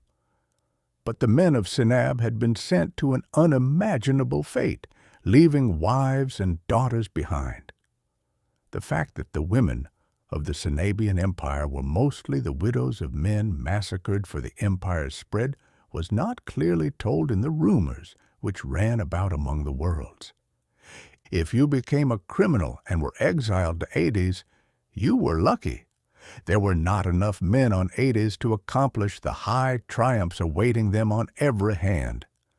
There was hope for any man who dared to become a rebel. Exile to Hades was the most fortunate of adventures instead of the most dreadful of fates. Those whispers were fascinating, but they were seditious. The oligarchs and tyrants and despots and politicians who ruled their planets by the threat of the disciplinary circuit found this new state of affairs deplorable. Populations grew restive. There was actually hope among the common people who could be subjected to unbearable torment by the mere pressure of a button. And of course, hope could not be permitted. Allow the populace to hope, and it would aspire to justice. Grant it justice, and it might look for liberty. Something had to be done. So something was done. Many things were done. Royal courts debated the question alike of the danger and of possible loot in the empire to which Hades had fallen heir, and in consequence the despots had acted. The Starshine winked into existence near the sun, which had been the luminary of Hades. It was a small, cold sun, and Hades had been its only planet. The Starshine had made the journey from Terra Nova in 4 leaps, of which the first was the monstrous one from the second galaxy to the first. Accuracy of aim could not be expected over such an expanse. The little ship had come out of its first leap near that preposterous group of the blue-white suns of Teen, whose complicated orbits about each other still puzzled mathematicians. And Kim had come to the sector of the galaxy he desired on his second leap, and to the star cluster in the third, and the fourth brought him to the small sun he looked for. But space was empty about it. A sun without planets is a rarity so strange that it is almost impossible. This sun had possessed Hades. Nevertheless, Kim searched for Hades. He found nothing. He searched for debris of an exploded planet. He found nothing. He set cameras to photograph all the cosmos about him and drove the Starshine at highest interplanetary speed for 12 hours.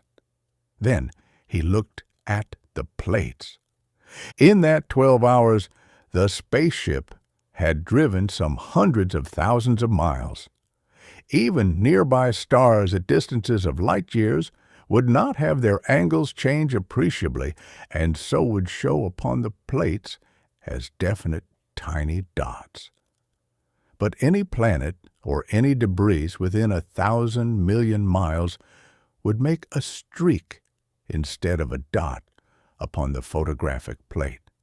There was nothing. Hades had vanished. He aimed for the star Kiv and flashed to its vicinity. The banded planet Kiv 5 swam sedately in emptiness. Kim drove for it, at first on mere overdrive, and then on the interplanetary drive used for rising from and landing on the surface of worlds. He landed on Kiv 5. Women looked at him strangely. A spaceship which landed on Kiv 5, or anywhere else for that matter, must certainly come from Hades. But ships were not commonplace sights. Kim was no commonplace sight either. 6 years before, the men on Kiv 5 had died in one rotation of the planet. Every man and boy was murdered by the killing beams of the now defunct Cenobian Empire. Now there were only women, save for the very few men who had migrated to it in quest of wives and had remained to rear families. The population of Kiv 5 was overwhelmingly female. Kim found his way to the governing center of the capital city. Donna walked with him through the city streets. There were women everywhere. They turned to stare at Kim. They looked at Donna with veiled eyes. Long years on an exclusively feminine world does strange things to psychology. There were women wearing the badges of mourning for husbands dead more than half a decade. In a sense, it was a dramatization of their loss, because all women everywhere take a melancholy pleasure in the display of their unhappiness. But in part, to boast of grief for a lost husband was an excuse for not having captured one of the few men who had arrived since the mass murder. As a matter of fact, Kim did not see a single man in the capital city of Kiv 5, but its streets swarmed with women. He asked for the head of the planet government, and at long last found an untidy woman at a desk. He asked what was known of Hades. "I was on Terra Nova," he explained. "The matter transmitter went off, and it did not come back on. I came back by spaceship to find out about it, and went to where Hades should have been. I'm Kim Rendall, and I used to be a matter transmitter technician. I thought I might repair the one on Hades if it needed repairing, but I could find no planet circling Hades' sun." The woman regarded him with what was almost hostility. Kim Rendall," she said. "I've heard of you. You are a very famous man. But we women on Kiv 5 can do without men." "No doubt," Kim said patiently. "But has there been any word of Ades?" "We are not interested in Ades," she said angrily. "We can do without Ades." "But I'm interested in Ades," said Kim. "And after all, it was Ades which punished the murderers of the men of Kiv 5. A certain amount of gratitude is indicated." "Gratitude," said the untidy woman harshly. "We'd have been grateful if you men of Ades had turned those Cenabians over to us. We'd have killed them, everyone, slowly. But the point is," said Kim, "that something has happened to Ades. It might happen to Kiv 5.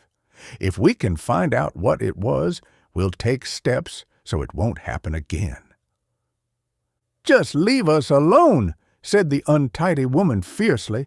"We can get along without men or Ades or anything else. Go away." Donna plucked at Kim's arm. He turned, seething, and went out. Outside he vented his bitterness.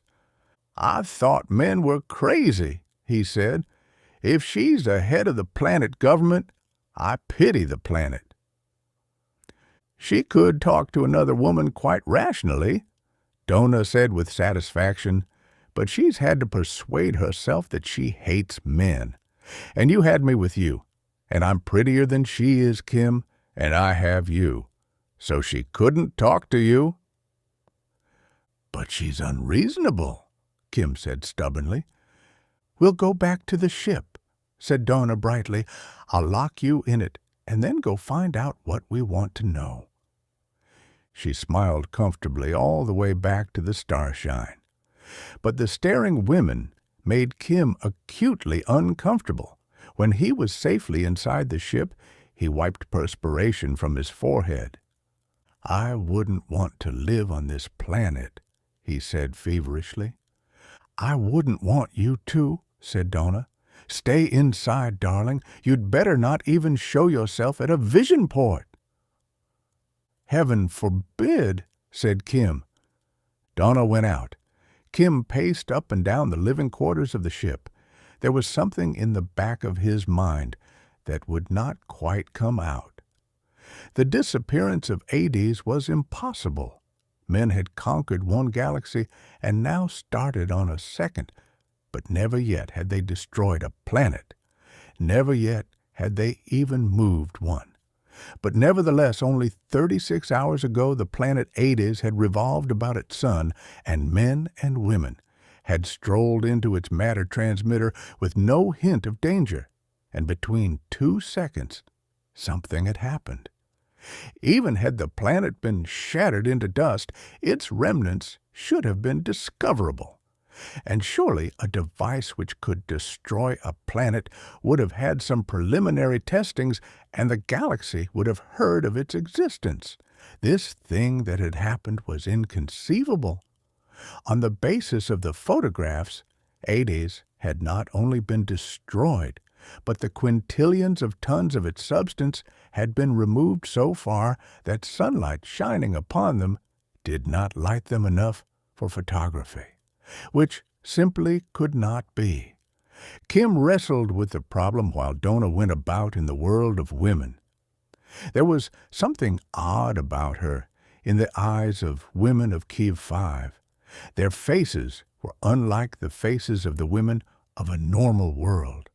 On a world with men and women, all women wear masks. Their thoughts are unreadable. But where there are no men, masks are useless. The women of Kiv 5 saw plainly that Donna was unlike them, but they were willing to talk to her. She came back to the Starshine as Kim reached a state of complete bewilderment. Ades could not have been destroyed, but it had vanished. Even if shattered, its fragments could not have been moved so far or so fast that they could no longer be detected. But they were undiscoverable. The thing was impossible on any scale of power conceivable for humans to use. But it had happened. So Kim paced back and forth and bit his nails until Donna returned. "We can take off, Kim," she said quietly. She locked the inner airlock door, as if shutting out something. She twisted the fastening extra tight. Her face was pale. "What about Hades?" asked Kim. "They had matter transmission to it from here, too," said Donna. "You remember, the original transmitter on Hades was one way only. It would receive but not send. Some new ones were built after the war with Sinab, though. And this planet's communication with Hades cut off just when ours did, 36 hours ago. None of the other 20 planets had communication with it either. Something happened, and on the instant everything stopped." "What caused it?" Kim asked, but Donna paid no attention. "Take off, Kim," she said. "Men are marching out of the matter transmitter." "Marching," I said, Kim. "Armed men marching as soldiers with machine-mounted heavy weapons. Somebody knows Hades can't protect its own anymore, and invaders must be crowding in for the spoils. I'm afraid, Kim, that Hades has been destroyed and our planets are part of a tyrant's empire now." Later, the Starshine swooped down from the blue toward the matter transmitter on Kiv 5. Serried ranks of marching figures were tramping out of the transmitter's silvery, wavering film. In strict geometric rows they marched, looking neither to the right nor to the left. They were a glittering stream, moving rhythmically in unison, proceeding to join an already arrived mass of armed men already drawn up in impressive array. Racing toward the high arch of the transmitter with air screaming about the Starshine's hull, Kim saw grimly that the figures were soldiers, as Donna had said. He had never before seen a soldier in actual life, but pictures and histories had made them familiar enough. These were figures out of the unthinkably remote past. They wore helmets of polished metal. They glittered with shining orichalc and chromium. The bright, small flashes of faceted corundum, synthetic sapphire in all the shades from blue-white to ruby, shone from their identical costumes and equipment. They were barbarous in their splendor and strange in the precision and unison of their movements, which was like nothing so much as the antics of girl precision dancers without the extravagance of the dancers' gestures. The Starshine dipped lower. It shot along a canyon-like open way between buildings. The matter transmitter was upon a hill within the city, and the ship was now lower than the transmitter, and the heads of the soldiers who still tramped out of the archway in a scintillating stream. Kim raged. Soldiers were an absurdity on top of a catastrophe. Something had erased the planet Hades from its orbit around a lonely sun. That bespoke science and intelligence beyond anything dreamed of hitherto. But soldiers marching like dancing girls, bedecked with jewels and polished metal, like the women of the pleasure world of Dight. This military display was pure childishness. "Our pressure wave will topple them," said Kim savagely. "At least we'll smash the transmitter." There was a monstrous roaring noise. The Starshine, which had flashed through intergalactic space at speeds no science was yet able to measure, roared between tall buildings and atmosphere.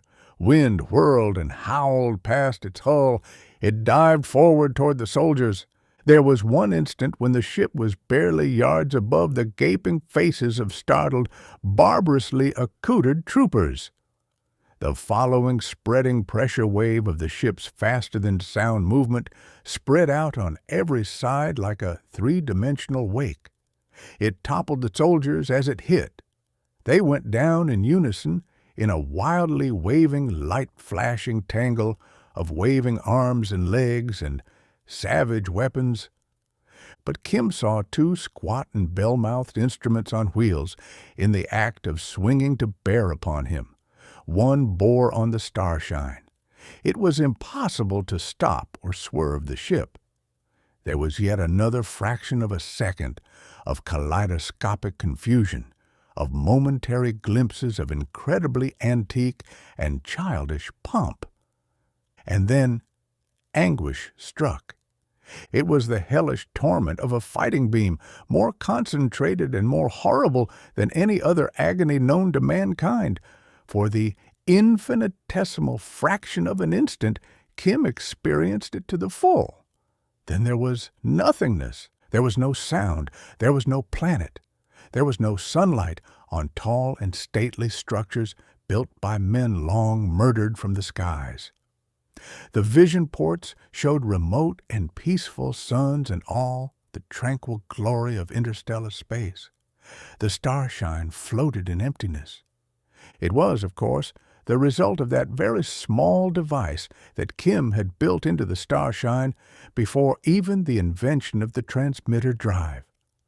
It was a relay which flung on faster than light drive the instant fighting beam struck any living body in the ship. The Starshine had been thrown into full interstellar drive while still in atmosphere.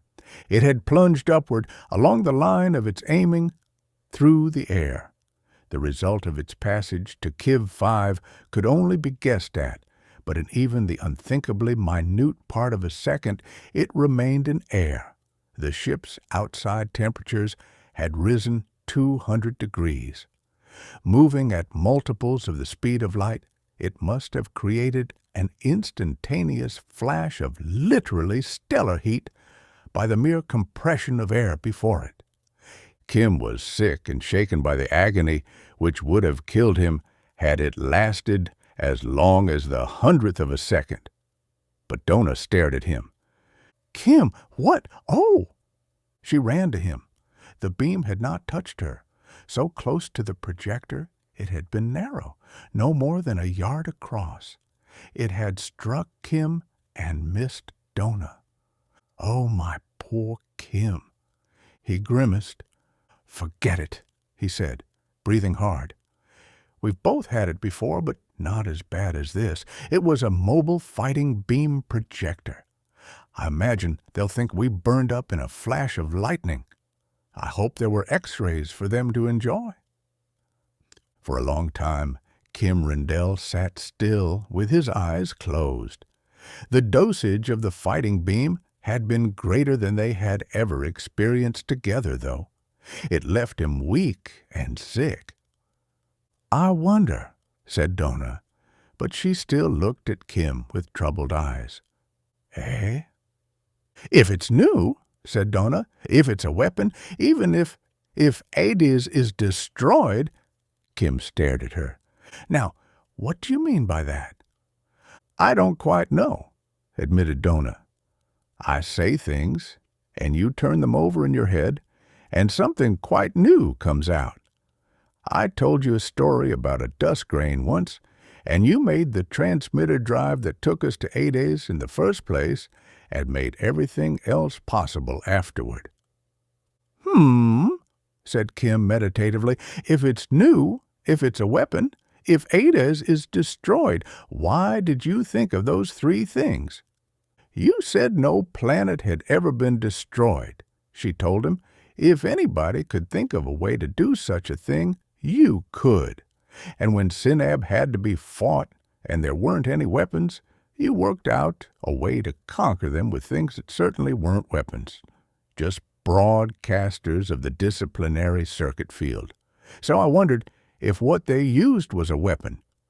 Of course, if it wasn't a weapon, it was probably something that had been used before for some other purpose, and it wouldn't be new."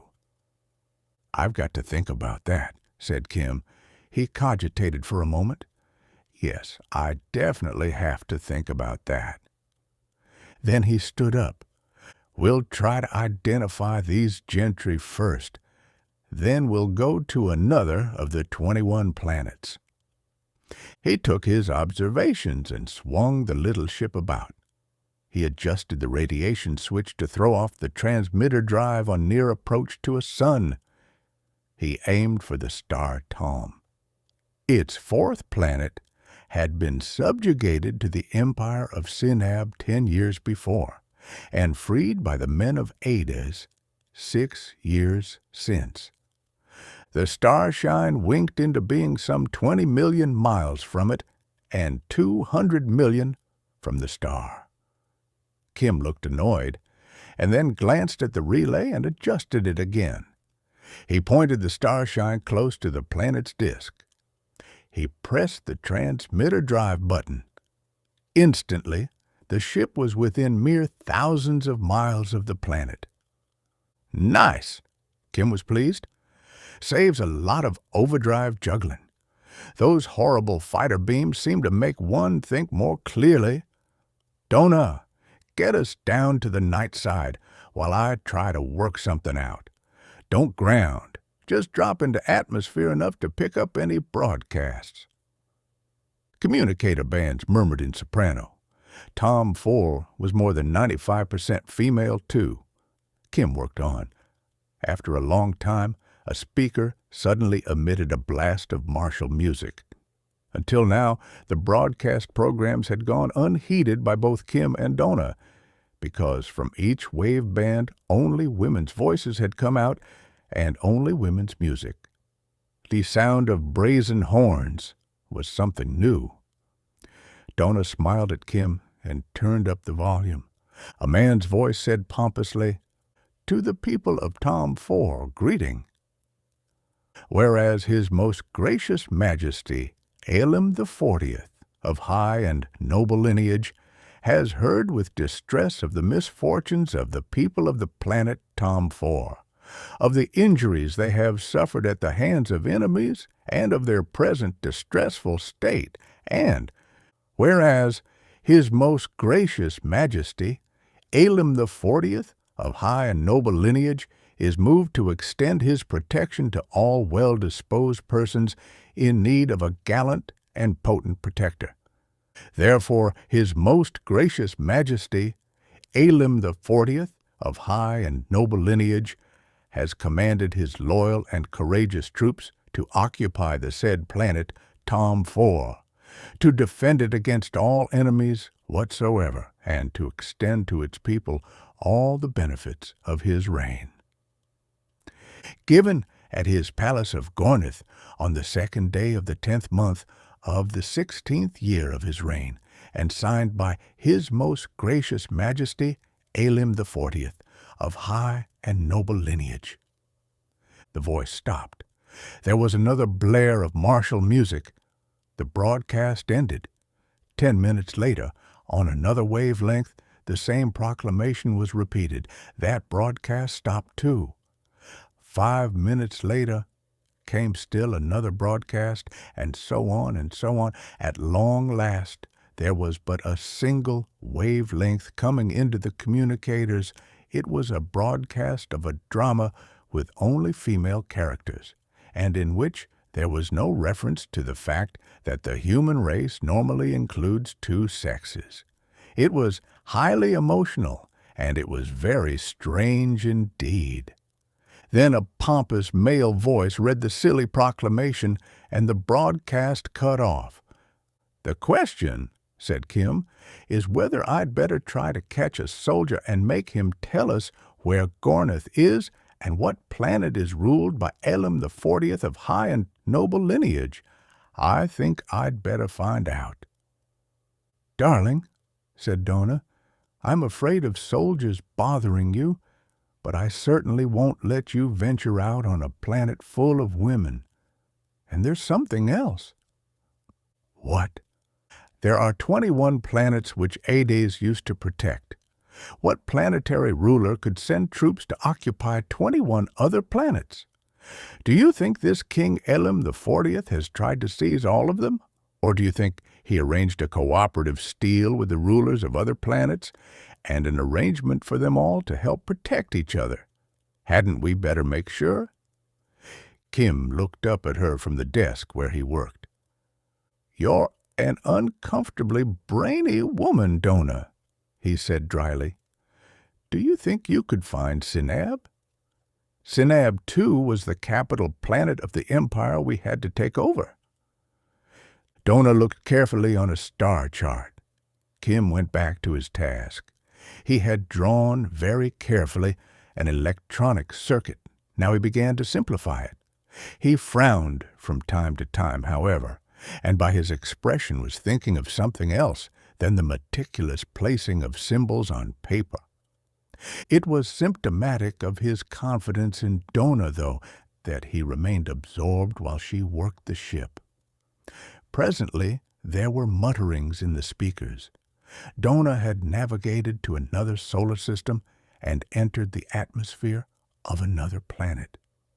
"Listen, Kim," she said suddenly. From a communicator blared a heavy male voice.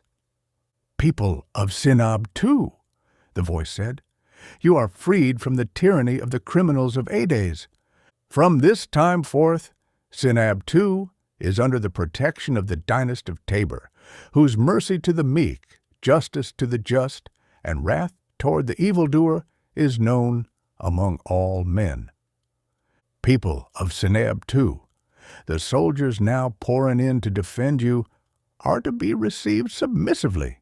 You will honor all requisitions for food, lodgings, and supplies. Such persons as have hitherto exercised public office will surrender their authority to the officials appointed by the dynasty to replace them. For your protection, absolute obedience is essential. Persons seeking to prevent the protection of Sinab II by the troops of the dynasty of Tabor will be summarily dealt with. They can expect no mercy. People of Sinab II, you are freed from the tyranny of the criminals of Ades." "So Elam the 40th of high and noble lineage has a competitor," Kim said grimly. "The dynasty of Tabor, eh? But there are 21 planets that used to belong to Sinab. I'm afraid we'll have to check further." They did. While Kim scowlingly labored over the drawing of a new device, Dona drove the Starshine to 6 worlds in succession, and 4 of the 6 worlds had been taken over by the Sardathian League, by King Olbert of Arth, by the Emperor and Council of the Republic of Sind, which was a remarkable item, and by the Imperator of Donate. On the last 2 worlds there was confusion. On one the population was sternly told by one set of voices that it now owed allegiance to Queen Amritha of Megar, and by another set that King John of Pirn would shortly throw out the Megarian invaders and protect them forever. On the 6th planet there were 4 armies, proclaiming the exclusive nobility of their intentions. "That's enough, Dona," Kim said in a tired voice. "Ades vanished or was destroyed, and instantly thereafter gracious majesties and dynasts and imperators and such vultures pounced on the planets we'd freed. But I'd like to know how they made sure it was safe to pounce." Dona punched buttons on the Starshine's control board. The ship lifted. The great black mass, which was the night side of the last planet, faded behind, and the Starshine drove on into space. And Dona turned back to Kim from her post at the controls. Now what? Kim stared at nothing, his features somber. "It's bad," he said sourly. "There's the gang on Terra Nova. They're fair game if they land on any planet in the whole first galaxy, and Terra Nova isn't self-sustaining yet. They'll starve if they stay isolated. There are the people on Ades, 16 million of them. Not a big population for a planet, but a lot of people to be murdered so a few princelings can feast on the leavings of Sinab's empire. There are all the people who'd started to dream because Ades had come to mean hope, and there are all the people in generations to come who'd like to dream of hope and now won't be able to, and there are all the nasty little surprise attacks and treacheries which will be carried out by matter transmitters, now that these gentry of high and noble lineage have been able to snatch some loot for themselves. It's pretty much of a mess, Donna."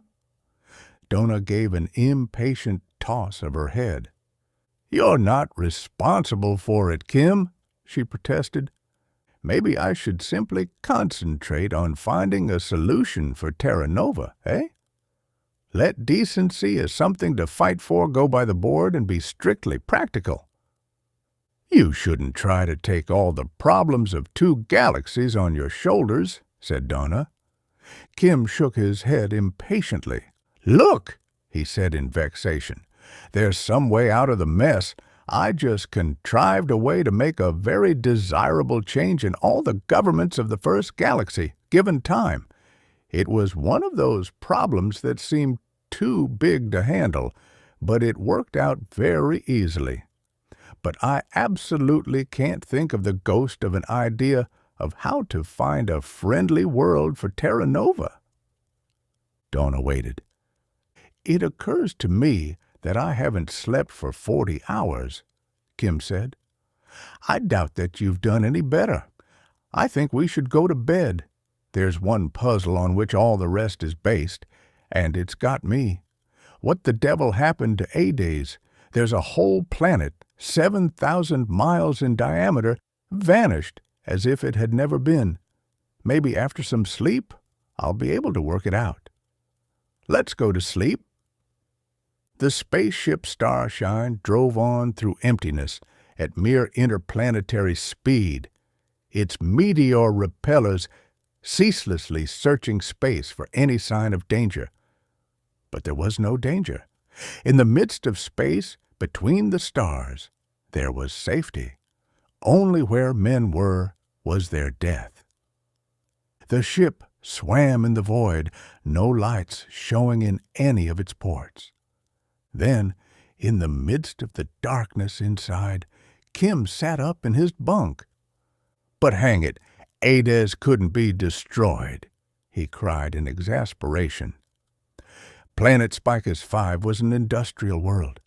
According to the prevailing opinion in the best circles, its prosperity was due to an ample and adequate supply of raw materials, plus a skilled and thrifty population.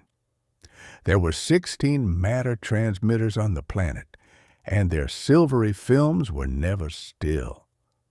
From abecedaria for infants to zeolites, synthetic, for industrial use, its products ran in endless streams to the transmitters, and the other products and raw materials obtained in exchange came out in streams no less continuous. The industrial area covered a continent of sprawling rectangular buildings designed for the ultimate of efficiency, with living areas for the workmen spreading out between. The Starshine descended through morning sunlight.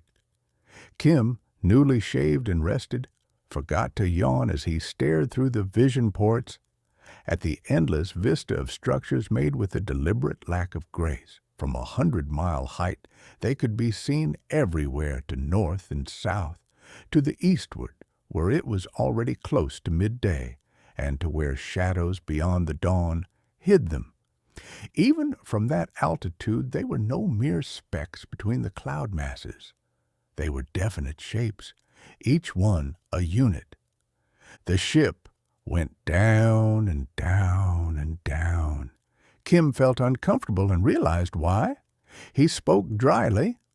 "I don't suppose we'll ever land on any new planet without being ready to wince from a fighting beam and find ourselves snatched to hell and gone away."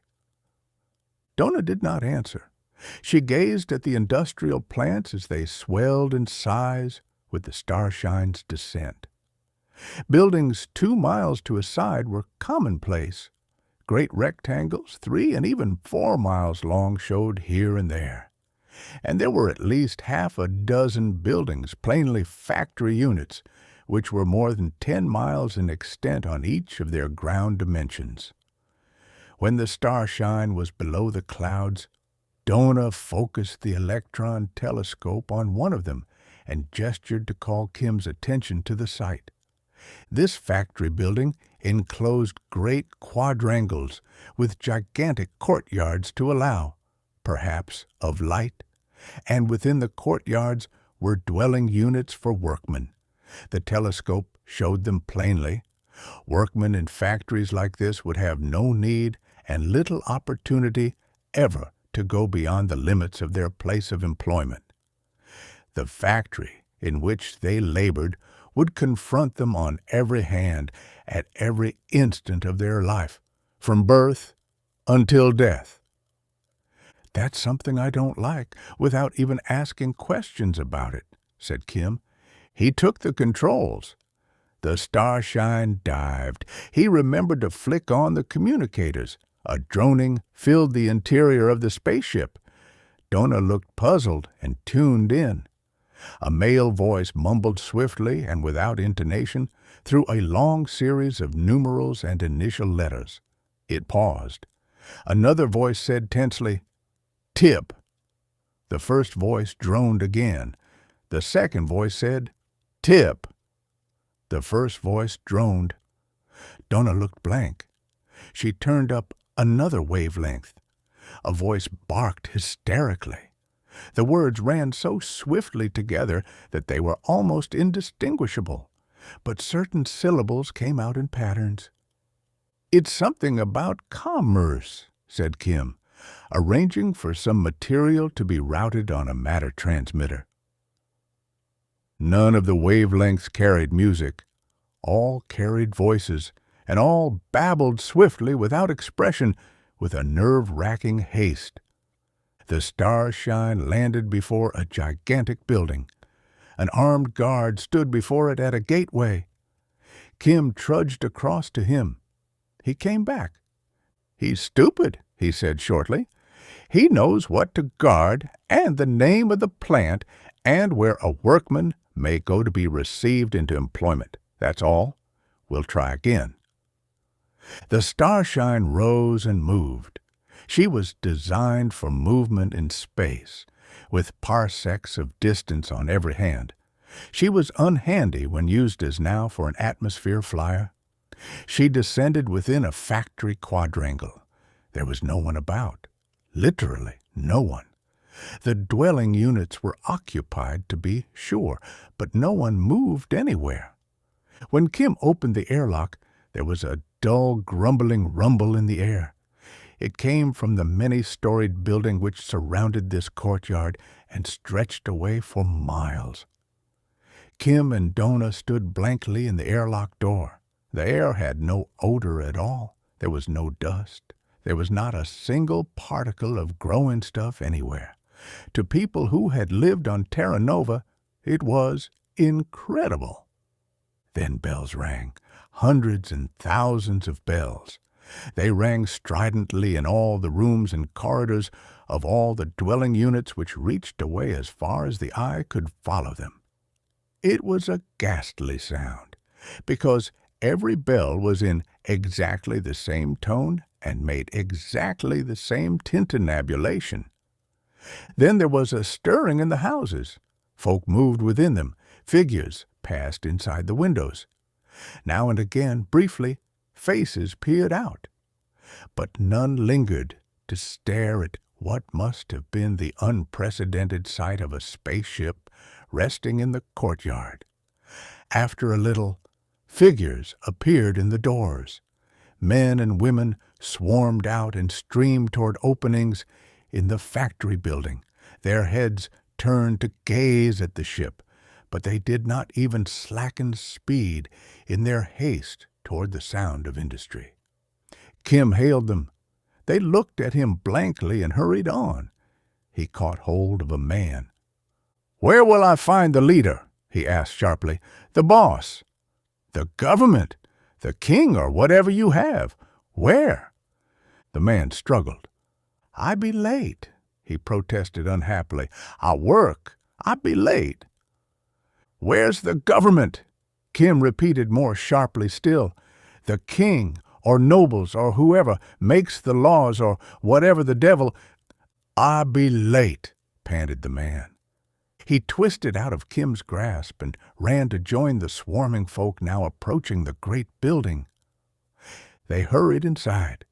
The quadrangle was again empty. Kim scowled. Then other workers came out of the factory and plodded wearily toward the dwelling units.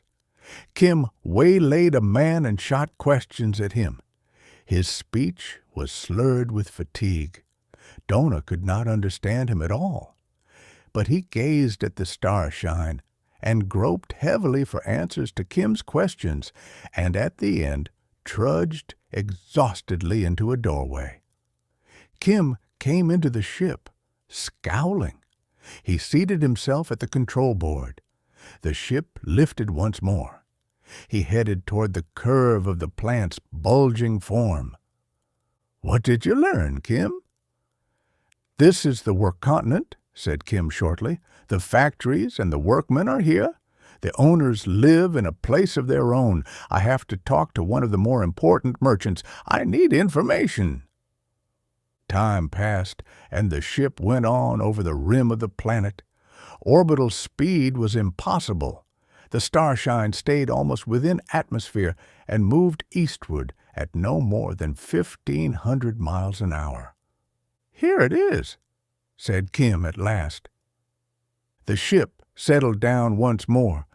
There was a thin, hazy overcast here, and clear vision came suddenly as they dropped below it, and the coast and the land before them brought an exclamation from Dona. The shoreline was magnificent, all beautiful bold cliffs with rolling hills behind them. There were mountains on farther yet, and splendid vistas everywhere, but more than the land or the natural setting, it was what men had done which caused Dona to exclaim. The whole terrain was landscaped like a garden, as far as the eye could reach, and the Starshine still flew high. Every hillside and every plain had been made into artificial but marvelous gardens. There were houses here and there. Some were huge and gracefully spreading or airily soaring upward, or simple, with the simplicity of gems and yet magnificent beyond compare. There was ostentation here, to be sure, but there was surely no tawdriness. There was no city in sight. There was not even a grouping of houses, yet many of the houses were large enough to shelter communities. "I see," said Kim. "The workmen live near the factories or in their compounds. The owners have their homes safely away from the ugly part of commerce. They've a small-sized continent of country homes, Dona, and undoubtedly it is very pleasant to live here. Whom shall we deal with?" Dona shook her head. Kim picked a magnificent residence at random. He slanted the Starshine down. Presently it landed lightly upon smooth lawn of incredible perfection, before a home that Dona regarded with shining eyes. "It's lovely," she said breathlessly. "It is," agreed Kim. "It even has a feeling all its own," he said. "The palace of a king or a tyrant always has something of arrogance about it. It's designed to impress the onlooker. A pleasure palace is always tawdry. It's designed to flatter the man who enters it. These houses are solid. They're the homes of men who are thinking of generations to follow them and, meanwhile, only of themselves. I've heard of the merchant princes of Spices 5, and I'm prejudiced. I don't like those factories with the workmen's homes inside, but I like this house. Do you want to come with me?"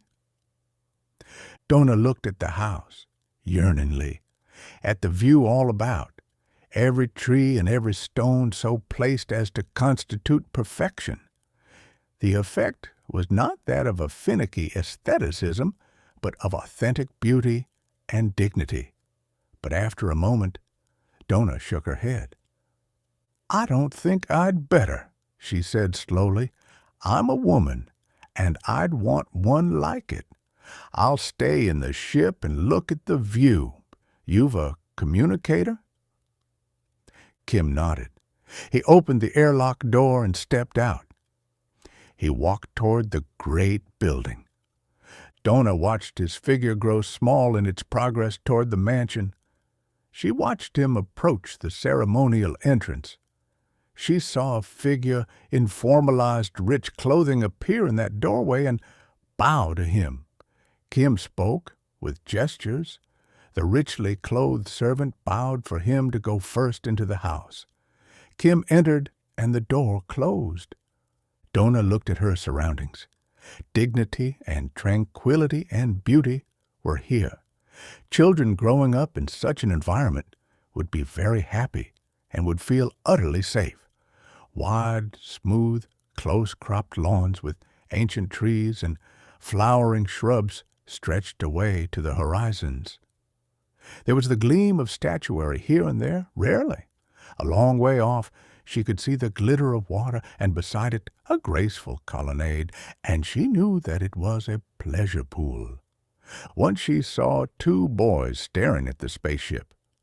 There was no trace of fear in their manner, but a richly dressed servant, much more carefully garbed than the boys, led up two of the slim riding sards of Fanis, and the boys mounted, and their steeds started off with that sinuous, smooth swiftness which only sards possess in all the first galaxy. Time passed, and shadows lengthened. Finally, Donna realized how many hours had elapsed since Kim's departure. She was beginning to grow uneasy when the door opened again, and Kim came out followed by 4 richly clad servants. Those servants carried bundles. Kim's voice came over the communicator. "Close the inner airlock door, Donna, and don't open it until I say so." Donna obeyed. She watched uneasily. The 4 servants placed their parcels inside the airlock at a gesture from Kim. Then there was an instant of odd tension. Donna could not see the servants, but she saw Kim smiling mirthlessly at them. He made no move to enter. He spoke sharply, and she heard them file out of the airlock. Donna could see them again. Kim stepped into the spaceship and closed the door. "Take her up, Donna, fast!" The Starshine shot upward, with the 4 servants craning their necks to look at it. It was out of sight of the ground in seconds. It was out of the atmosphere before Kim came into the control room from the lock. "Quite a civilization," he said. "You'd have liked that house, Donna. There's a staff of several hundred servants, and it is beautiful inside.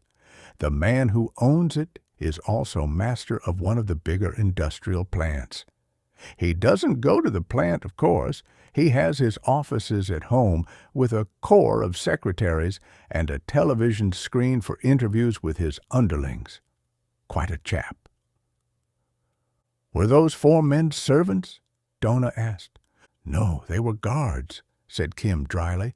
"There are no proletarians around that place, and none are permitted.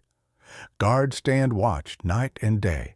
I told my friend that the Starshine was packed with lethal gadgets with which Ades had won at least one war. And he's in the munitions business, so I wasn't going to let his guards get inside. They wanted to, badly, insisting they had to put their parcels in the proper place. He'd have paid them lavishly if they could have captured a ship like the Starshine." He laughed a little. "I was lucky to pick a munitions maker. There aren't many wars in the ordinary course of events, but he turns out weapons for palace guards, mobile fighting beam projectors, and so on. All the equipment for a planet ruler who wants a fancy army for parades, or a force with a punch to fight off any sneak attack via matter transmitter. That's what your average ruler is afraid of, and what he keeps an army to defend himself against. Of course, the Disiplinary Circuit takes care of his subjects." Ahead of them loomed the sun, Spicus, many millions of miles away, while beneath them lay the planet, Spicus V, a vast hemisphere which was rapidly shrinking into the distance. Kim moved over beside Donna and stared reflectively at the instrument board. "I got frightened, Kim," the girl said. "You were gone so long." "I was bargaining," Kim answered. "I told him I came from Hades. I'd a spaceship so he could believe that.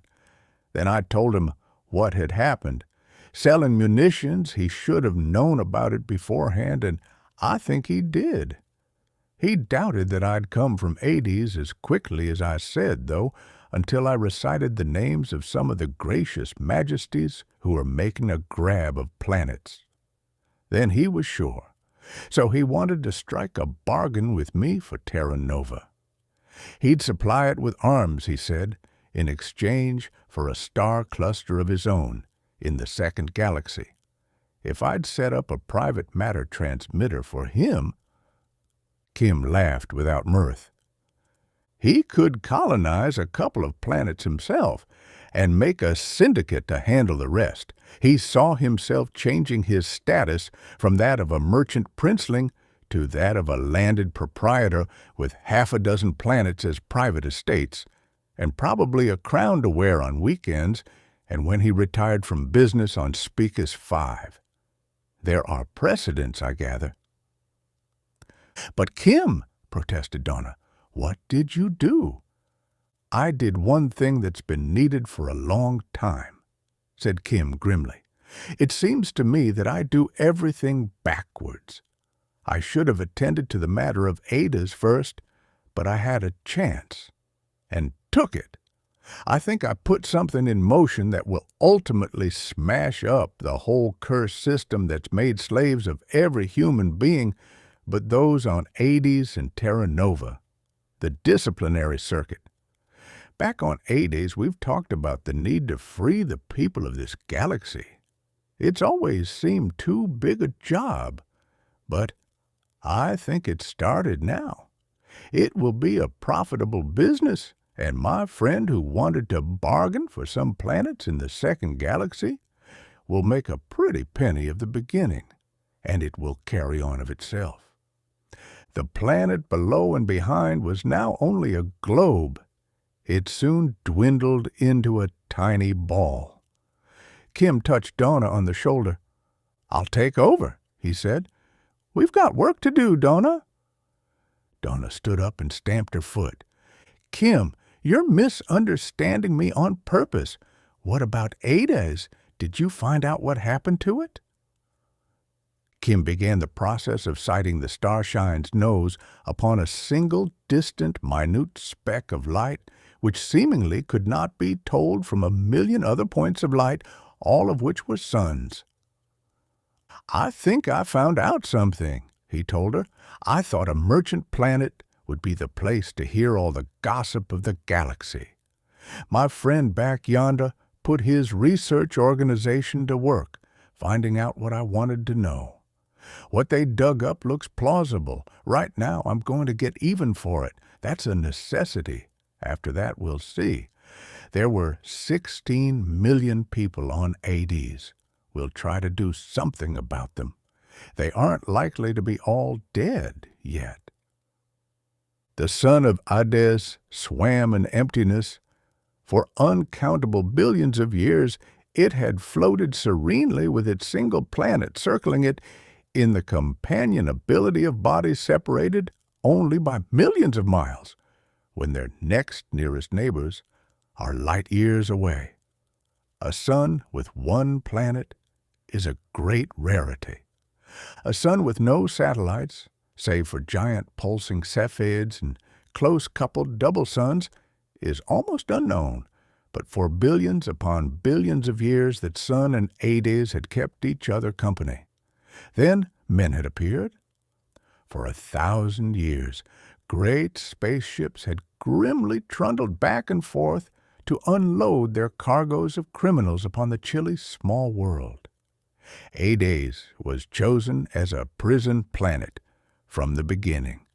Later, matter transmitters made the journeys of spacecraft useless.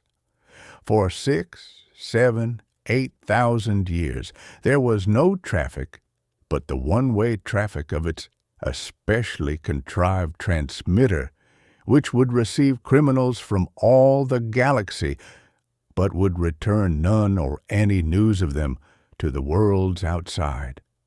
During all that time, a lonely guardship hung drearily about, watching lest someone try to rescue a man doomed to hopeless exile and return him to happier scenes. And finally, the guardship had gone away, because the spaceways were no longer used by anybody, and there were no ships in the void, save those of the patrol itself. Accordingly, the patrol was disbanded.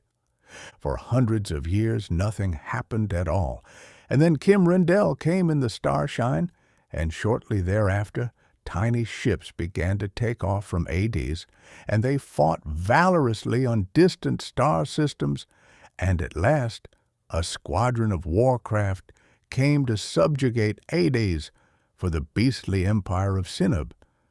Finally there was a battle in the bright beams of the lonely sun itself, and after that, for a time, little spaceships swam up from the planet and darted away and darted back and darted away and back.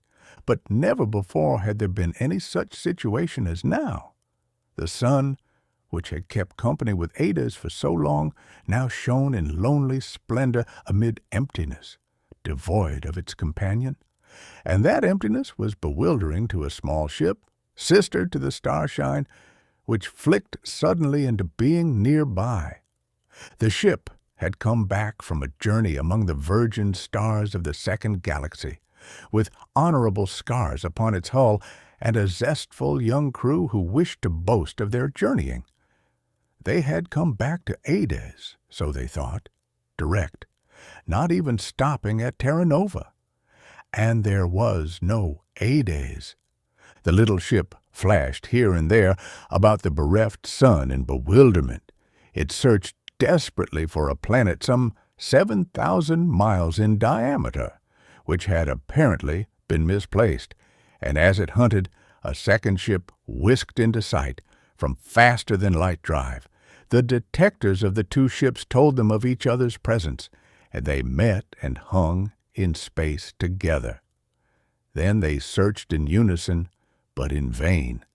At long last, they set out in company for one of the planets of the former Cinabian Empire, on which there must be some news of what had happened to Hades. On transmitter drive they inevitably separated, and one was much closer to the chosen planet when they came out of stressed space. One drove down into atmosphere, while the other was still thousands of miles away. The leading ship went down at landing speed toward a city.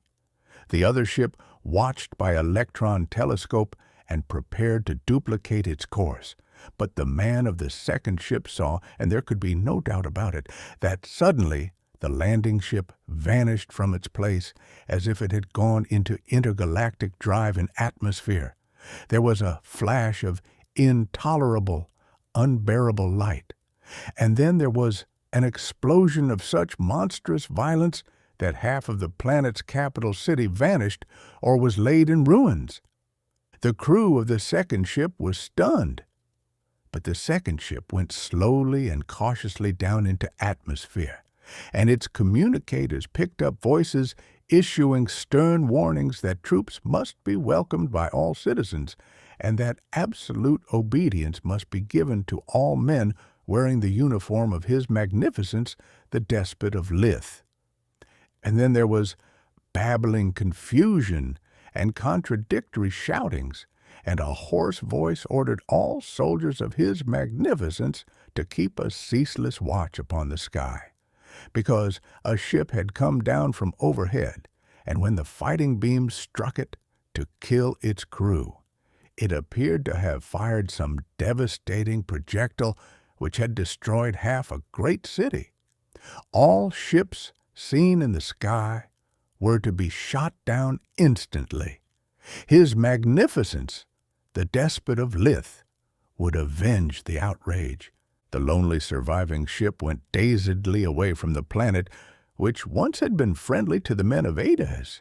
It went back to Hades' sun and searched despairingly once again, and then fled to the second galaxy in Terra Nova to tell of what it had seen. That was an event of some importance.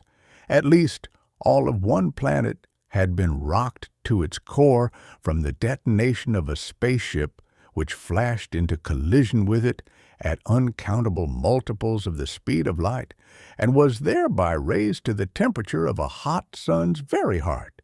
And besides, there was agitation and suspicion and threats and diplomatic chaos among the planetary governments who had joined to loot the dependencies of Hades, once Hades was eliminated from the scene. But a vastly and enormously more significant event took place on a planet very far away, at almost the same instant. The planet was Donné III, the only habitable planet of its system. It was a monstrous, sprawling world, visibly flattened by the speed of its rotation and actually habitable only by the fact that its rotation partly balanced out its high gravity. The Starshine approached over a polar region and descended to touch atmosphere. Then, while Donna looked curiously through the electron telescope at monstrous ice mountains below, Kim donned a spacesuit, went into the airlock, and dropped a small object out of the door. He closed the door, returned to the control room, and took the Starshine out to space again. That was the most significant single action, in view of its ultimate meaning, that had been performed in the first galaxy in 10,000 years. And yet, in a sense, it was purely a matter of form. It was not necessary for Kim to do it.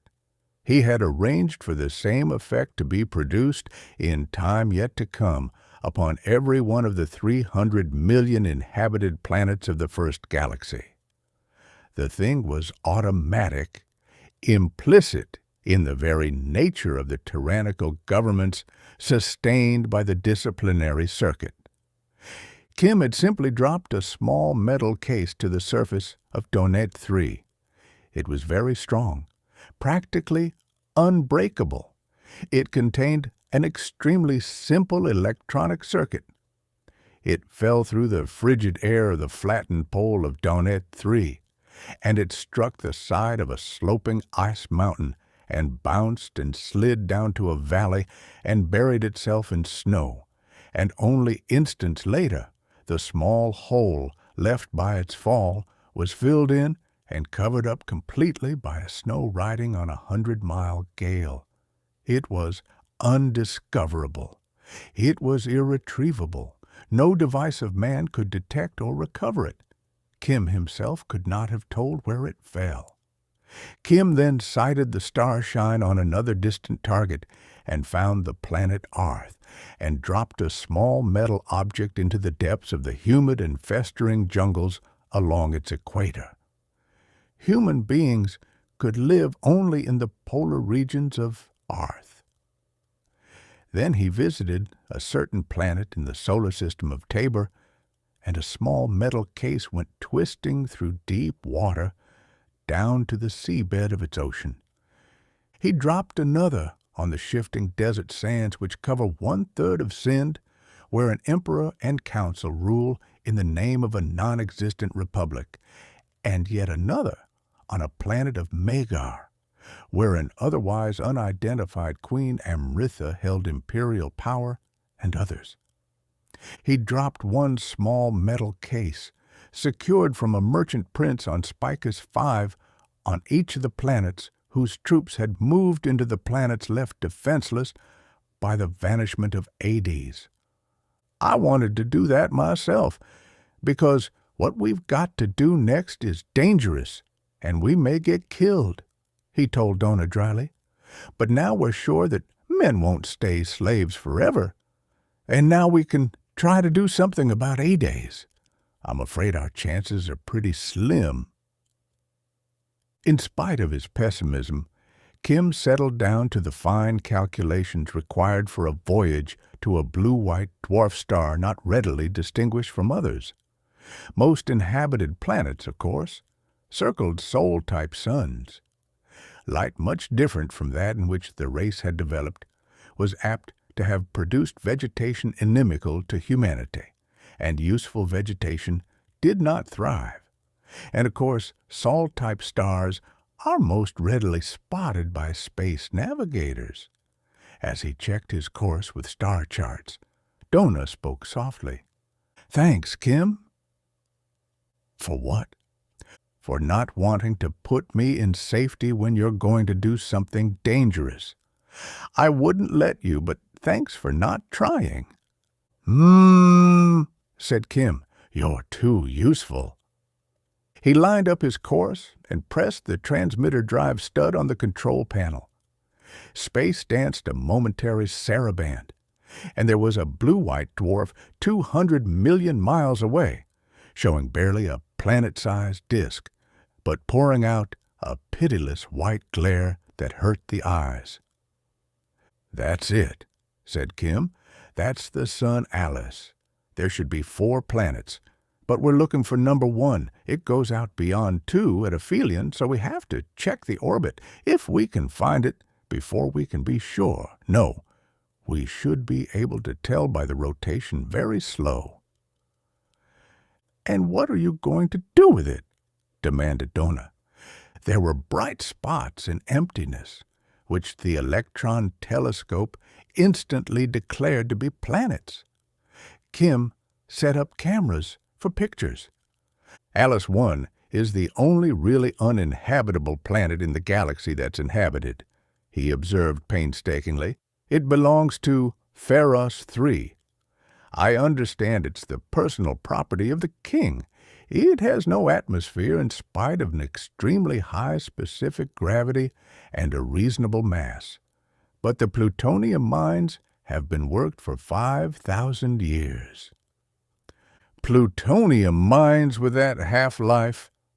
Donna said skeptically. "You must be joking." "No," said Kim. "It's a very heavy planet loaded with uranium and stuff from bismuth on out. It has an extremely eccentric orbit.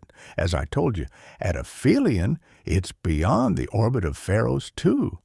At perihelion, when it's nearest to its sun, it just barely misses Roche's limit. The limit of nearness a satellite can come to its primary without being torn apart by tidal strains. And at its nearest to its sun, it's bombarded with everything a sun can fling out into space from its millions of tons of disintegrating atoms.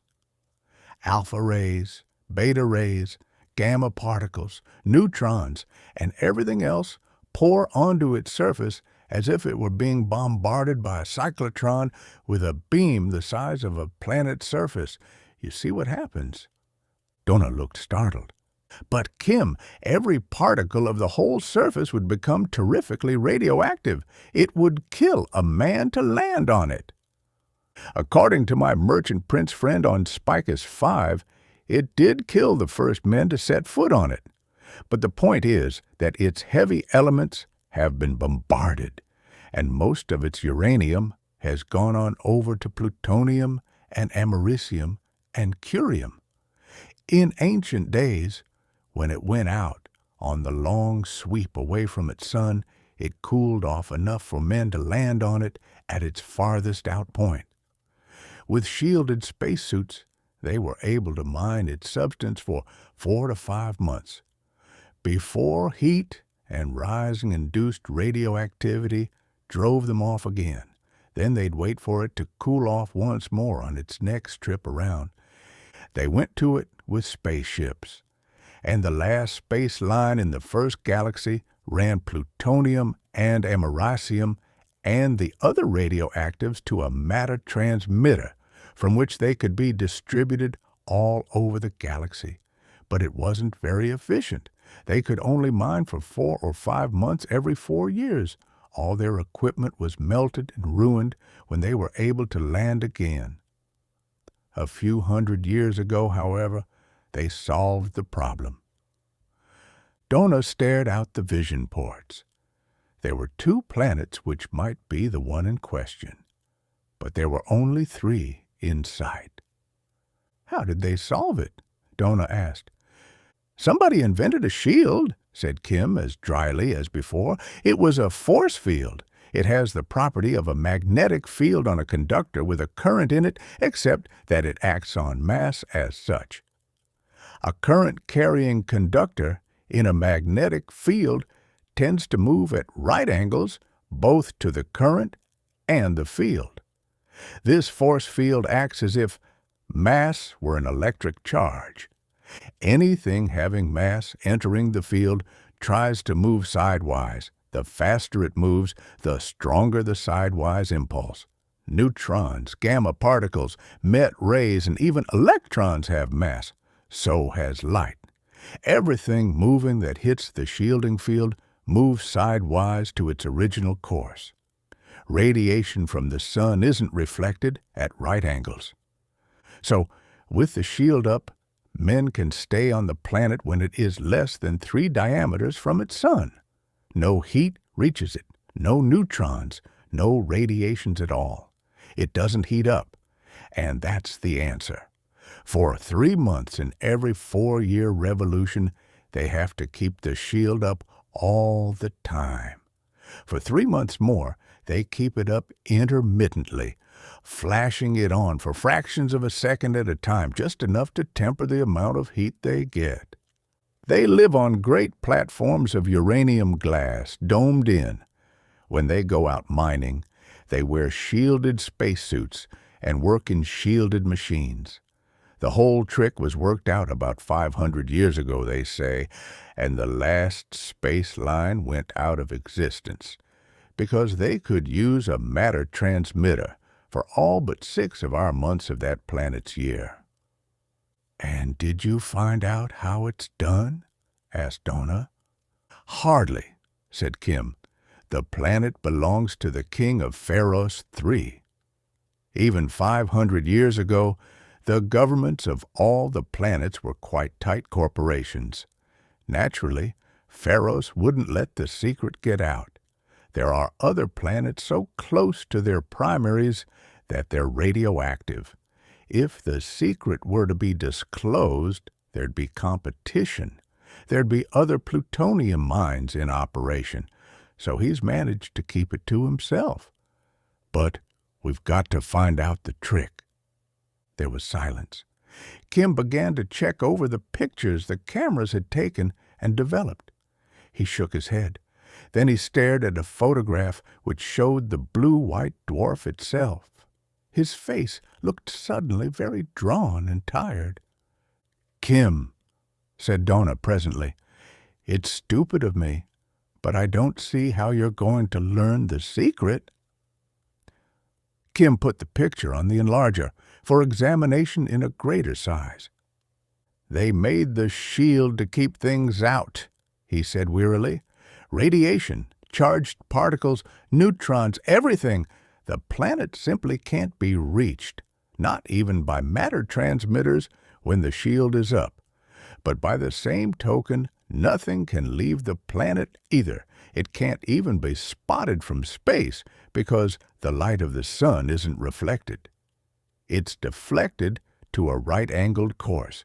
You might pick it up if it formed a right-angled triangle with you and the sun, or you might spot it in transit across the sun's disk. But that's all."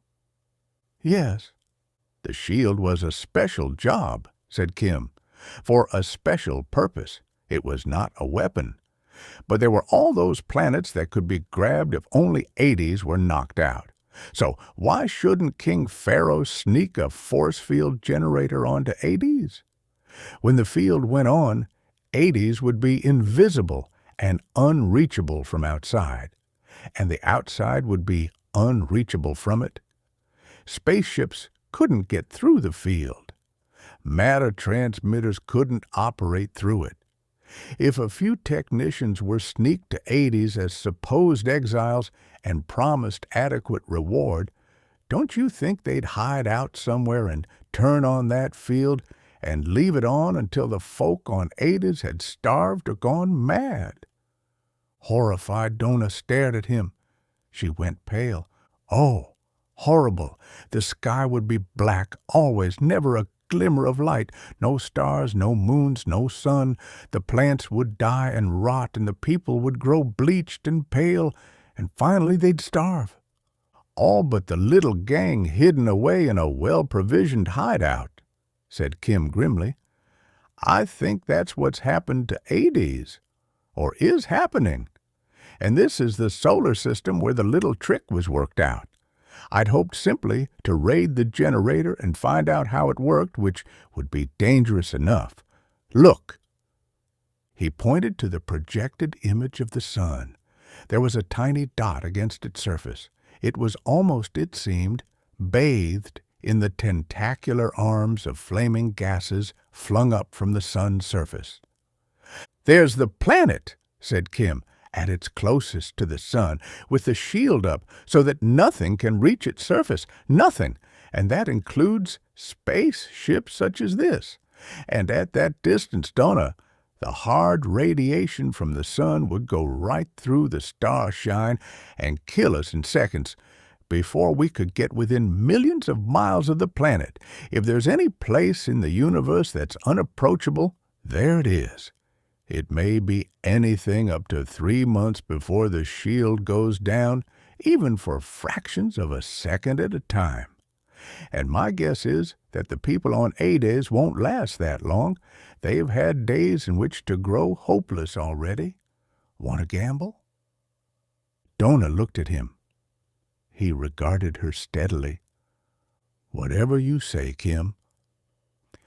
16 million lives on Ades, besides other aspects of the situation, said Kim.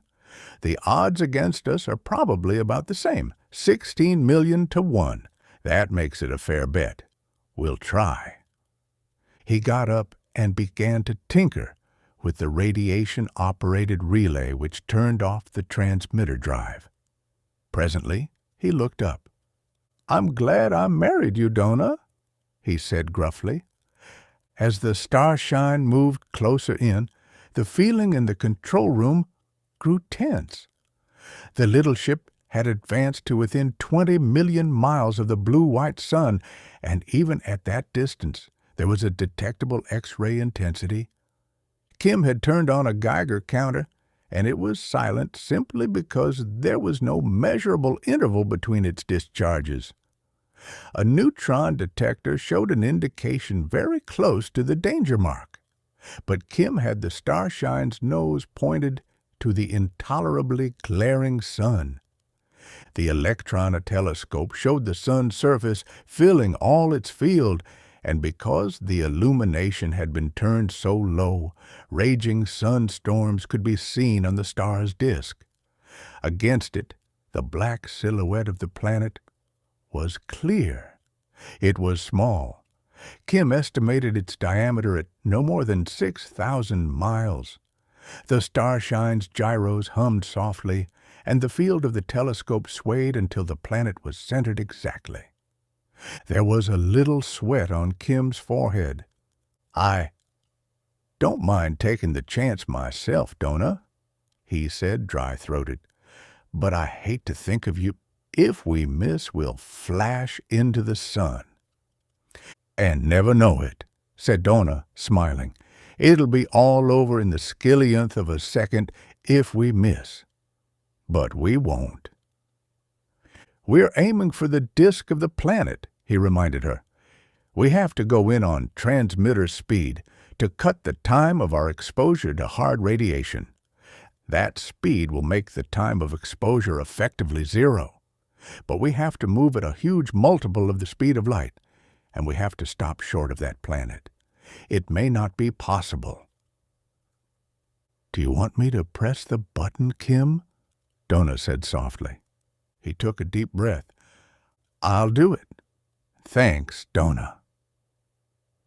He put his finger on the stud that would throw the ship into transmitter drive, aimed straight at the disk of planet against the inferno of sun beyond. There was nothing more certain than that to miss the planet would fling them instantly into the sun, and there was nothing more absurd than to expect to come out of transmitter drive within any given number of millions of miles, much less within a few thousands. But dash! Kim pressed the stud. Instantly there was blackness before them. A monstrous, absolute blackness filled half the firmament.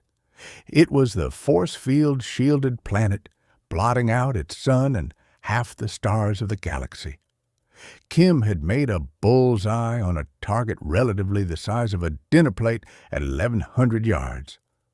More than that, he had stopped short of his target, equivalent to stopping a bullet 3 inches short of that place. He said, in a queer voice, "The relay worked, even backward, Donna." For a time, Kim sat still and sweat poured out on his skin, because their chances had seemed slight indeed. To stop a spaceship at transmitter speed was impossible with manual means anyhow. It could cross a galaxy in the 1/10 of a millisecond, so Kim had devised a radiation-operated relay which threw off the drive when the total radiation reaching a sensitive plate in the bow had reached an adjustable total. If in an ordinary flight the Starshine headed into a sun, unlikely as such an occurrence was, the increased light striking the relay plate would throw off the drive before harm came.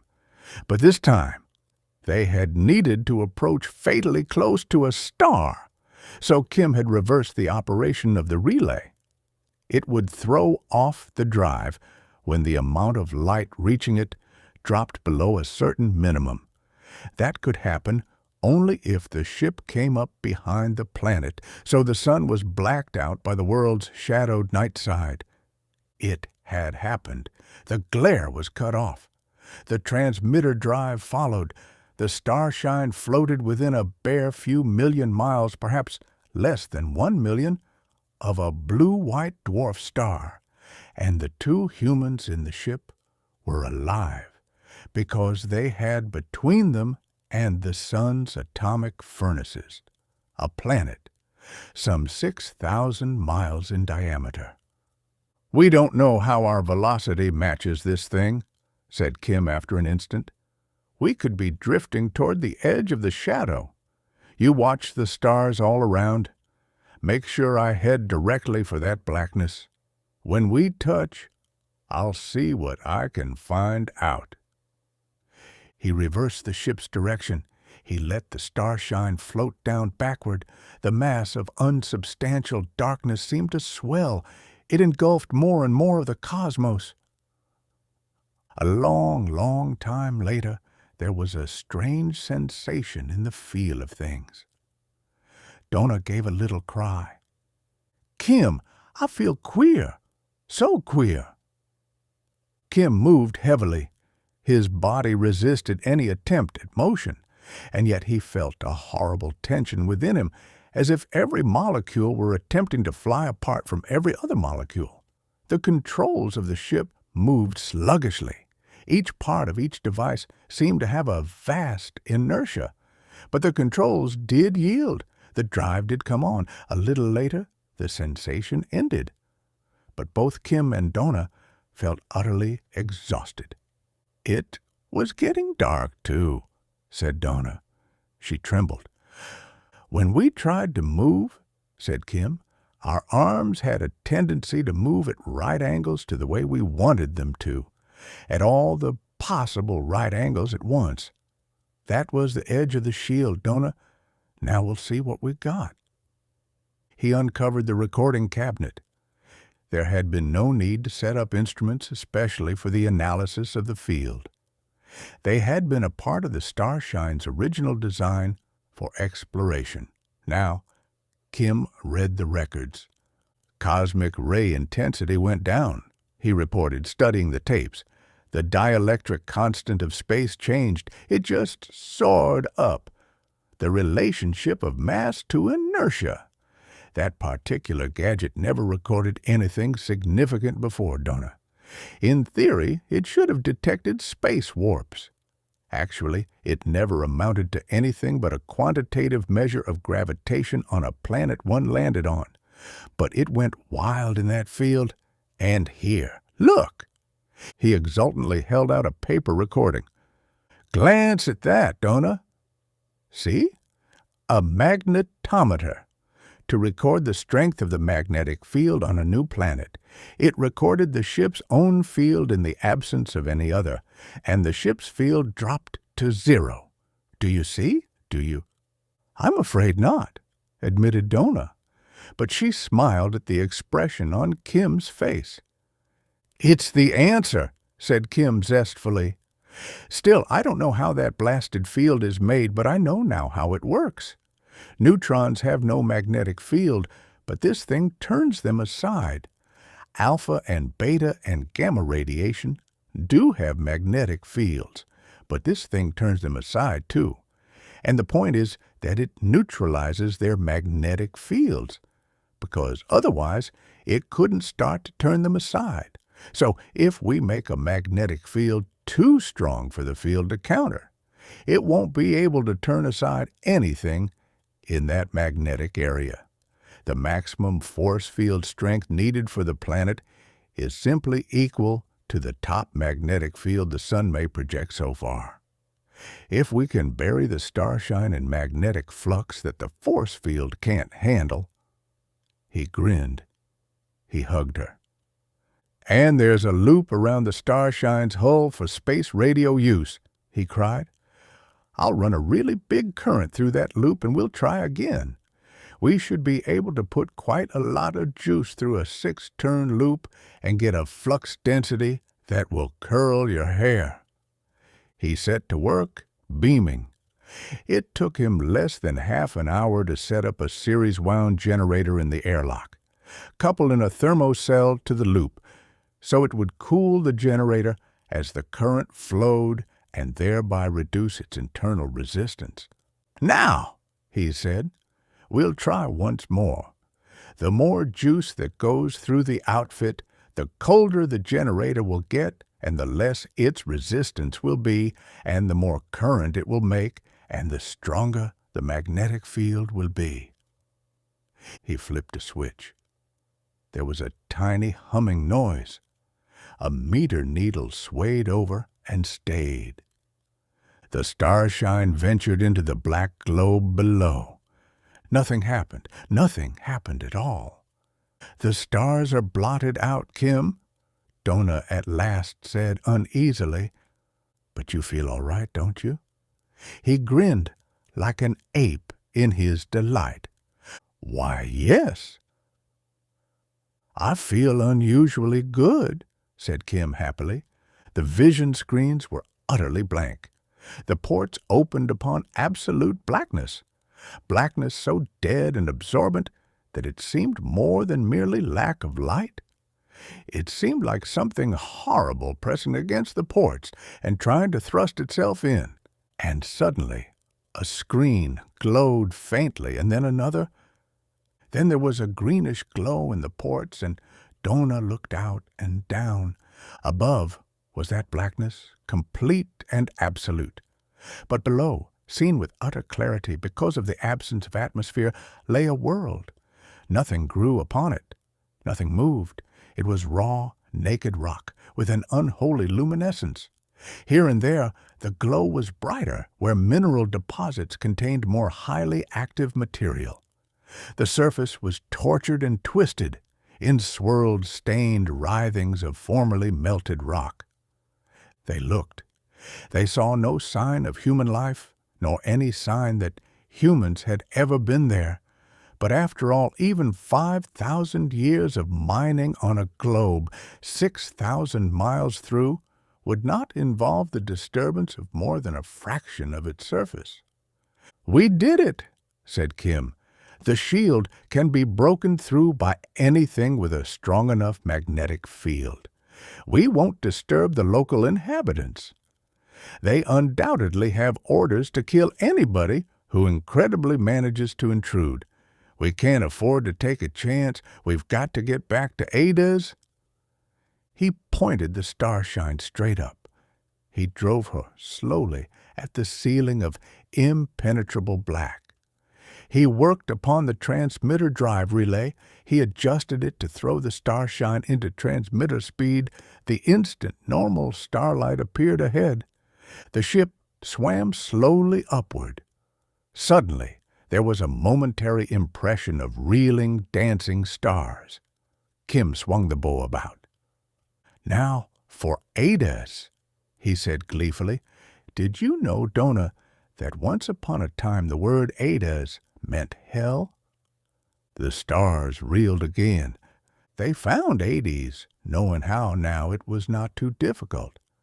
There were two positions from which it could be detected. One was a position in which it was on a line between the Starshine and the sun. The other was a position in which the invisible planet, the spaceship, and the sun formed the 3 points of a right-angled triangle with Hades in the 90-degree corner. Kim sent the little ship in a great circle beyond the planet's normal orbit, watching for it to appear where such an imaginary triangle would be formed. The deflected light of the sun would spread out in a circular, flat, thin plane, and somewhere about the circuit the Starshine had to run through it. It would be a momentary sight only, and it would not be bright. It would be utterly unlike the steady radiance of a normal planet. Such flashes, if seen before, would have been dismissed as illusions or as reflections from within the ship. Even so, it was a long, long time before Donna called out quickly. "There," she said, and pointed. Kim swung the Starshine back. He saw the dim, diffused specter of sun's reflection. They drove for it, and presently a minute dark space appeared. It grew against the background of a radiant galaxy, and presently was a huge blackness, and the Starshine's space radio loop was once more filled with a highly improbable electrical amperage by the supercooled generator in the airlock. The ship ventured cautiously into the black, and later there were lonely, unspeakably desolate little lights of the lost world down below. Kim drove for them with a reckless exultation. He landed in the very center of a despairing small settlement which had believed itself dead and damned, or at any rate doomed. He shouted out his coming, and Donna cried out the news that the end of darkness was near, and men came surging toward her to listen. But it was Donna who explained, her eyes shining in the light of the torches men held up toward her. Kim had gone back into the ship and was using the communicators to rouse out the mayors of every municipality, and to say he had just reached the planet from Terra Nova. There was no time to tell of adventures in between, and he needed atmosphere flyers to gather around him at once with armed men in them for urgent business connected with the restoration of a normal state of affairs. They came swiftly, flittering down out of the blackness overhead to land in the lights of huge bonfires built by Kim's orders. And Kim, on the communicators, asked for other bonfires everywhere to help in navigation, and then he went out to be greeted by the bellowing mayor of Stedheim. "What's this?" he roared. "No sunlight, no stars, no matter transmitter, no ships. Our ships took off and never came back. What the devil happened to the universe?" Kim grinned at him. "The universe is all right. It's Hades. Somewhere on the planet there's a generator throwing out a force field. It will have plenty of power, that generator. Maybe I can pick it up with the instruments of the Starshine, but we'll be sure to find it with magnetic compasses. What we want is for everyone to flick their compasses and note the time of swing. We want to find the place where the swings get slower and slower. When we find a place where the compasses point steadily without a flicker, not even up and down, will be at the generator, and everybody put on navigation lights or there'll be crashes. He lifted the Starshine and by communicator kept track of the search.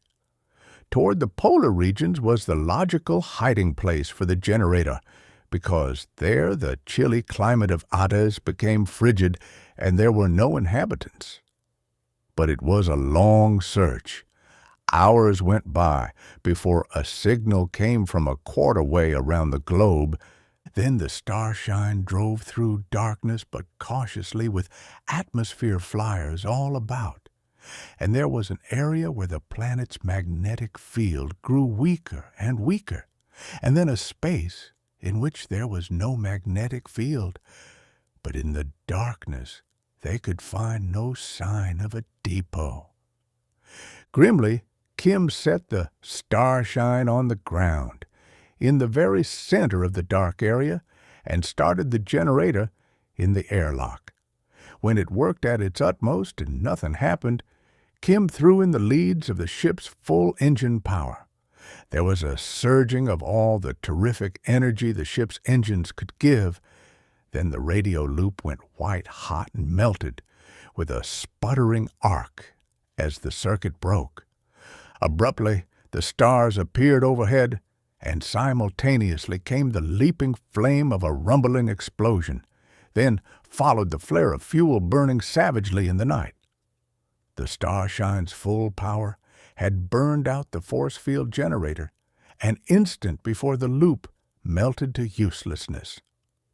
Kim was with the men who ran toward the scene of the explosion, and he would have tried to stop the killing of the other men who ran out of underground burrows, but the victims would not have it. They expected to be killed, and they fought wildly. All died. Later, Kim inspected the shattered apparatus, which now lay in pieces, but he thought it could be reconstructed and perhaps in time understood.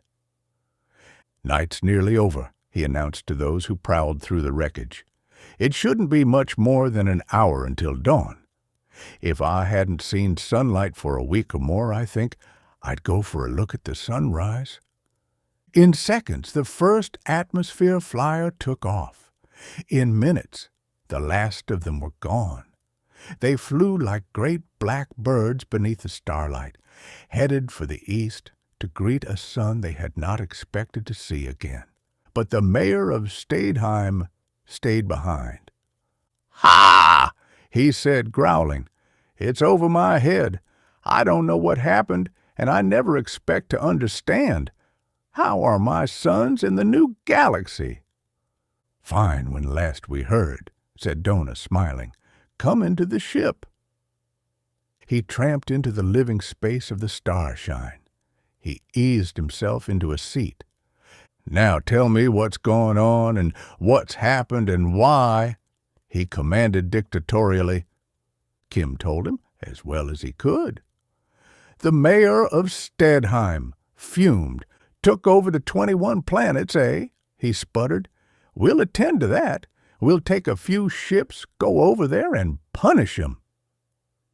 "I suspect they've pulled out," said Kim. "If they haven't, they will. And soon the gracious majesties and magnificence and the other planetary rulers who essayed some easy conquests have other need for their soldiers now. Plenty of need." What?" cried the mayor. "What's the matter? Those rulers have got to have a lesson. We didn't try to free the whole galaxy because it was too big a job, but it looks like we'll have to try." "I doubt the need," said Kim, amused. "After all, it's the disciplinary circuit which has enslaved the human race. When the psychogram of every citizen is on file, and a disciplinarian has only to put his card in the machinery and press a button to have that man searched out by disciplinary circuit waves and tortured wherever he may be, when that's possible, any government is absolute. Men can't revolt when the whole population or any part of it can be tortured at the ruler's whim." Dona's expression changed. Kim, she said accusingly, those things you got on Spicus 5 and dropped on the planets the soldiers came from, what were they? I'll tell you, said Kim. The disciplinary circuit is all right to keep criminals in hand, not rebels like us, but thieves and such. And it does keep down the number of officials who have to be supported by the state. Police and guards aren't really needed on a free planet with the disciplinary circuit in action. It's a useful machine for the protection of law and order. The trouble is that, like all machines, its use has been abused. Now it serves tyranny. So I made a device to defend freedom. The mayor of Stedheim cocked a suspicious eye upon him. I procured a little gadget, said Kim. I dropped the gadget in various places where it wasn't likely to be found. If one man is under disciplinary circuit punishment, or 2 or 3 or 4, that's not unreasonable on a great planet. Nothing happens. But if 25 or 50 or 100 are punished at once, the disciplinary circuit is blown out as I just blew out that force field generator. The mayor of Stedheim considered this information. He said profoundly, criminals can be kept down, but a revolt can't be suppressed, Kim went on. The soldiers who are occupying the 21 planets will be called back to put down revolts as soon as the people discover the disciplinary circuits on their planets are blowing out, and that they blow out again as fast as they're remade and used. Said the mayor of Stedheim. Not bad. And the rebels will have some very tasty ideas of what to do to the folk who've tyrannized over them. No troops can stop a revolt nowadays. Not for long. No, not for long, said Kim. No government will be able to rule with a dissatisfied population. Not if it has a little gadget hidden somewhere that will blow out the disciplinary circuit if it's used to excess. Good enough, grumbled the mayor. When rulers are kept busy satisfying their people, they won't have time to bother political offenders. That's sensible enough, but it's too fiendish bad that only those 20 planets have the gadgets on them. I suppose we criminals will have to set up a factory and make them, and then visit all the 300 million inhabited planets one by one, and drop one little contrivance on everyone, but it'll take us centuries. Space, that's a pity. It won't take centuries, said Kim dryly. I made a deal with a factory owner on Spaceship 5. He turned out the ones I personally dropped in exchange for the design. He's going to manufacture them in quantity. He'll make a fortune out of them. How? Who will buy them? Demanded the mayor. Every king will outlaw them. Space, yes. They'll be scared to death.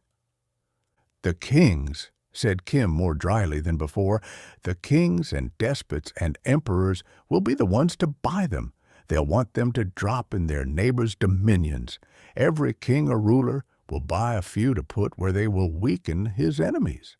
And everyone has enemies. We don't have to plant the gadgets that make the disciplinary circuit into a boomerang. We'll let the kings weaken each other and bring back freedom. And they will. The mayor of Stedheim puffed in his breath until it looked as if he would explode. Then he bellowed with laughter. Make the tyrants dethrone each other, he roared delightedly. They'll weaken each other until they find they've their own people to deal with. There'll be a fine scramble.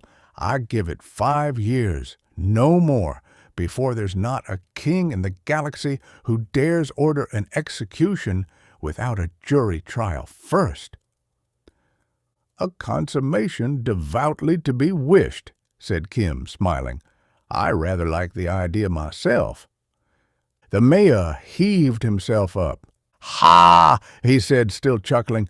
I'll go back to my wife and tell her to come outdoors and look at the stars. What will you two do next? Sleep, I suspect, said Kim. It was all over. The realization made him aware of how tired he was. We'll probably put in 24 hours of just plain slumber. Then we'll see if anything more needs to be done. And then I guess Donna and I will head back to Terra Nova. The organizer there is worried about a shortage of textiles. To the devil with him, grunted the mayor of Stadheim. We've had a shortage of sunlight. You're a good man, Kim Rendall. I'll tell my grandchildren about you when I have them. He waved grandly and went out. A little later, his flyer took off, occulting stars as it rose. Kim closed the airlock door. He yawned again. "Kim," said Donna, "we had to break that shield, but it was dangerous." "Yes," said Kim. He yawned again. "So it was. I'll be glad to get back to our house on Terra Nova." "So will I," said Donna. Her face had become determined. "We shouldn't even think of leaving it again, Kim. We should anchor ourselves to it so nobody would think of asking us to leave." "A good idea," said Kim, "if it could be done." Donna looked critically at her fingers, but she flushed suddenly. "It could," she said softly. "The best way would be children." Put yourself in the place of Kim Rendall, a handsome, idealistic young man living on a distant planet ruled by a super-efficient government. Here is industrialization carried to its illogical conclusion. Kim Rendall lives in the shadow of mechanized terror, for machines have taken over, and the disciplinary circuit keeps the inhabitants in check. Rendall is an outlaw because he tried to strike at the very foundations of this so-called civilization. He will not yield to the tyranny of the power-mad, sensuously warped rulers of the astral body, Alphin III. He and his girlfriend are in danger of psychological torture worse than death. Kim Rendall goes to the antique museum of Alphin III, which houses Starshine, an outmoded spaceship. He conceives the daring plan of using the Starshine to save his girl and himself from the dictators of Alphin III. In this world, teleportation of matter has taken the place of transportation from planet to planet and solar system to solar system via rocket and atomic-powered vessels. Nevertheless, Kim decides to steal the last spaceship from the antique museum and flee with his girl. Thus starts this most stirring novel of love, adventure, and the fight against tyranny by the well-known author of hundreds of adult science fiction stories. Hey, sci-fi horror fans, that concludes The Last Spaceship. Thanks for tuning in, and a huge appreciation to all our official members for your continued support. Craving for another classic science fiction tale? Click that video on your screen. Until next time, everyone, and remember, stay cosmic.